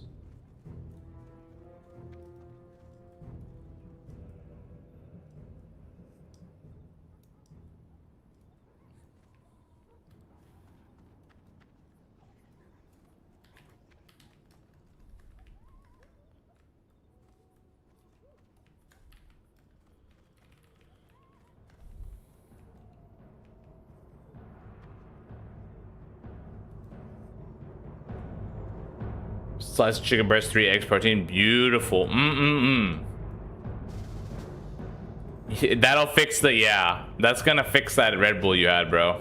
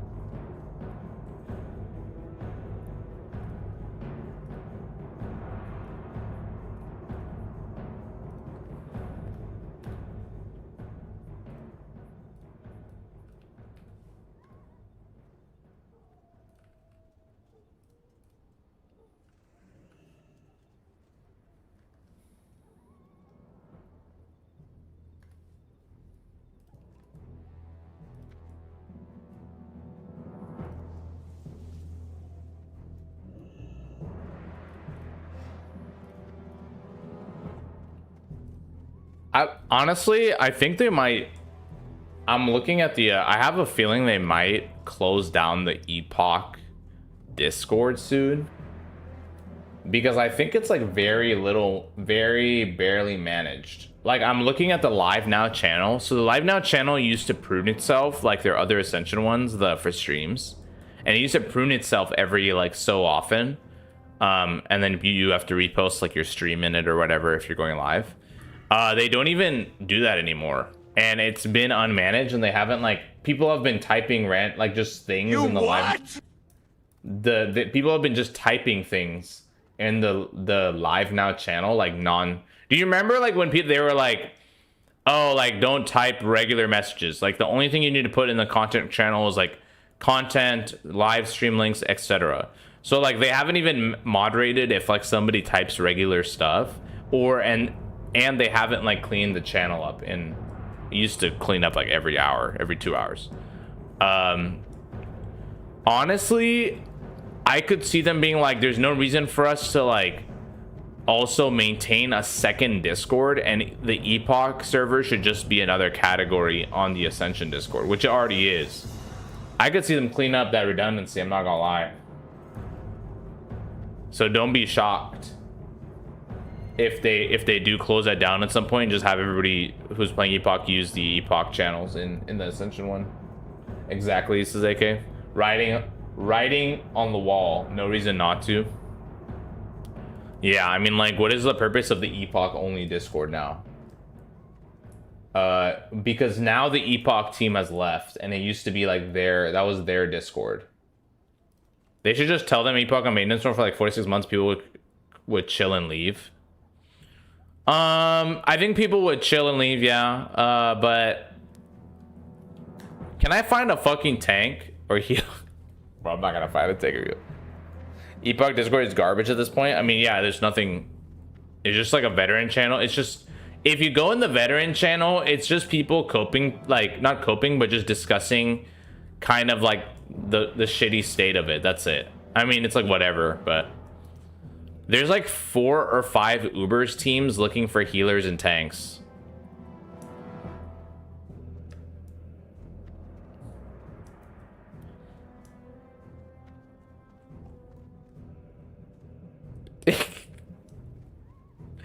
No, dude, there's like 5 teams looking for healers or tanks for Ubers. Project Epoch, I don't think it's gonna be saved, fellas, says Han. I feel like there's money here, and where there's money, there's Dutch. All right, you hear me? You hear me? That's a ball right there. Where there's money, there's Dutch. There is money here in this Classic Plus audience that probably won't stick around on an Ascension server. It's like, and this version particularly. So I think to bite into Turtle's player share, they may come and try to support the server in the future. I don't think it's anytime soon, I'm not gonna lie. There are tons of bugs we don't even aware of. I agree. I think when MC comes out, there's probably bugs that they need to work on. And it's just not anytime soon. Some people are like, oh, well, in a month or 2, if they announce it, whatever, I'll play. It's like, dude, I don't even know if it's 1 or 2 months. It's 1 or 2, with 2 or 3 pregnant man emojis and a lot of cope. That's what the Discord's left with. Do I need to switch to Resto on my Xiaomi? I can't afford dual spec yet. Dude, maybe you should. We'll see. We'll see. I'll give this a bit longer. If not, we hop over. We'll get on to the next thing.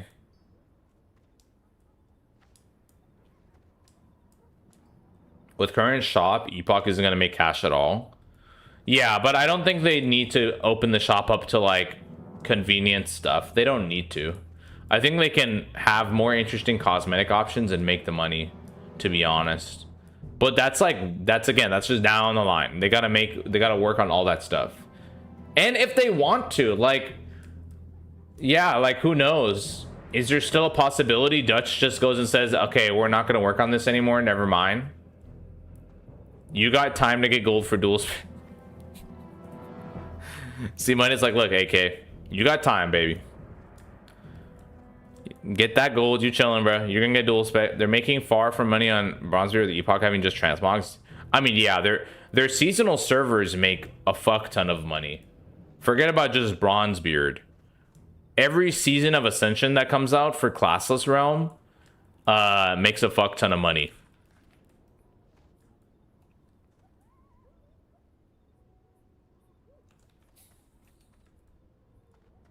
It's doomed till official Classic Plus. I know.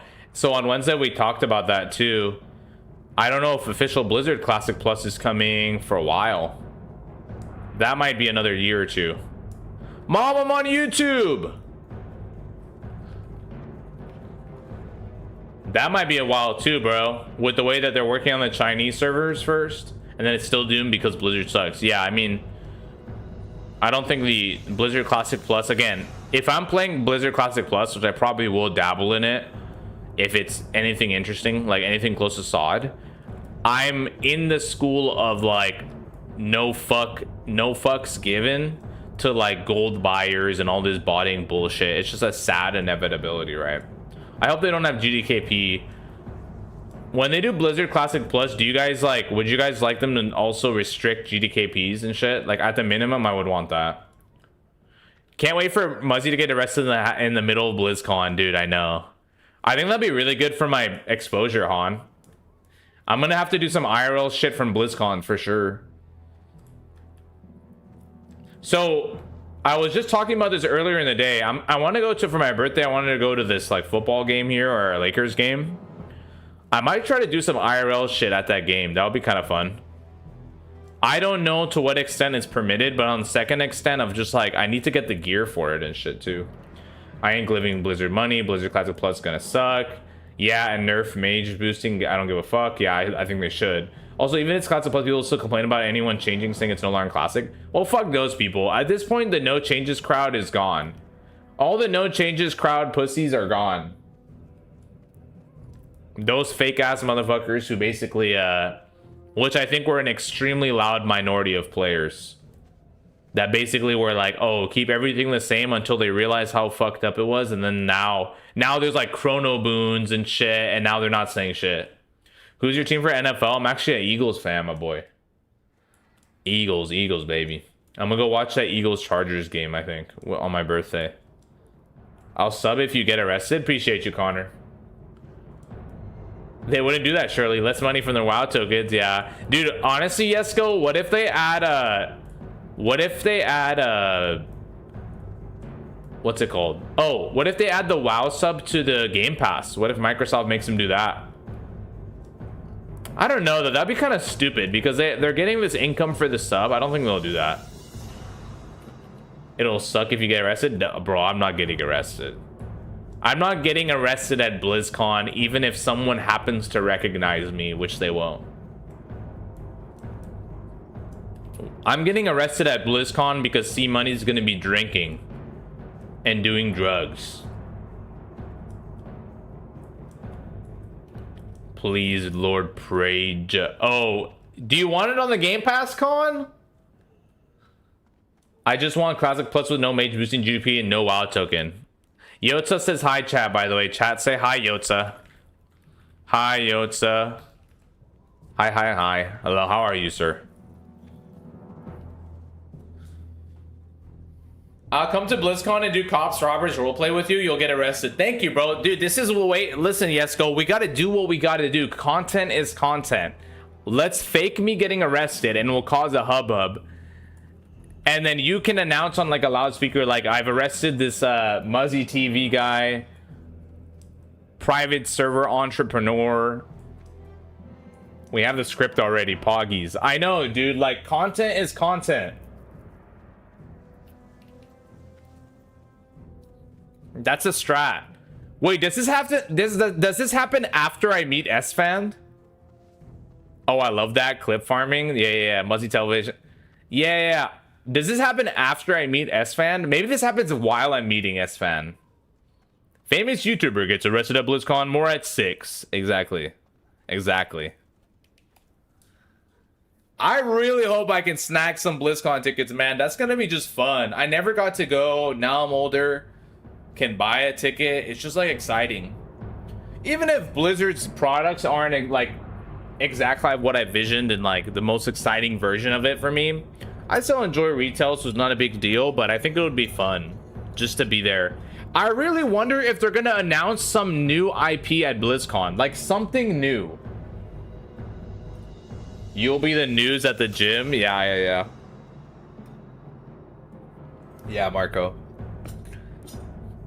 Yeah, I think the kind of roleplay I have in mind isn't the kind that could be streamed on YouTube. We'd probably have to get to some other sites. Oh, no. Yo, I literally can't find a healer or tank for Ubers.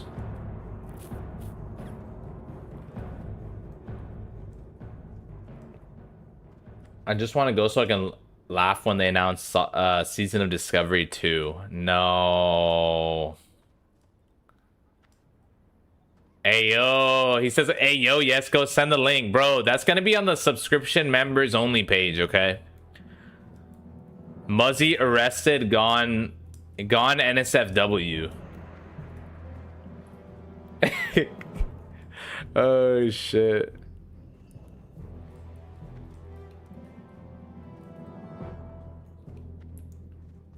I tank if we can get a chamois heals. Why chamois? Saw 2 would be fire if it was just phase 1 and 2 forever. Holy. Might get that Jerkmate sponsorship finally. There you go.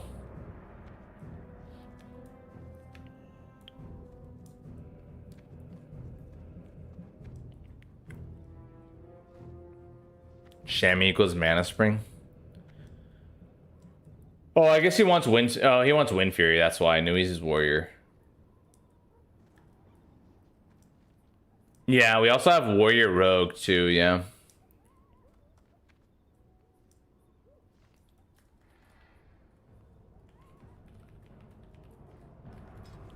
Is any of my healer?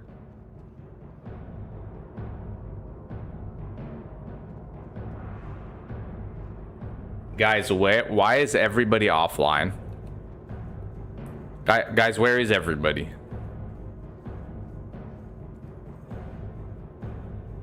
Guys, where is...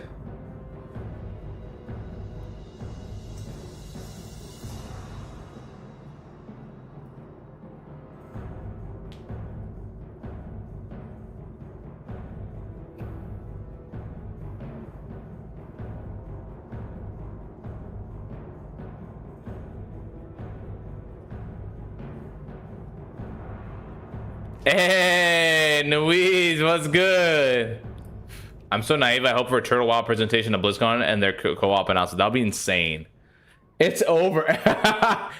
I love that. It's just dead server. It's over. PXVL says.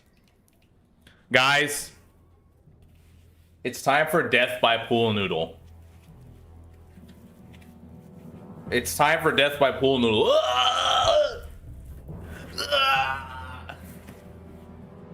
Fuck. Motherfuck. Damn, dude. None of my Giga Chad healer. The face when I gank at level 18 in Red Ridge and E-Lock. -1 player. -1 player. Why is that? Why was I sniffing that Taran's ass? Oh, right here. Dude, that will get you on the news. Have you seen the latest T-Bot video? I've been calling it since day one. It's gonna be just Unreal Engine skin with that shitty client, so uninspiring. Yeah, we watched that this morning, Han. We watched that before the lunch, before we watched the Ashes thing. We watched the Unreal video. Yeah, I mean, it's got a lot of work to do, man. I really think the people who are like, UE5 is not around the corner. Is that motherfucking Mimo 2703? Welcome, baby. You get a bomb for that. I haven't heard the bomb and confetti in a little bit, so I have to hit the bomb for you. Welcome to Muzzy family on Twitch, baby. Welcome, welcome, welcome. Yeah, Han. It's gonna need a lot of work. I don't think it looked terrible. The lighting needs to be toned down a little bit, maybe on effects, but people were saying like it's around the corner, and I'm just like, nah, definitely not. You got to do that work on every zone. Make sure it's not bugged. You got to do security work to make sure the Turtle client isn't the UE5 Turtle client isn't more vulnerable. There's a lot of things there, man. There's a lot of things.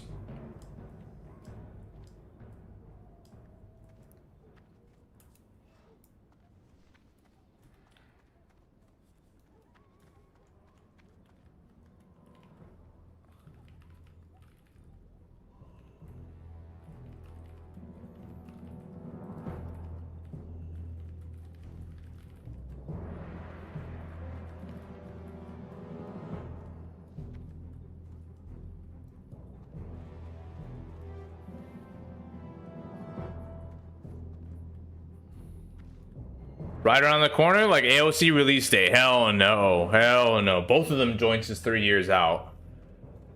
Yep.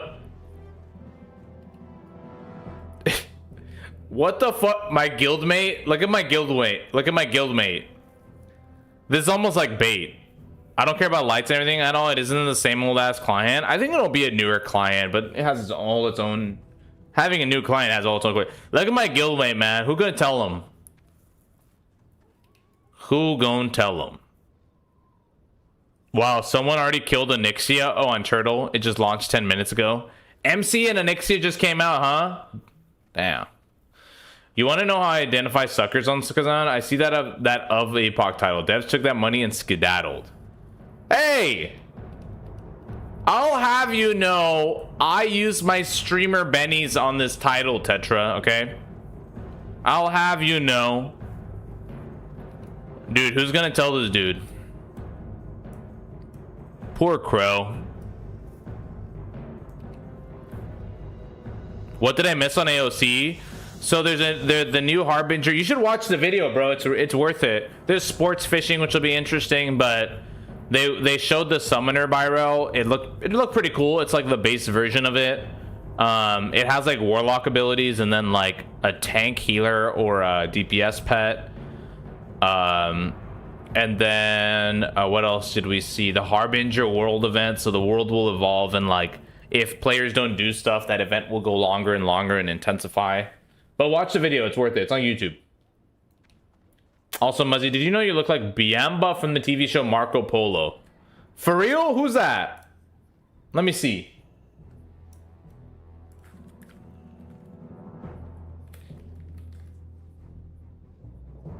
Motherfucker, what? I do not look like this dude. What are you talking about?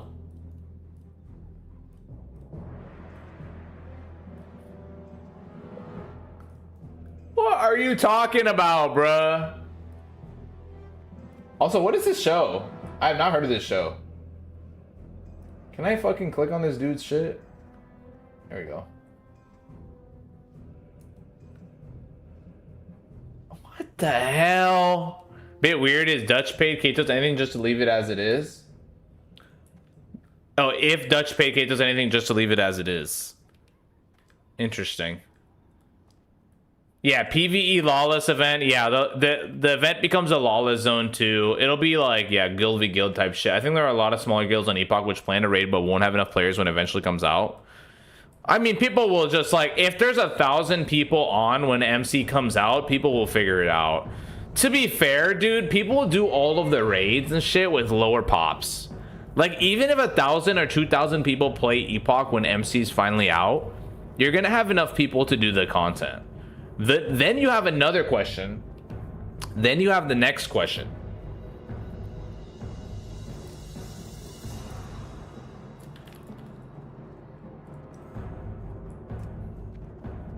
Yo, my guild chat is just straight dooming now. Oh, it's Jover for sure.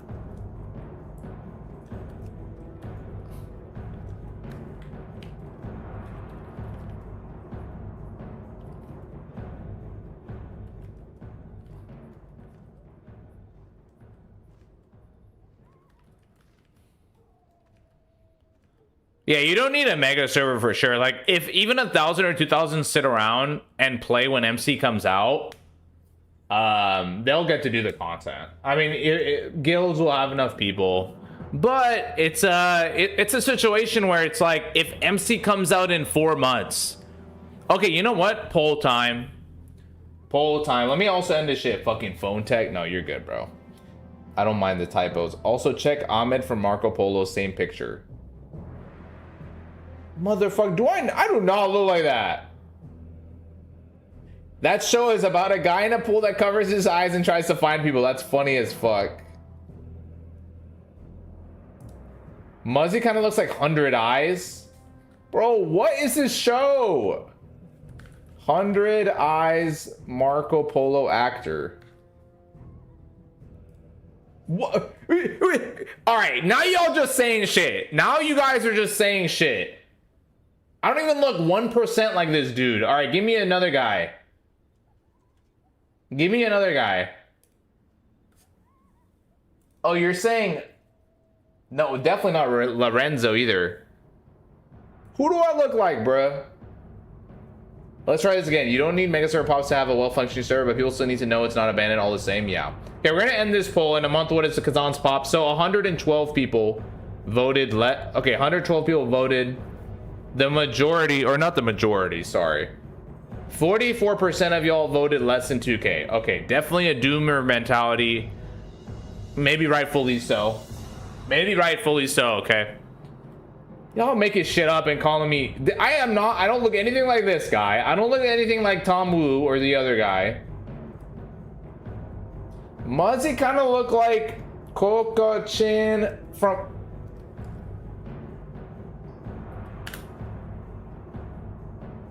Are you for real right now? I look like this?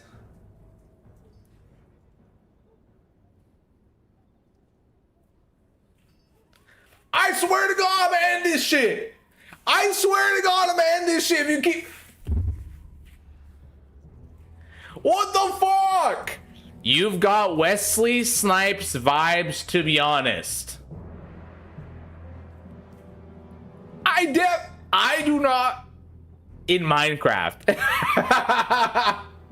yeah, I'm gonna end this shit in Minecraft. Oh shit, dude, I can see it. You cannot see this shit. There is no way you see me in this.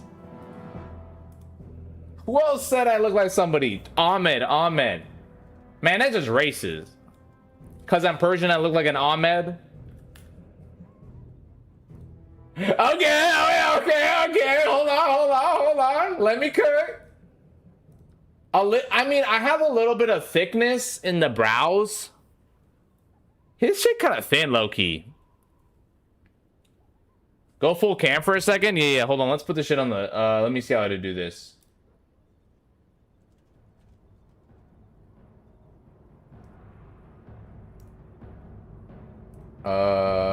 Add source. 1 second.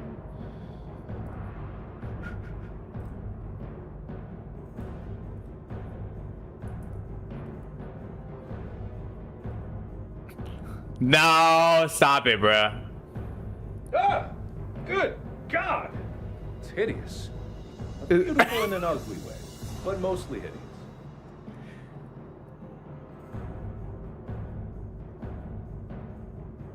Yeah, I can kind of see it. Man! Okay, Kubla Khan, Marco Polo. Why is everybody in this why has everybody watched this show? Why is there 2 Muzzies on the screen? Stop it, bruh. Oh, hell no, I don't know that this guy. Damn, he got a crazy haircut, by the way. Wait, let me... This dude got a crazy haircut.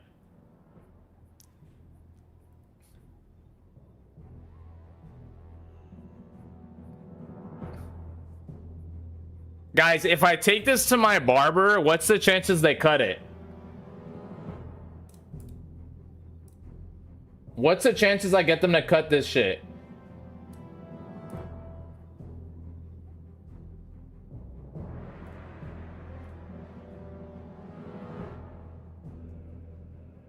Damn, man.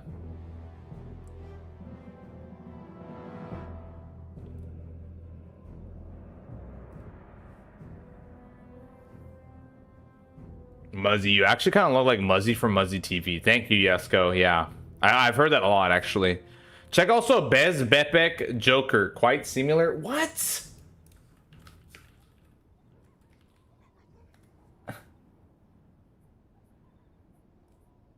Who the fuck is this?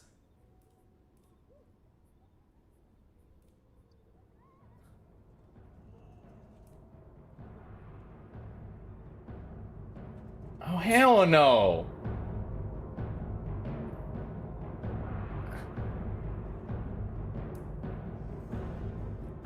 What the hell? What language is this? That's you! Oh my god. Amubis, there's 2 lions in Duskwood Graveyard questing. It's never been so ogre. Oh no. Oh no. Duskwood's dead. You know who? Some people have told me I look like this dude, bruh. I don't know, not in this photo. I honestly look less like him in this photo. Oh, by the way, I really like this movie. I watched The Amateur like a couple weeks ago. It's a good movie. I like it at least. Rami Malek? I don't know. What the fuck? When did you dress up like that? Early 2000s Turkish TV? Oh, hey, that's Muzzy. God damn it, bro. Nah, only some features. Okay, no joke. You low-key look like Penn Badgley with the beard. Penn Badgley? Beard.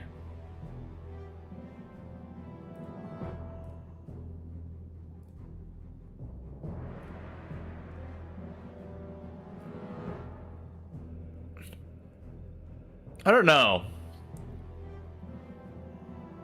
Oh my god. Itzan Escamilla. I look like this guy? What the fuck? Why are you looking at me like that? Why are you looking at me like that?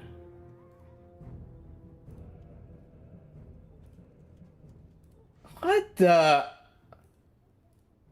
Guys, just because I have thick eyebrows. Like, guys, as soon as I get thick eyebrows doesn't mean... Like, literally, it's just the fucking eyebrows every time. Who the fuck tagged me on here?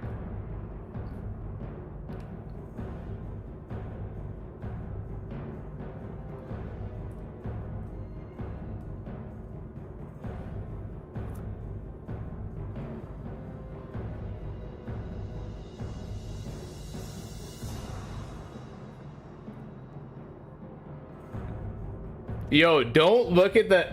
Don't go to the... Do not look at the Live Now channel. Gentlemen. Do not look at the Epoch Live Now channel, bruh. Did you remember when I told you they're not moderating it anymore? You white people look all the same. I mean, Muzzy looks like he can hand toss a pizza like nobody's business. Are you calling me Italian? We should watch some fucking shit, huh? I actually was watching this Italian so you guys know Crispy Pizza? He's like trending on Instagram or no, on like social media. He does this like pizza out in New York.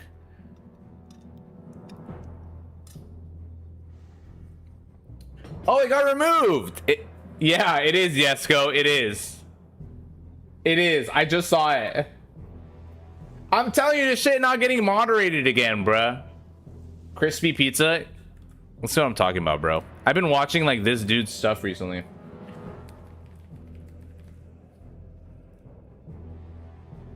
You guys seen this guy? How you doing, boss? What are you doing? Normal routine that we do every day. Setting up, it's like getting ready for the day. And just taking all the pies out. As I take something about watching pizza videos, bro. Oh my god. I don't know what it's been recently, but damn, I'm just getting hungry, man. Now I'm getting hungry again. Okay, oh my god. Who? I just got somebody telling me I look like somebody else again, man. Fucking A.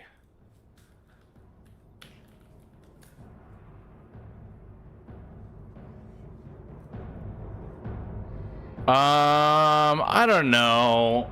Okay, he says I look like this dude. I don't know. I don't know about that.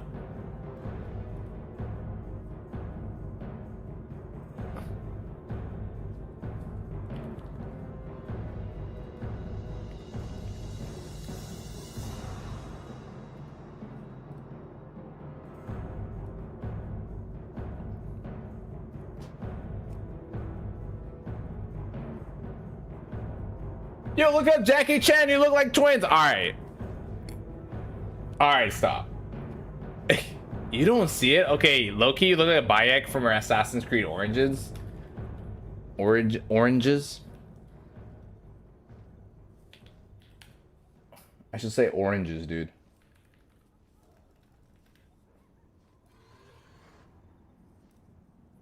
Is that Bayek? Wait, who is Bayek? This dude? No, I don't look like this guy, dude. Stop it. That's your good twin. I'm the evil one. Oh my god. All right, all right, all right. Jesus, dude.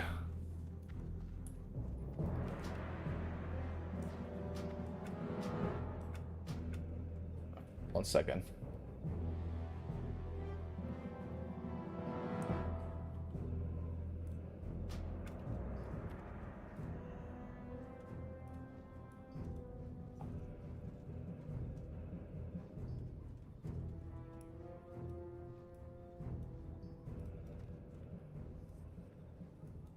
I'm not Ginny Weasley from Harry Potter. Check out Vilje Forts from...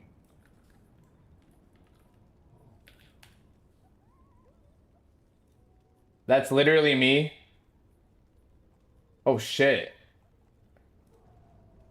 How do I get just the... I need this photo. Here we go.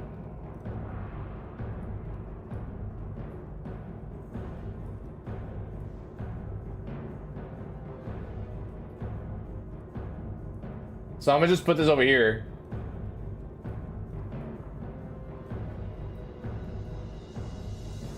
That's my new camera.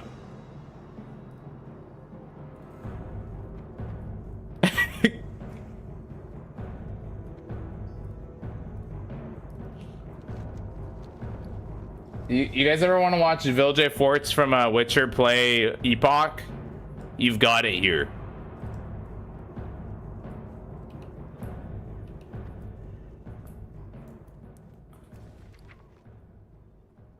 Ooh, 32 G's. That people buying. Where did he go? I only see Muzzy. Oh shit. Okay, you know what? Unfortunately, it's just the truth, dude. Epoch's dead. I'll put something on to entertain y'all. Okay. I gotta put it on something real.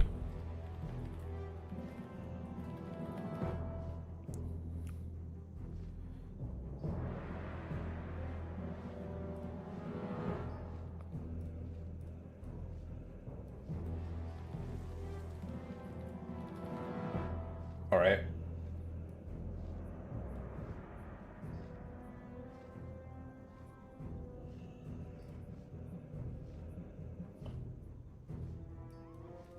It's back.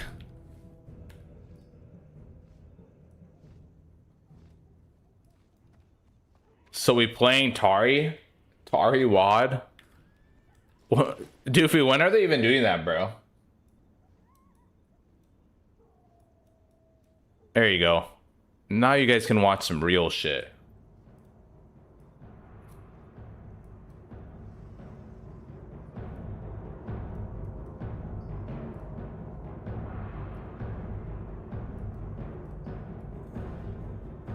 Now you guys can watch some real shit. Finally watch some real gameplay.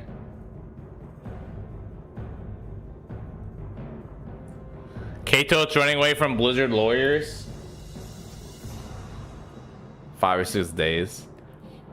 Dude, I'm pretty surprised. Like, I wonder how well they program WAD. I don't know if I have a desire to play WAD. That's kind of crazy, but... I just started leveling my MoP classic tune.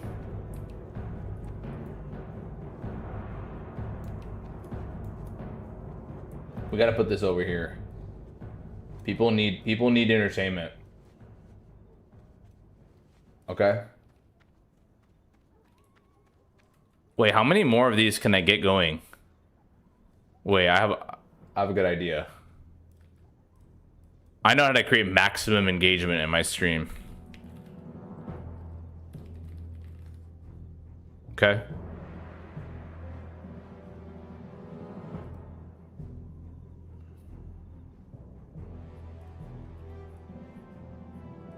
Here we go. I got you. Give me a sec. Give me a sec. I got you.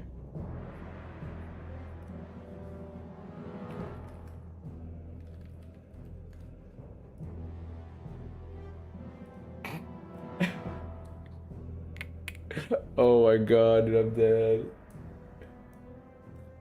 Oops.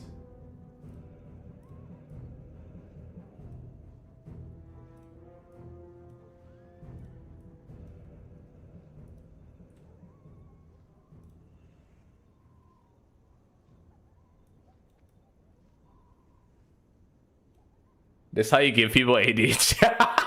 That's the Tylenol. Bro, you're talking about the Tylenol. You need a Minecraft parkour run? Oh, that'd be good too, huh? Put this over here, maybe?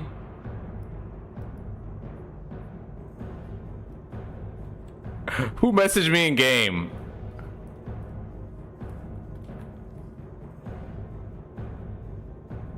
That's just awesome.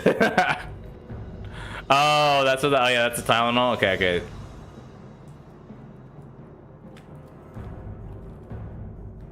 Inv.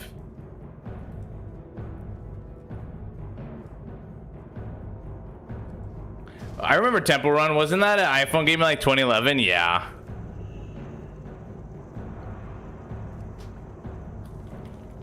All right, we got an Ubers group. Let's do an Ubers before we call it on Epoch, okay? It just feels right. And then I'll probably do some MoP leveling. Felix is gonna come over soonish. I do.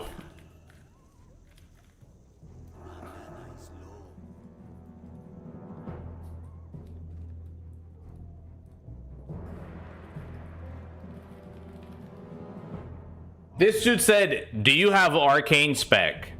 I created Arcane.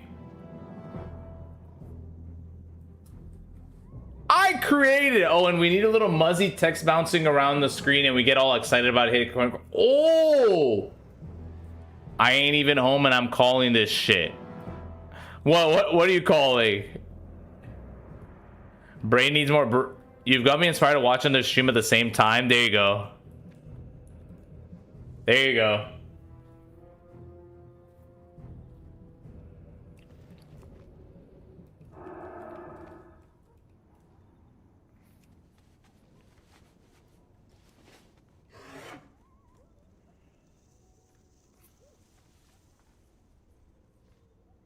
Any dungeon run?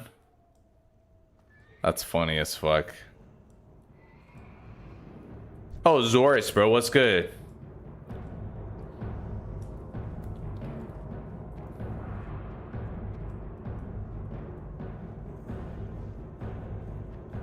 Maximum ADHD.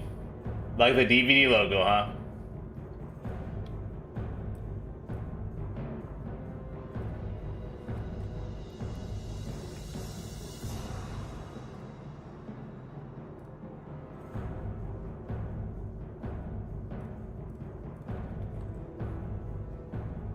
Let's see, let's see.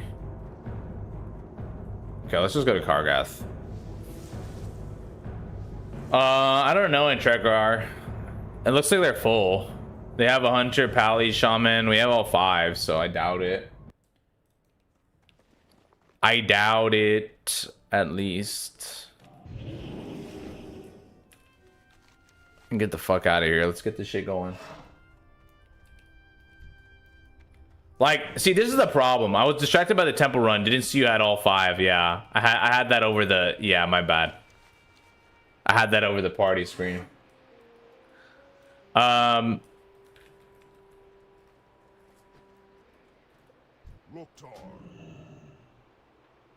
Yeah. It's only a matter of time before we start. When we log in, there's not enough people ready to do this shit, bro. Because like dungeon runs will slow down and stuff like that. Here's the thing: if they inject a little bit of copium, it'll delay the inevitable drop off by a bit, though.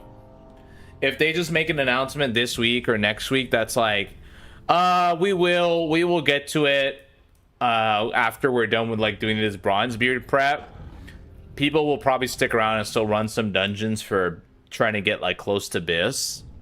But I could see dungeon runs getting longer and longer to set up, man. Thank you for the DVD cut. It's gonna hit the corner! Oh! I just saw the fucking DVD thing, dude.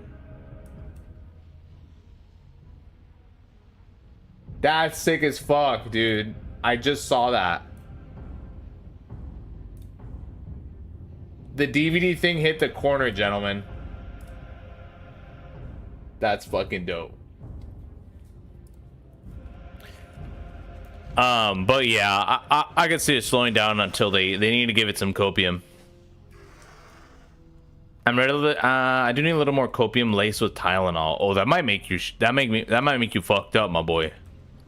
I don't know if you want to lace it with Tylenol. Be careful now. I'm relatively close to BIS, but it's getting harder to find groups now. 100%, man. 100%. 100%. This dude said streamer run. Hello. Yeah, let's get this shit going, but listen, muzzlers, you know what I've told you. Stay curious. Play your games. Okay. Play your alts if you want. But yeah, don't work your expectations up too crazy, my boys. All right, my guys. We don't know what the timeline's looking like for sure, so I'm gonna level this MoP monk up after. Yeah, I think what we'll do is we'll do this Ubers, and if Felix isn't here yet, we'll start our we'll level up. We'll probably level up my MoP monk just casually and chat with y'all. We'll do some like casual leveling and talking about WoW. We'll talk about the state of WoW, what you guys want to see from a Blizzard Classic Plus, all that, you know. And then hopefully this afternoon soon we'll have Felix over here. We'll do some split screen Sonic racing bullshit. It'll be silly. It'll be a good time. I want to get tier 0.5, but have zero motivation. I don't blame you, bro. It's not easy, especially like if you're gonna farm up the tier, you're gonna make the money off all that, right? Off for the day. Good luck out here. Oh, yes, sir. Appreciate you, Connor. Enjoy your day. Appreciate you, Connor. Yeah, it's a lot. Yeah, all of the motivation to do right now is level and play a Twink at 19. There you go. Yeah, I mean, tier grinding is like, oof. Oh, I need to help summon.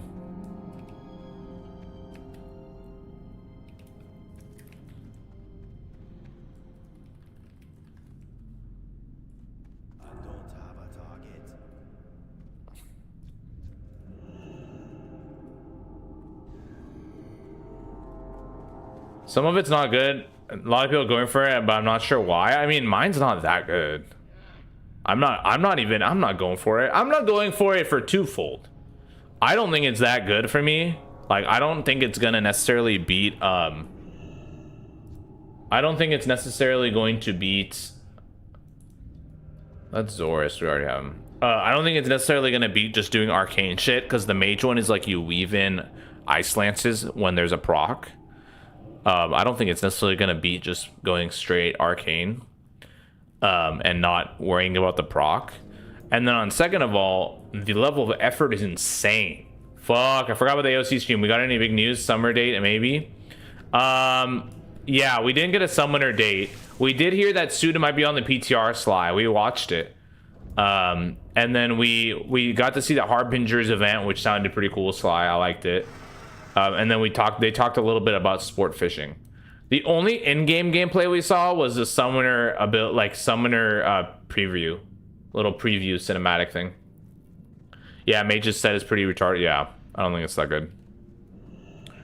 I mean, the idea of it is cool fantasy. Like, if you cast one kind of spell, you weave in other kinds of spells, but yeah.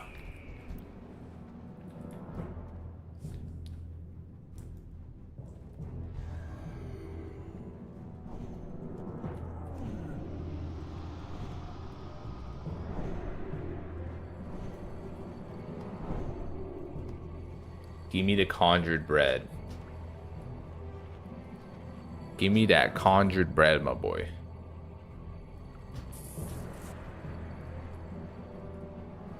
Smooches. Mwah. Thank you, Supski.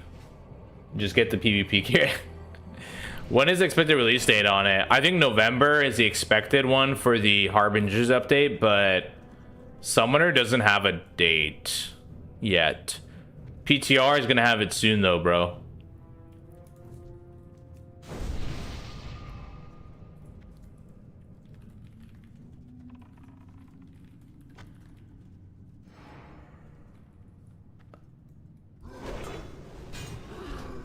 Yeah, let me get that salve, Mom. Thank you, thank you.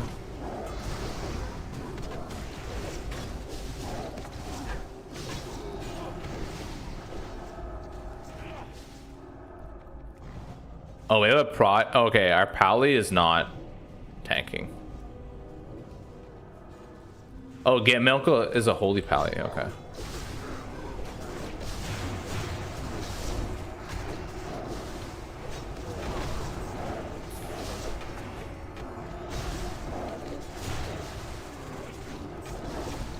Bro, did they nerf? Yeah, they definitely nerfed Arcane Explosion and Clear Casts. I don't know why, but whatever. I mean, did they go and nerf Warlocks too, or did they just like what? Because if they're nerfing Arcane Mages like AoE Clear Cast, then why would you not nerf Warlocks if AoE is a problem? No. Case is no. Fuck them. Fuck mages. Fuck mages.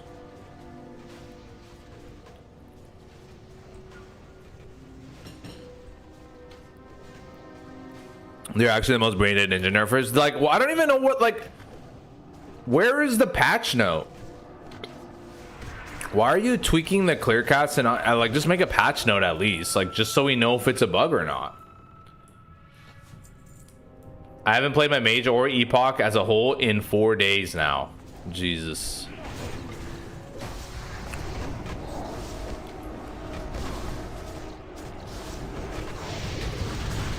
Jesus. I mean, they should at least just put shit in patch notes so we understand what the intention is, so that we know if something is a bug or not, right? You were the OP the entire game, like, why does it matter now? I want to be more OP. The entire game's life. That is funny as fuck. I want to go out with a bang, C-Money. I just think, honestly, for me, I don't even give a fuck about the performance. I'm more like, why the fuck is this just happening quietly? Wait, why can't I drink? I'm not in combat. Huh? Why am I... Oh, I'm lagging. Look, my abilities are...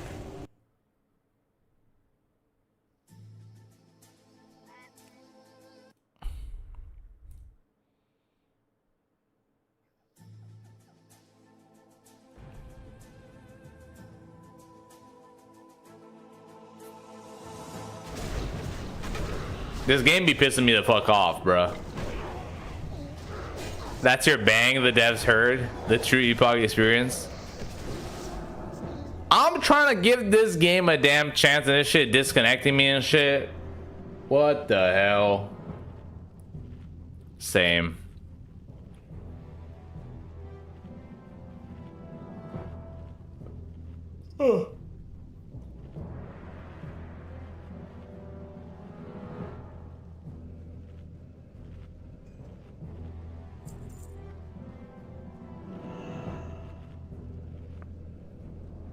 Yeah, just let it go, bro.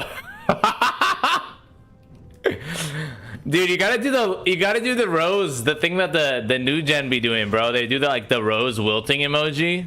Do you guys know what I'm talking about? That's that new gen humor, bro.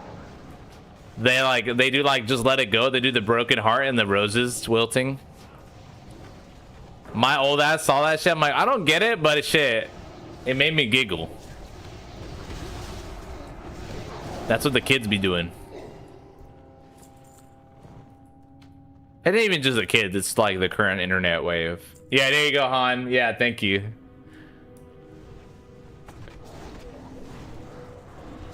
Oh, I love that, bro.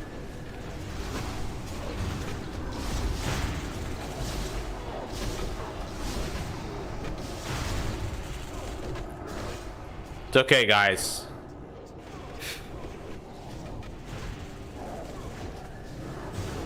How do you know so much about what the miners be doing? No, it's grown men too. It's grown men too. Grown full-bodied men are doing it too. Grown full-bodied men are doing that emoji as well. Huh? Khan Utku says, huh? What? What did he say? What did he say? I'm losing my mind in this Ubers, bro. We're not even through the first room. I'm losing my fucking mind. This is where Zeus rage quit, by the way. Very famous location. Can we put a plaque for Zeus here? Maybe right here. This is where Zeus died twice and then was like, fuck this game and fuck this class. And he dipped. And he's never touching this shit again.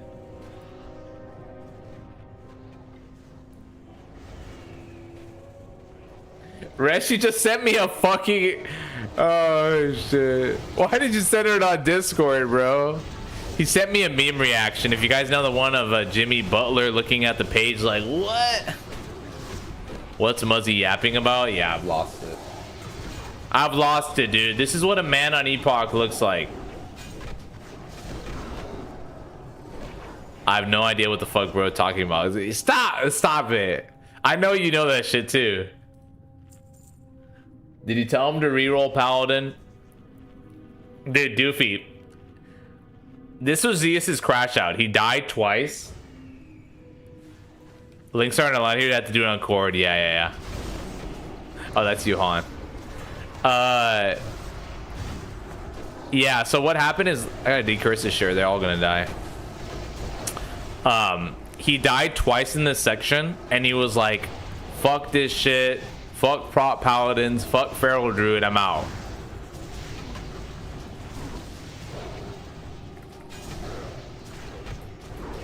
He was over it. He was donezo after that. Muzzy, why is your damage so low? They nerfed me, okay? They nerfed me.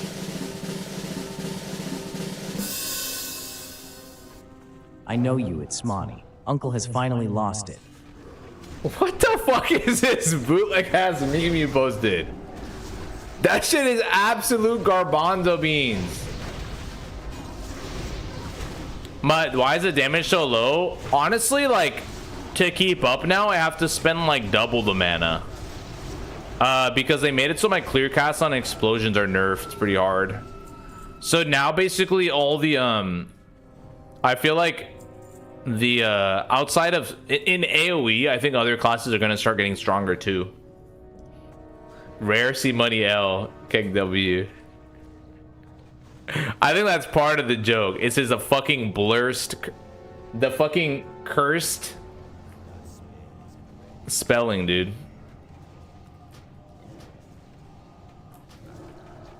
Yeah, I don't know, bro.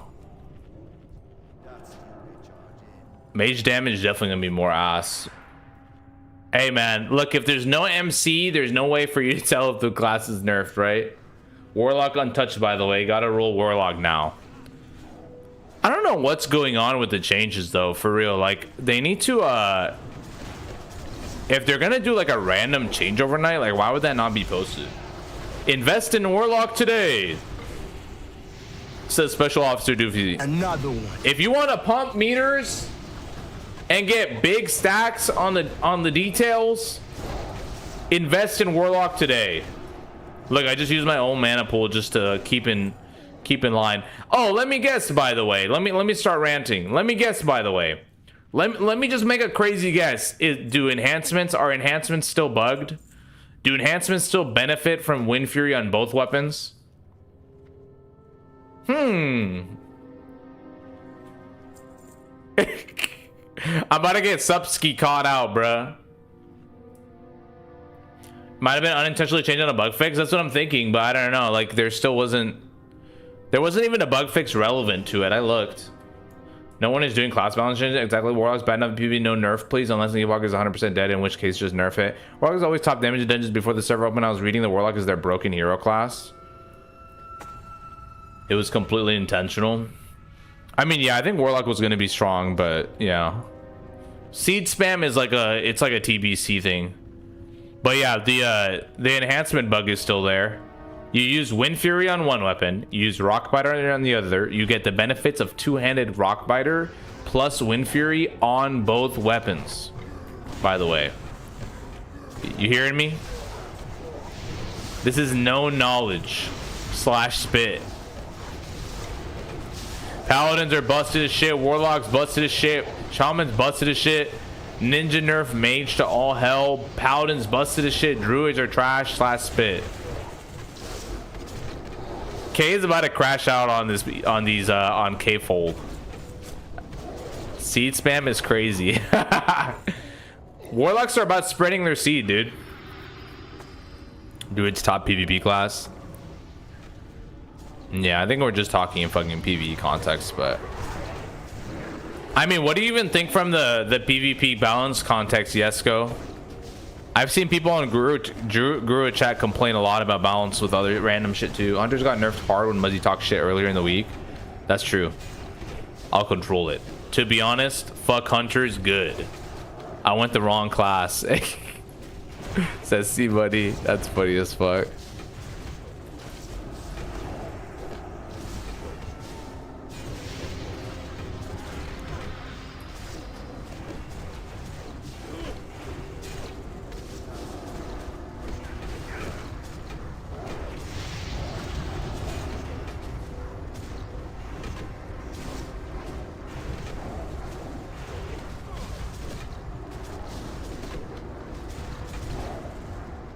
Nice. Ooh. Ooh. That's got a little kick.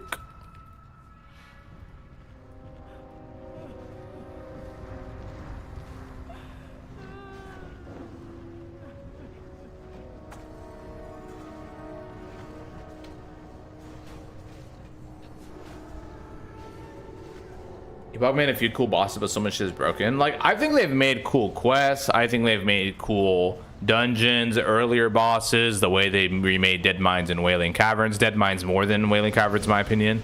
I like Buried in Hold. I like Glittermurk Mines.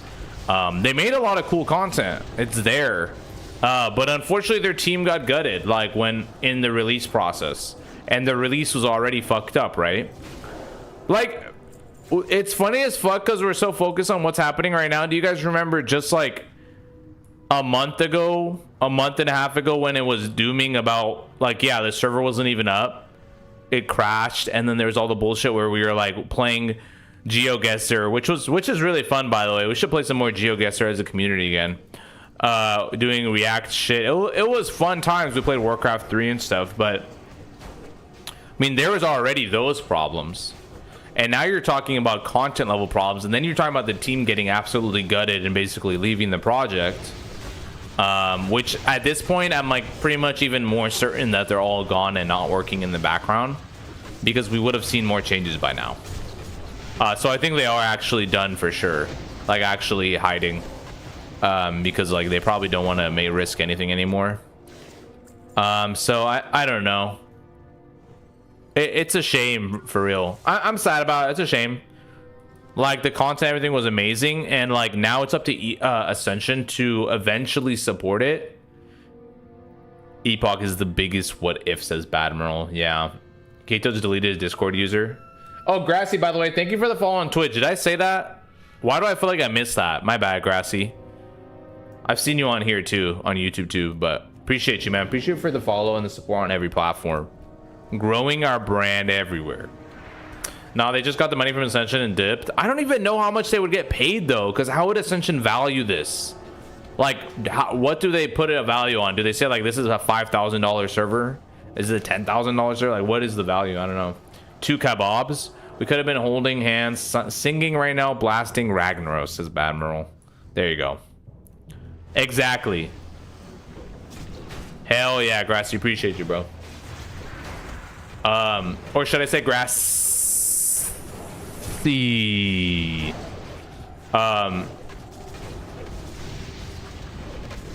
Oh shit, someone just cleared MC already too. Oh, never mind, it's TWOW staff. Oh, what the fuck? Are they just testing that it works? Probably got a cut from the shop. I mean, he got from a cut from the shop from what, the first like 2 weeks of sales? So dude dipped for like $100. I don't know. I just don't believe the money and run. I feel like they just literally got spooked or something. How much money could they make from it? I just don't. I can't conceive the money and the value of all this stuff. Like, I don't know. I mean, bro, to be honest, I'm like the only guy who has this fucking backpack. I haven't seen anybody run this bomb backpack shit with a shotgun. I dead ass haven't seen, like, I'm sure there are somebody out there, but I'm the only person I've seen in the game with it. And then, like, nobody's gonna buy the fucking lumberjack thing. Nobody's buying the fucking lumberjack shirt. There was a lot of people with the mounts, yeah. The of Epoch title, I've seen some of those. I don't know. I just don't know how much value that would really be. Pirate servers make massive bank, yeah, but this is like, we're talking about like basically the month or two where they were still on the server and the shop open, and then they got the cease and desist. Turtle makes a couple mil a year in profit, right? Yeah, I'm not shocked about. Wait, is that real? Couple mil? Wait. Couple mil? I don't know about that. Is that in the, was that in the Blizzard thing? I'd like to see that. Per year? A year? I don't know. That seems really high. If you didn't get K-Toad's money, he'd still be here working on the server. It's your fault. Dead ass. Dead ass. Fucking K-fold. Oh, let me catch up on the chat. I think I just saw somebody ask a question. Hey Muzzy, been watching your stream but don't know what's going on with Epoch. So just can you give a quick recap? Is it done? So Epoch is not done necessarily, but there's not news right now on what's coming next. So we're kind of in a mode of just like, we don't know when we're getting new stuff. So people are just kind of like starting to take a break from the game if they're level 60, or they might not want to keep leveling. It's really a waiting game. It could be months, and we don't know when that roadmap and the raids are coming out. Their account stuff was shown a couple years ago. I saw server with several slutmogs. TWOW has 100+ staff. I also heard that TWOW is a 7-figure enterprise. TWOW has a lot of servers. There are 4 in China. They buy. Oh, I forgot about that. I forgot they have like the whole South American and other realm that you don't really see. Yeah. South America and China. It's in the crockpot for a couple months, my boy. That's what C Money says. Simple. Yeah, we're kind of in like a confused state for it. Like, yeah, we don't know what the fuck's about to happen. Drop the Trinky. Fuck.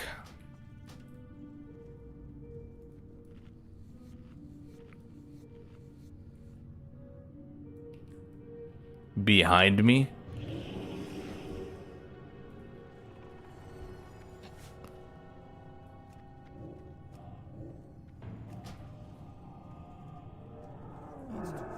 Oops, I shouldn't have slowed it.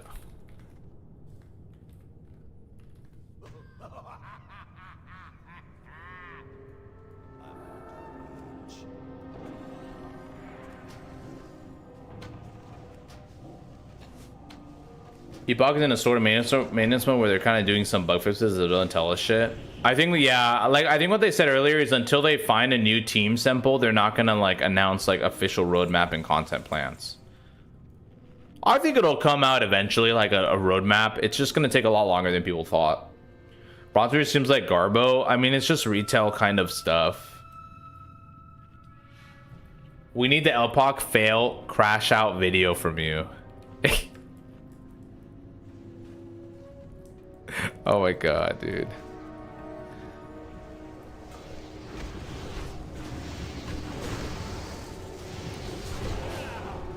Should do some like silly video.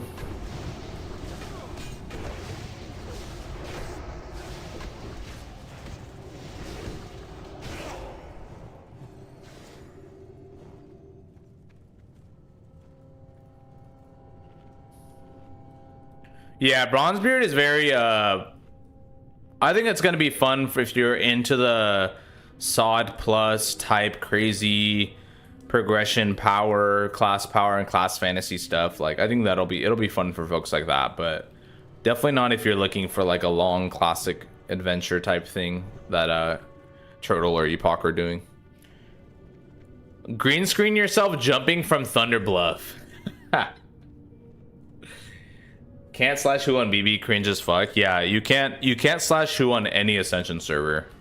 It's off on all of them.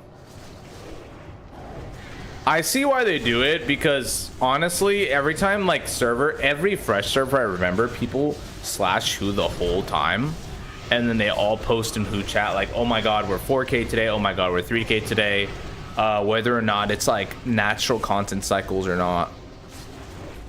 Because I mean, I'm gonna be honest, like even if MC comes out, right, 6 to 7 to 8 weeks after MC, maybe even 4, 5, 6 weeks, right, less and less people will be playing. It's always how it works. When new things come out in WoW, people come back, they're excited, they play.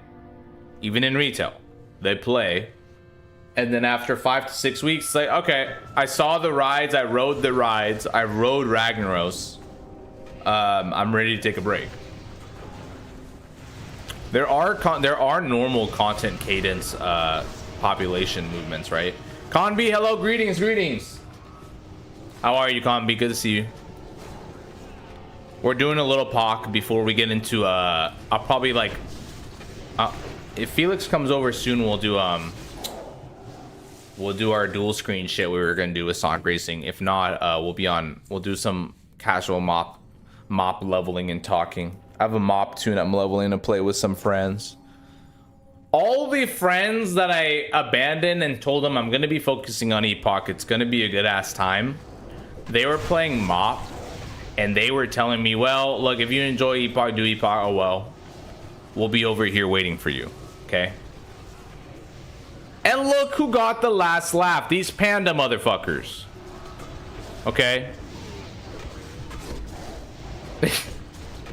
I'm just playing. Did you sample the BBC? Yeah, I had a little tip of the BBC.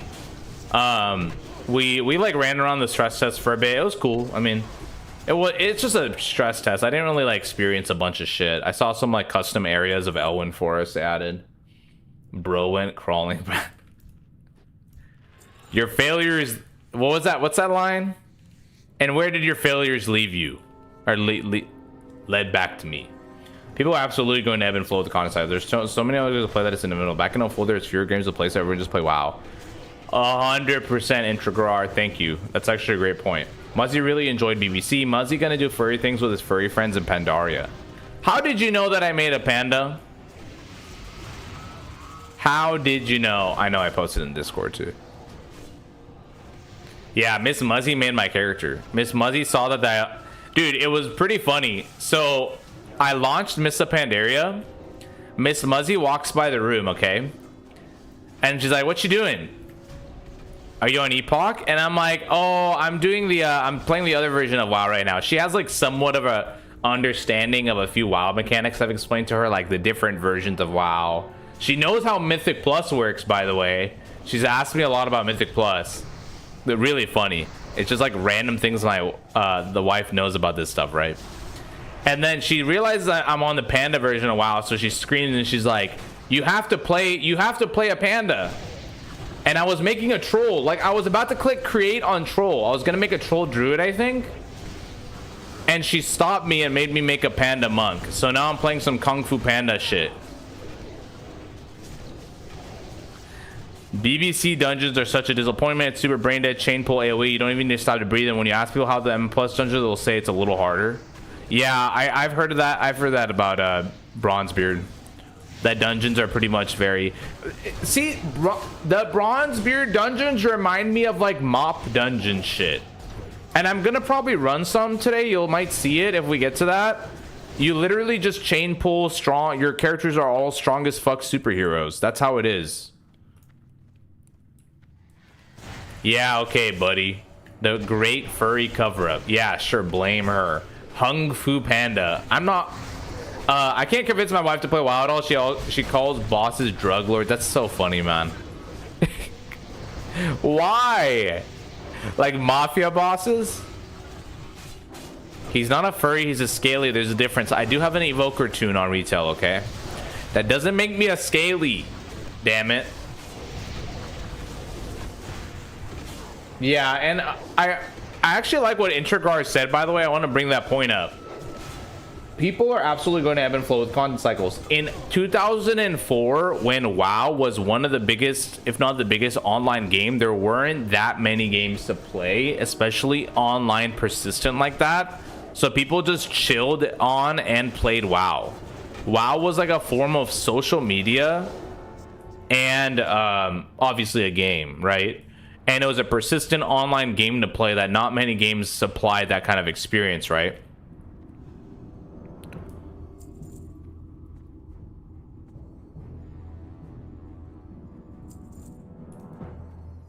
Where's the fucking boss? Is he coming down? Oh, here we go. I was like shocked for a second if it got bugged or something, bro. How did that hit me? Whatever. We snapshot max berserking buff now.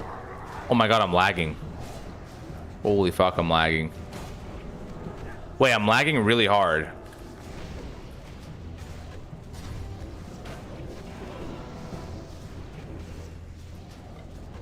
In reality, hey, my sweet darling, come look at these 10 panda characters I created. Which is your favorite?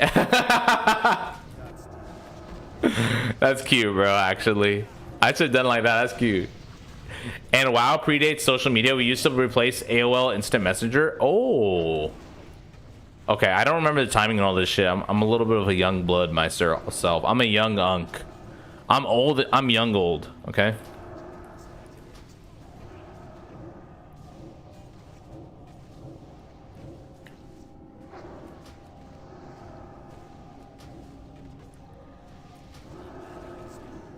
Check Discord. Yeah, let me look.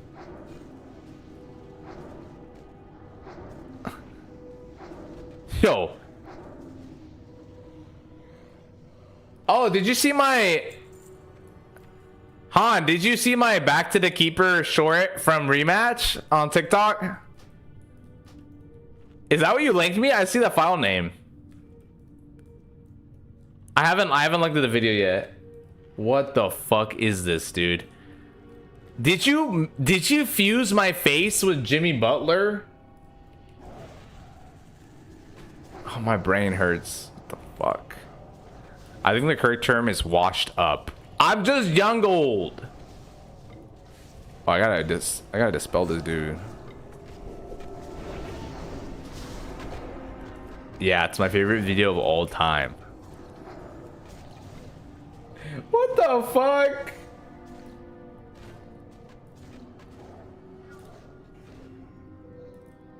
He just took the score with that. Bro, with the audio? When I use the fucking air. Oh my god. We gotta put that later. Sorry, that was loud probably. Oh my god, I'm like remembering that now. Shit. I have Rematch on my shit still installed. Have you guys heard of that game? Rematch is like a soccer game.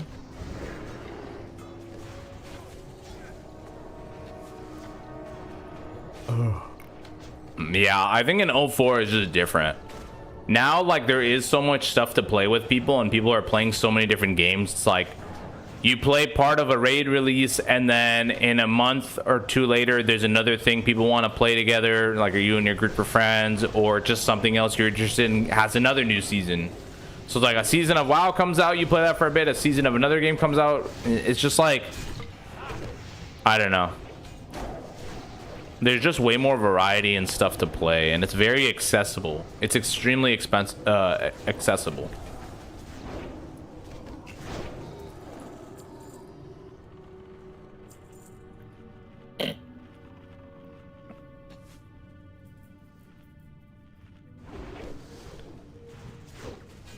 Games for the last 10 years have had battle passes and quarterly update season. We're all conditioned to it now. Yeah, it's kind of weird. I don't know what started it, but seasonal, every game is like seasonal now. I kind of think like, can you guys recall when seasonal games started just get like blowing up? I mean, was it ARPGs? Was it Fortnite? I feel like it was started with ARPG seasons. Was ARPGs the first game to do seasonal content all the time? I don't know. Their seasons are a little bit different with like totally resetting progress essentially. When do you think that shit got popularized? Chat.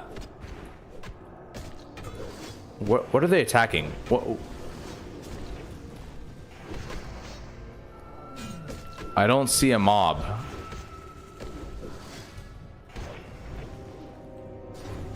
What are these dudes attacking?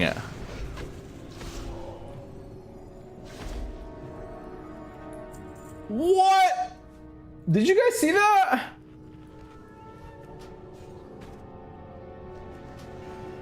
It was probably COD or something. Diablo 3 League. I think COD predates D3. D3 was 2011.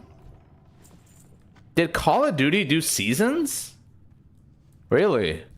I don't remember that. Okay. I could see League being an early one.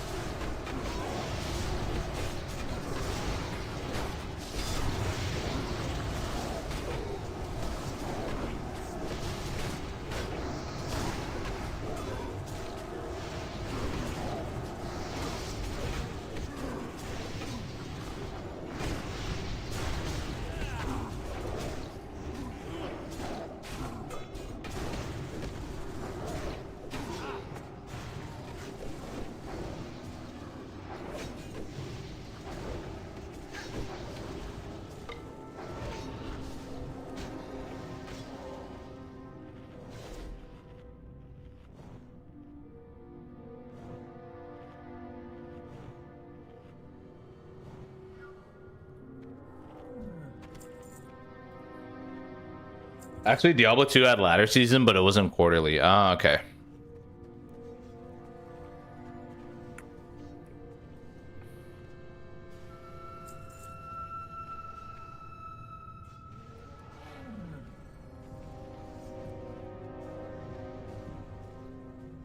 I see, I see.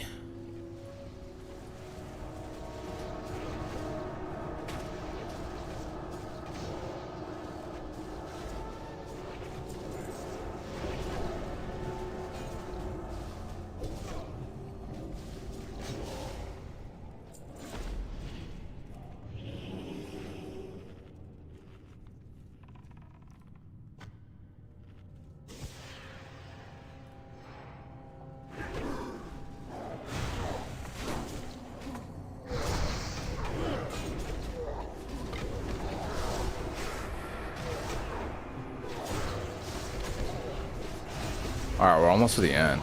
Nice. Maybe I get the Drac trinket. Damn, that shaman damage. Is shaman that good? Yeah, so what I was saying earlier, Oni, is shaman has some bugs that makes it like extra strong right now. Wind Fury on one weapon applies to both. Rock Biter on one weapon acts as a Rock Biter attack power value of a two-hander. So you go Rock Biter and Wind Fury and you get benefit from all that. Yeah, it's very strong right now.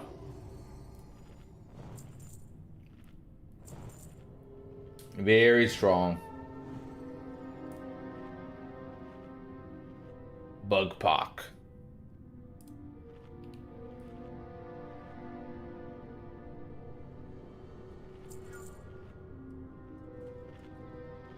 Oh my god, I just saw somebody ask something that was kind of crazy. Do you guys remember when they, like in the Epoch Discord, I just read something. Do you guys remember that Epoch was going to add the plaque to Stormwind for all the was it to Stormwind or somewhere? A plaque to Stormwind for all the donators? Did that actually happen? You peeped that screenshot I sent you? Where?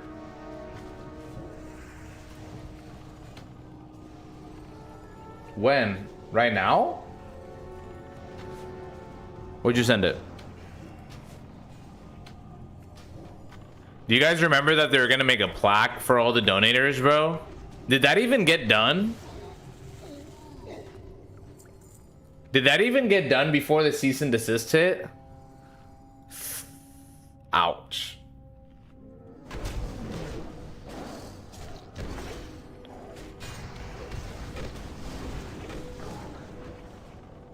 No, yesterday in the DMs. Oh, let me see.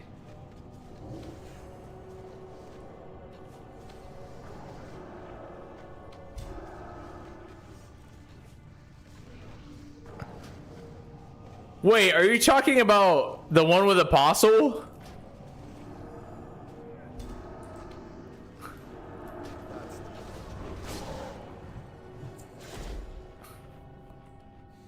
The chat one? No, what is you? What? When the fuck did this happen? When are you, Basmati, and Apostle on? What shit are y'all getting into over here, man?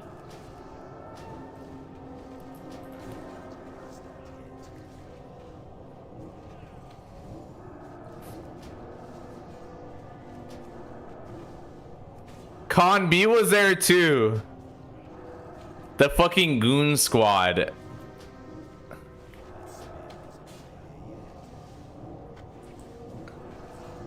Do you guys know this Souls person? See money? I'll put this up in the stream in a second. I'm like debating if this is like weird or not. Look what the fuck. What kind of late night? Is this what Epoch is now?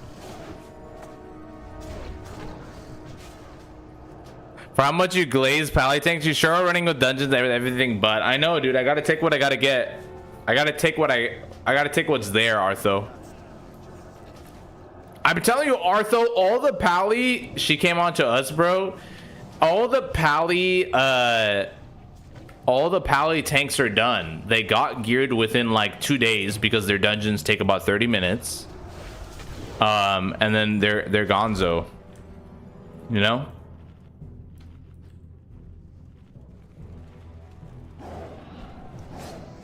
Yeah, where is this shit? Bro, look at this fucking chat C-Money sent me.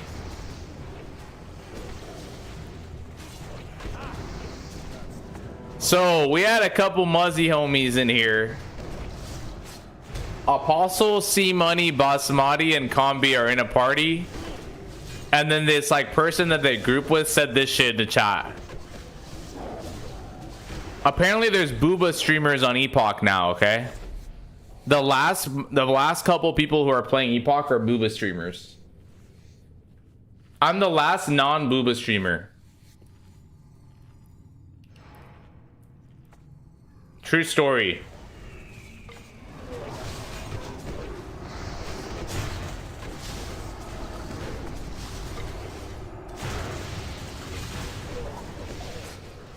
Where are those streamers so I can go tell them I don't approve of their action? Yo, where are these streamers at, bro? We need to make sure that they're not doing stuff like that. Intercar. Jesus, dude. Jesus.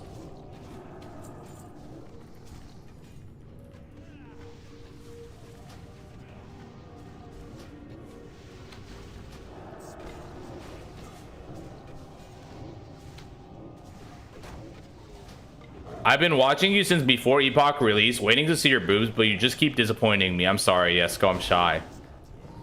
I'm shy, dude. I'm shy, bro. Imagine if that dude that just that crashed out came into this. The dude that was like, Muzzy, you're fucking immature. If they are playing anything other than healer, mage, or hunter, they probably have a weenie. There you go. There you go. Doofy's got it locked down. Oh, we're here. God damn, man. If I have to run Ubers, let me put my seal on, bro. Let me put my seal on.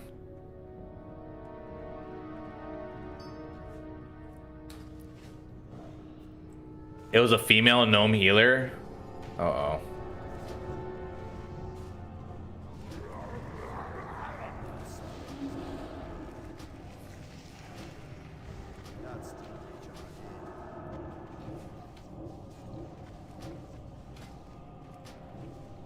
Oh, wait.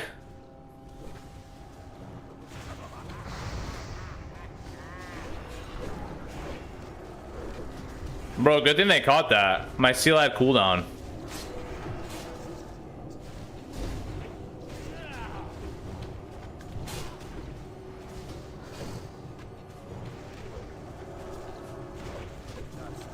Easy. That was almost all bad, huh?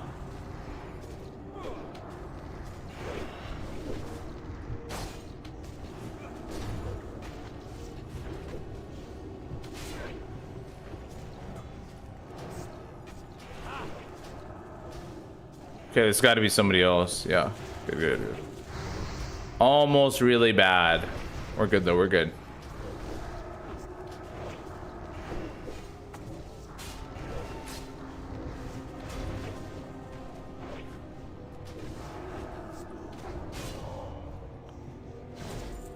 Already have Spellweaver. Dang. No trinket. No trinket. No trinket.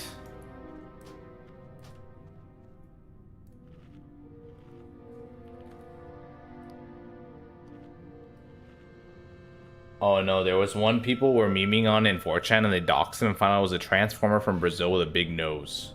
Gnome priest, I mean. What the fuck? What the fuck is going on? Why does Epoch have more content out of the game on 4chan and on Discord and drama than literally everything else, bro?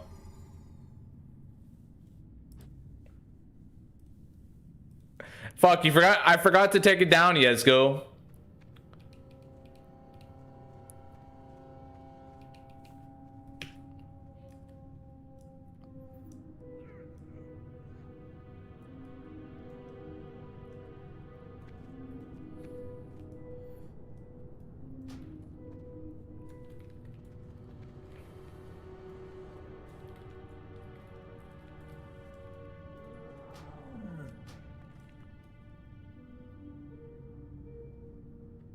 Sorry about that, Scuff streamer. Why is this room still engulfed in flame?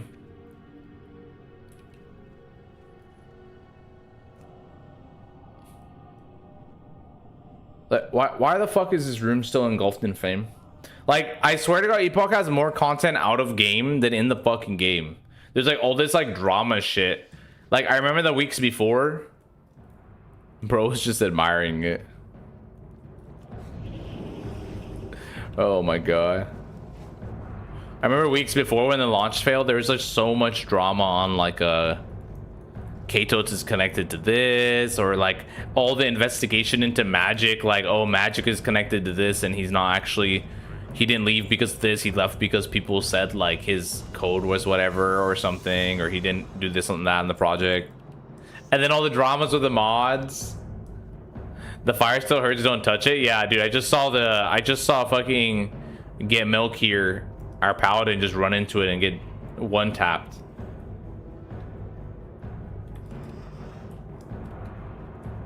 Okay, let me be right back. I'm gonna use the bathroom.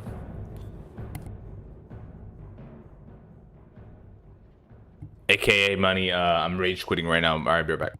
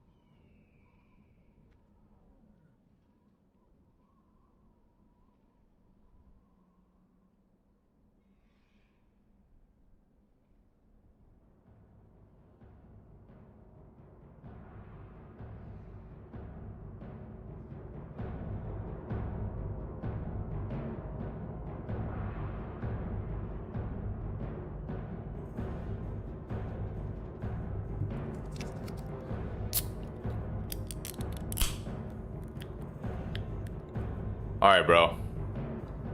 I'm trying a new drink today. So usually I only do the Coca-Cola Zero Cherry, right? Okay, today we're trying the orange cream Coca-Cola Zero Sugar. Cheers, cheers. It's like an orange bottle, okay? It's orange red. It's orange red. Okay, let me get this try. Hold on a second. Okay, I'm trying something new. Bro went to look at the gnome healer. Who did it? Cleared MC. First group to do it in T-Well. Imagine if there was no cease and desist letter. That could have been us doing MC on Epoch. They even commission an artist to draw their gnome character with massive breasts. Are you fucking kidding me?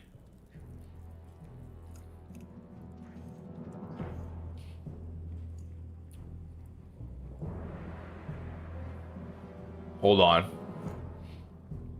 Hold on, let me give this shit a taste real quick. Hold on, okay, hold on.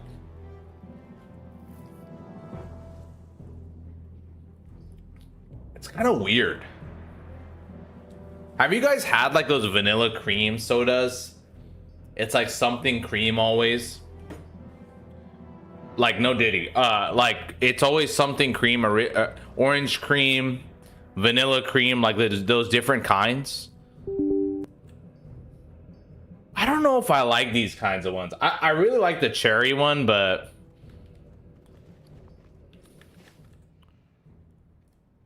let's see.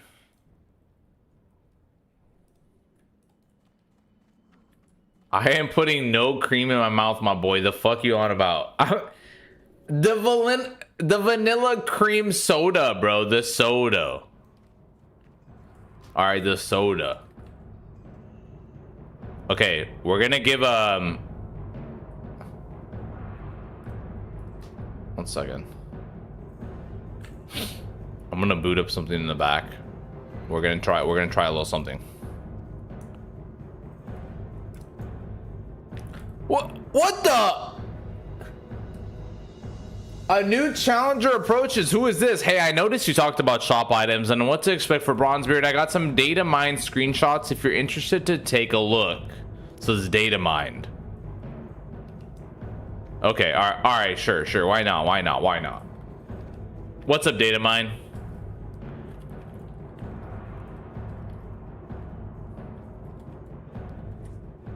What do you have screenshots of?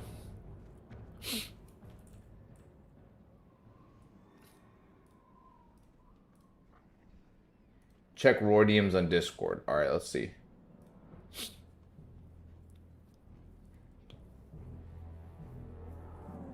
Send it over. Let me see. I'm curious. Is it so? Are they like what I'm curious about? Is it actually like a different shop with some restrictions? Like maybe they are restricting more things. That would be a good sign for BronzeBeard, to be honest, for the people who don't want a lot of shop power. One thing for me is like, can you still trade the shop items for gold though? That's an important detail. Okay. Let's look at these screenshots and then we might hop on that little racing game for funsies.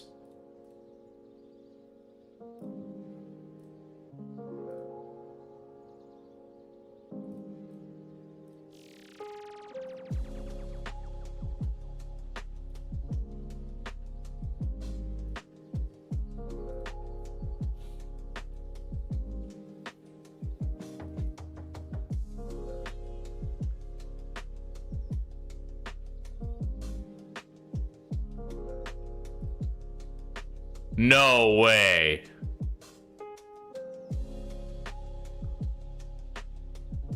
No way.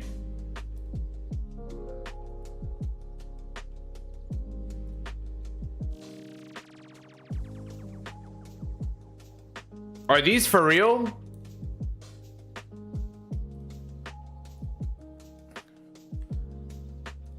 No, you're pulling my leg, bro. You made this shit.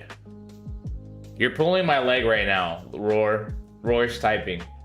I can read your shit out on stream. Yeah, just you could type it. You're pulling my leg right now. Chat, there's no way this shit's real, huh?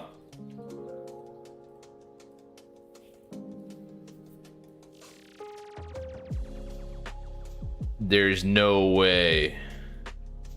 Yes, they're for real. We thought it might be at Epoch at first, but it's BronzeBeard confirmed with the recent statement about no pay to win on Epoch.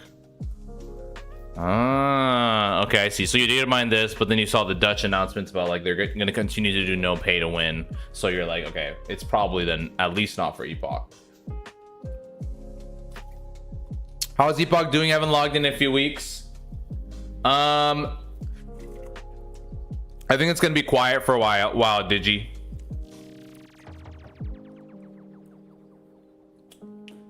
Epoch's going a little more quiet for a while until they, I think until they finish BronzeBeard stuff. What's up, Habibi? Long time no watch. How are you, dude? We just hopped off Epoch for a bit. We were gonna play some other shit for a little bit. And we're gonna talk about these screenshots first too. Good to see you, Chris. Yo, so apparently Datamind, the fellow Datamind who messaged me, found these Datamind shop items. Contains high-level melee paladin weapons for a level 45 boosted character. Contains balanced pre-dungeon druid weapons for a level 60 boosted character.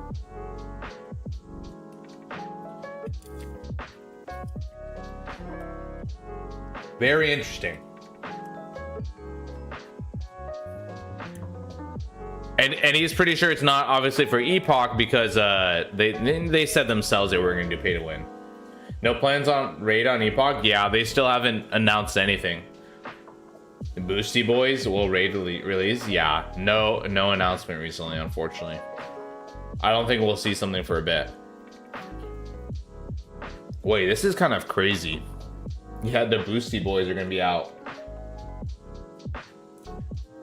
Like I'm honestly thinking, yeah, I could see it. I guess it's kind of odd to have a 45 boost. A 45 boost? That's interesting.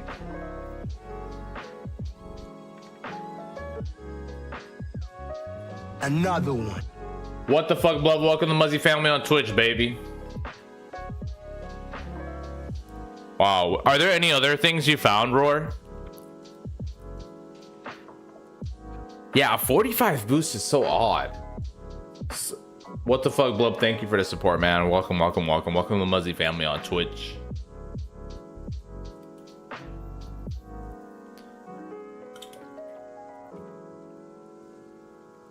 Those are from the Epoch beta, by the way. Really? Oh. Oh yeah, Roar. These might just be from the beta that just got pulled over. Ah, good insight, Blub. I kind of remember them having boost items.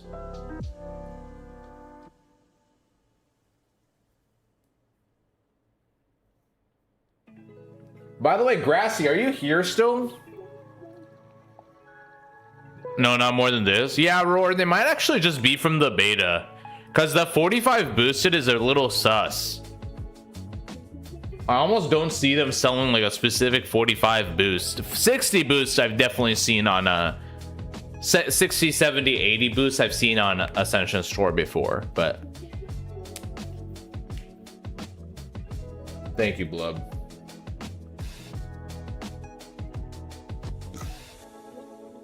Kato's deleted his Discord. Oh yeah. Is it gone? Wow. Kato's Discord is totally gone.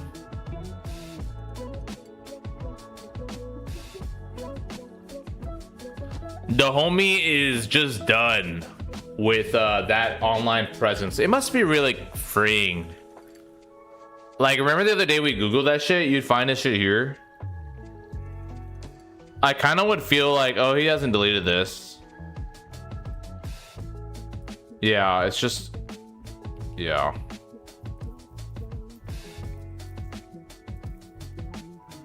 That's crazy.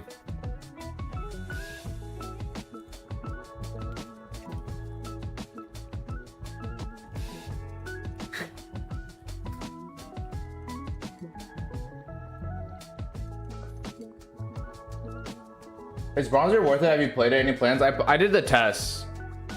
Brother could get sued. I would delete myself on the internet as well. Yeah.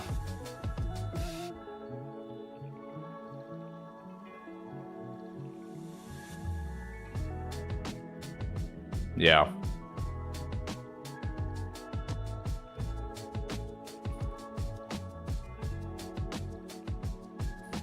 Okay, guys. We're almost on that 6 hour. I'm probably gonna take off for a bit. Take a little break. We have a stream tomorrow. Tomorrow we'll probably have some other stream content. Most likely we won't start with Epoch. We'll try some other stuff, maybe Sonic Racing, probably some MoP Classic. We might dabble in a little Epoch tomorrow still. We still might do a dungeon or two with the people who are on, but we'll figure some shit out from there. Okay.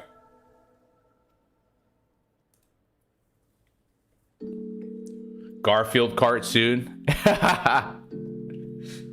Sonic Kart first. Sonic Kart first. I'm gonna do that new Sonic Kart racing game.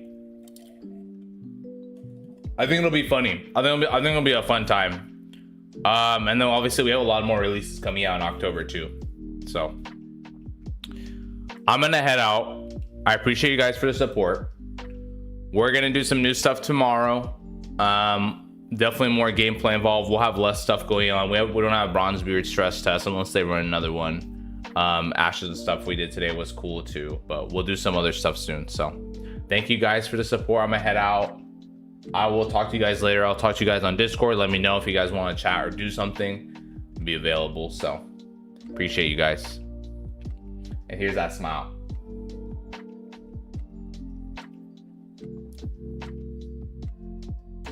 Salute. See you. Good night. Later.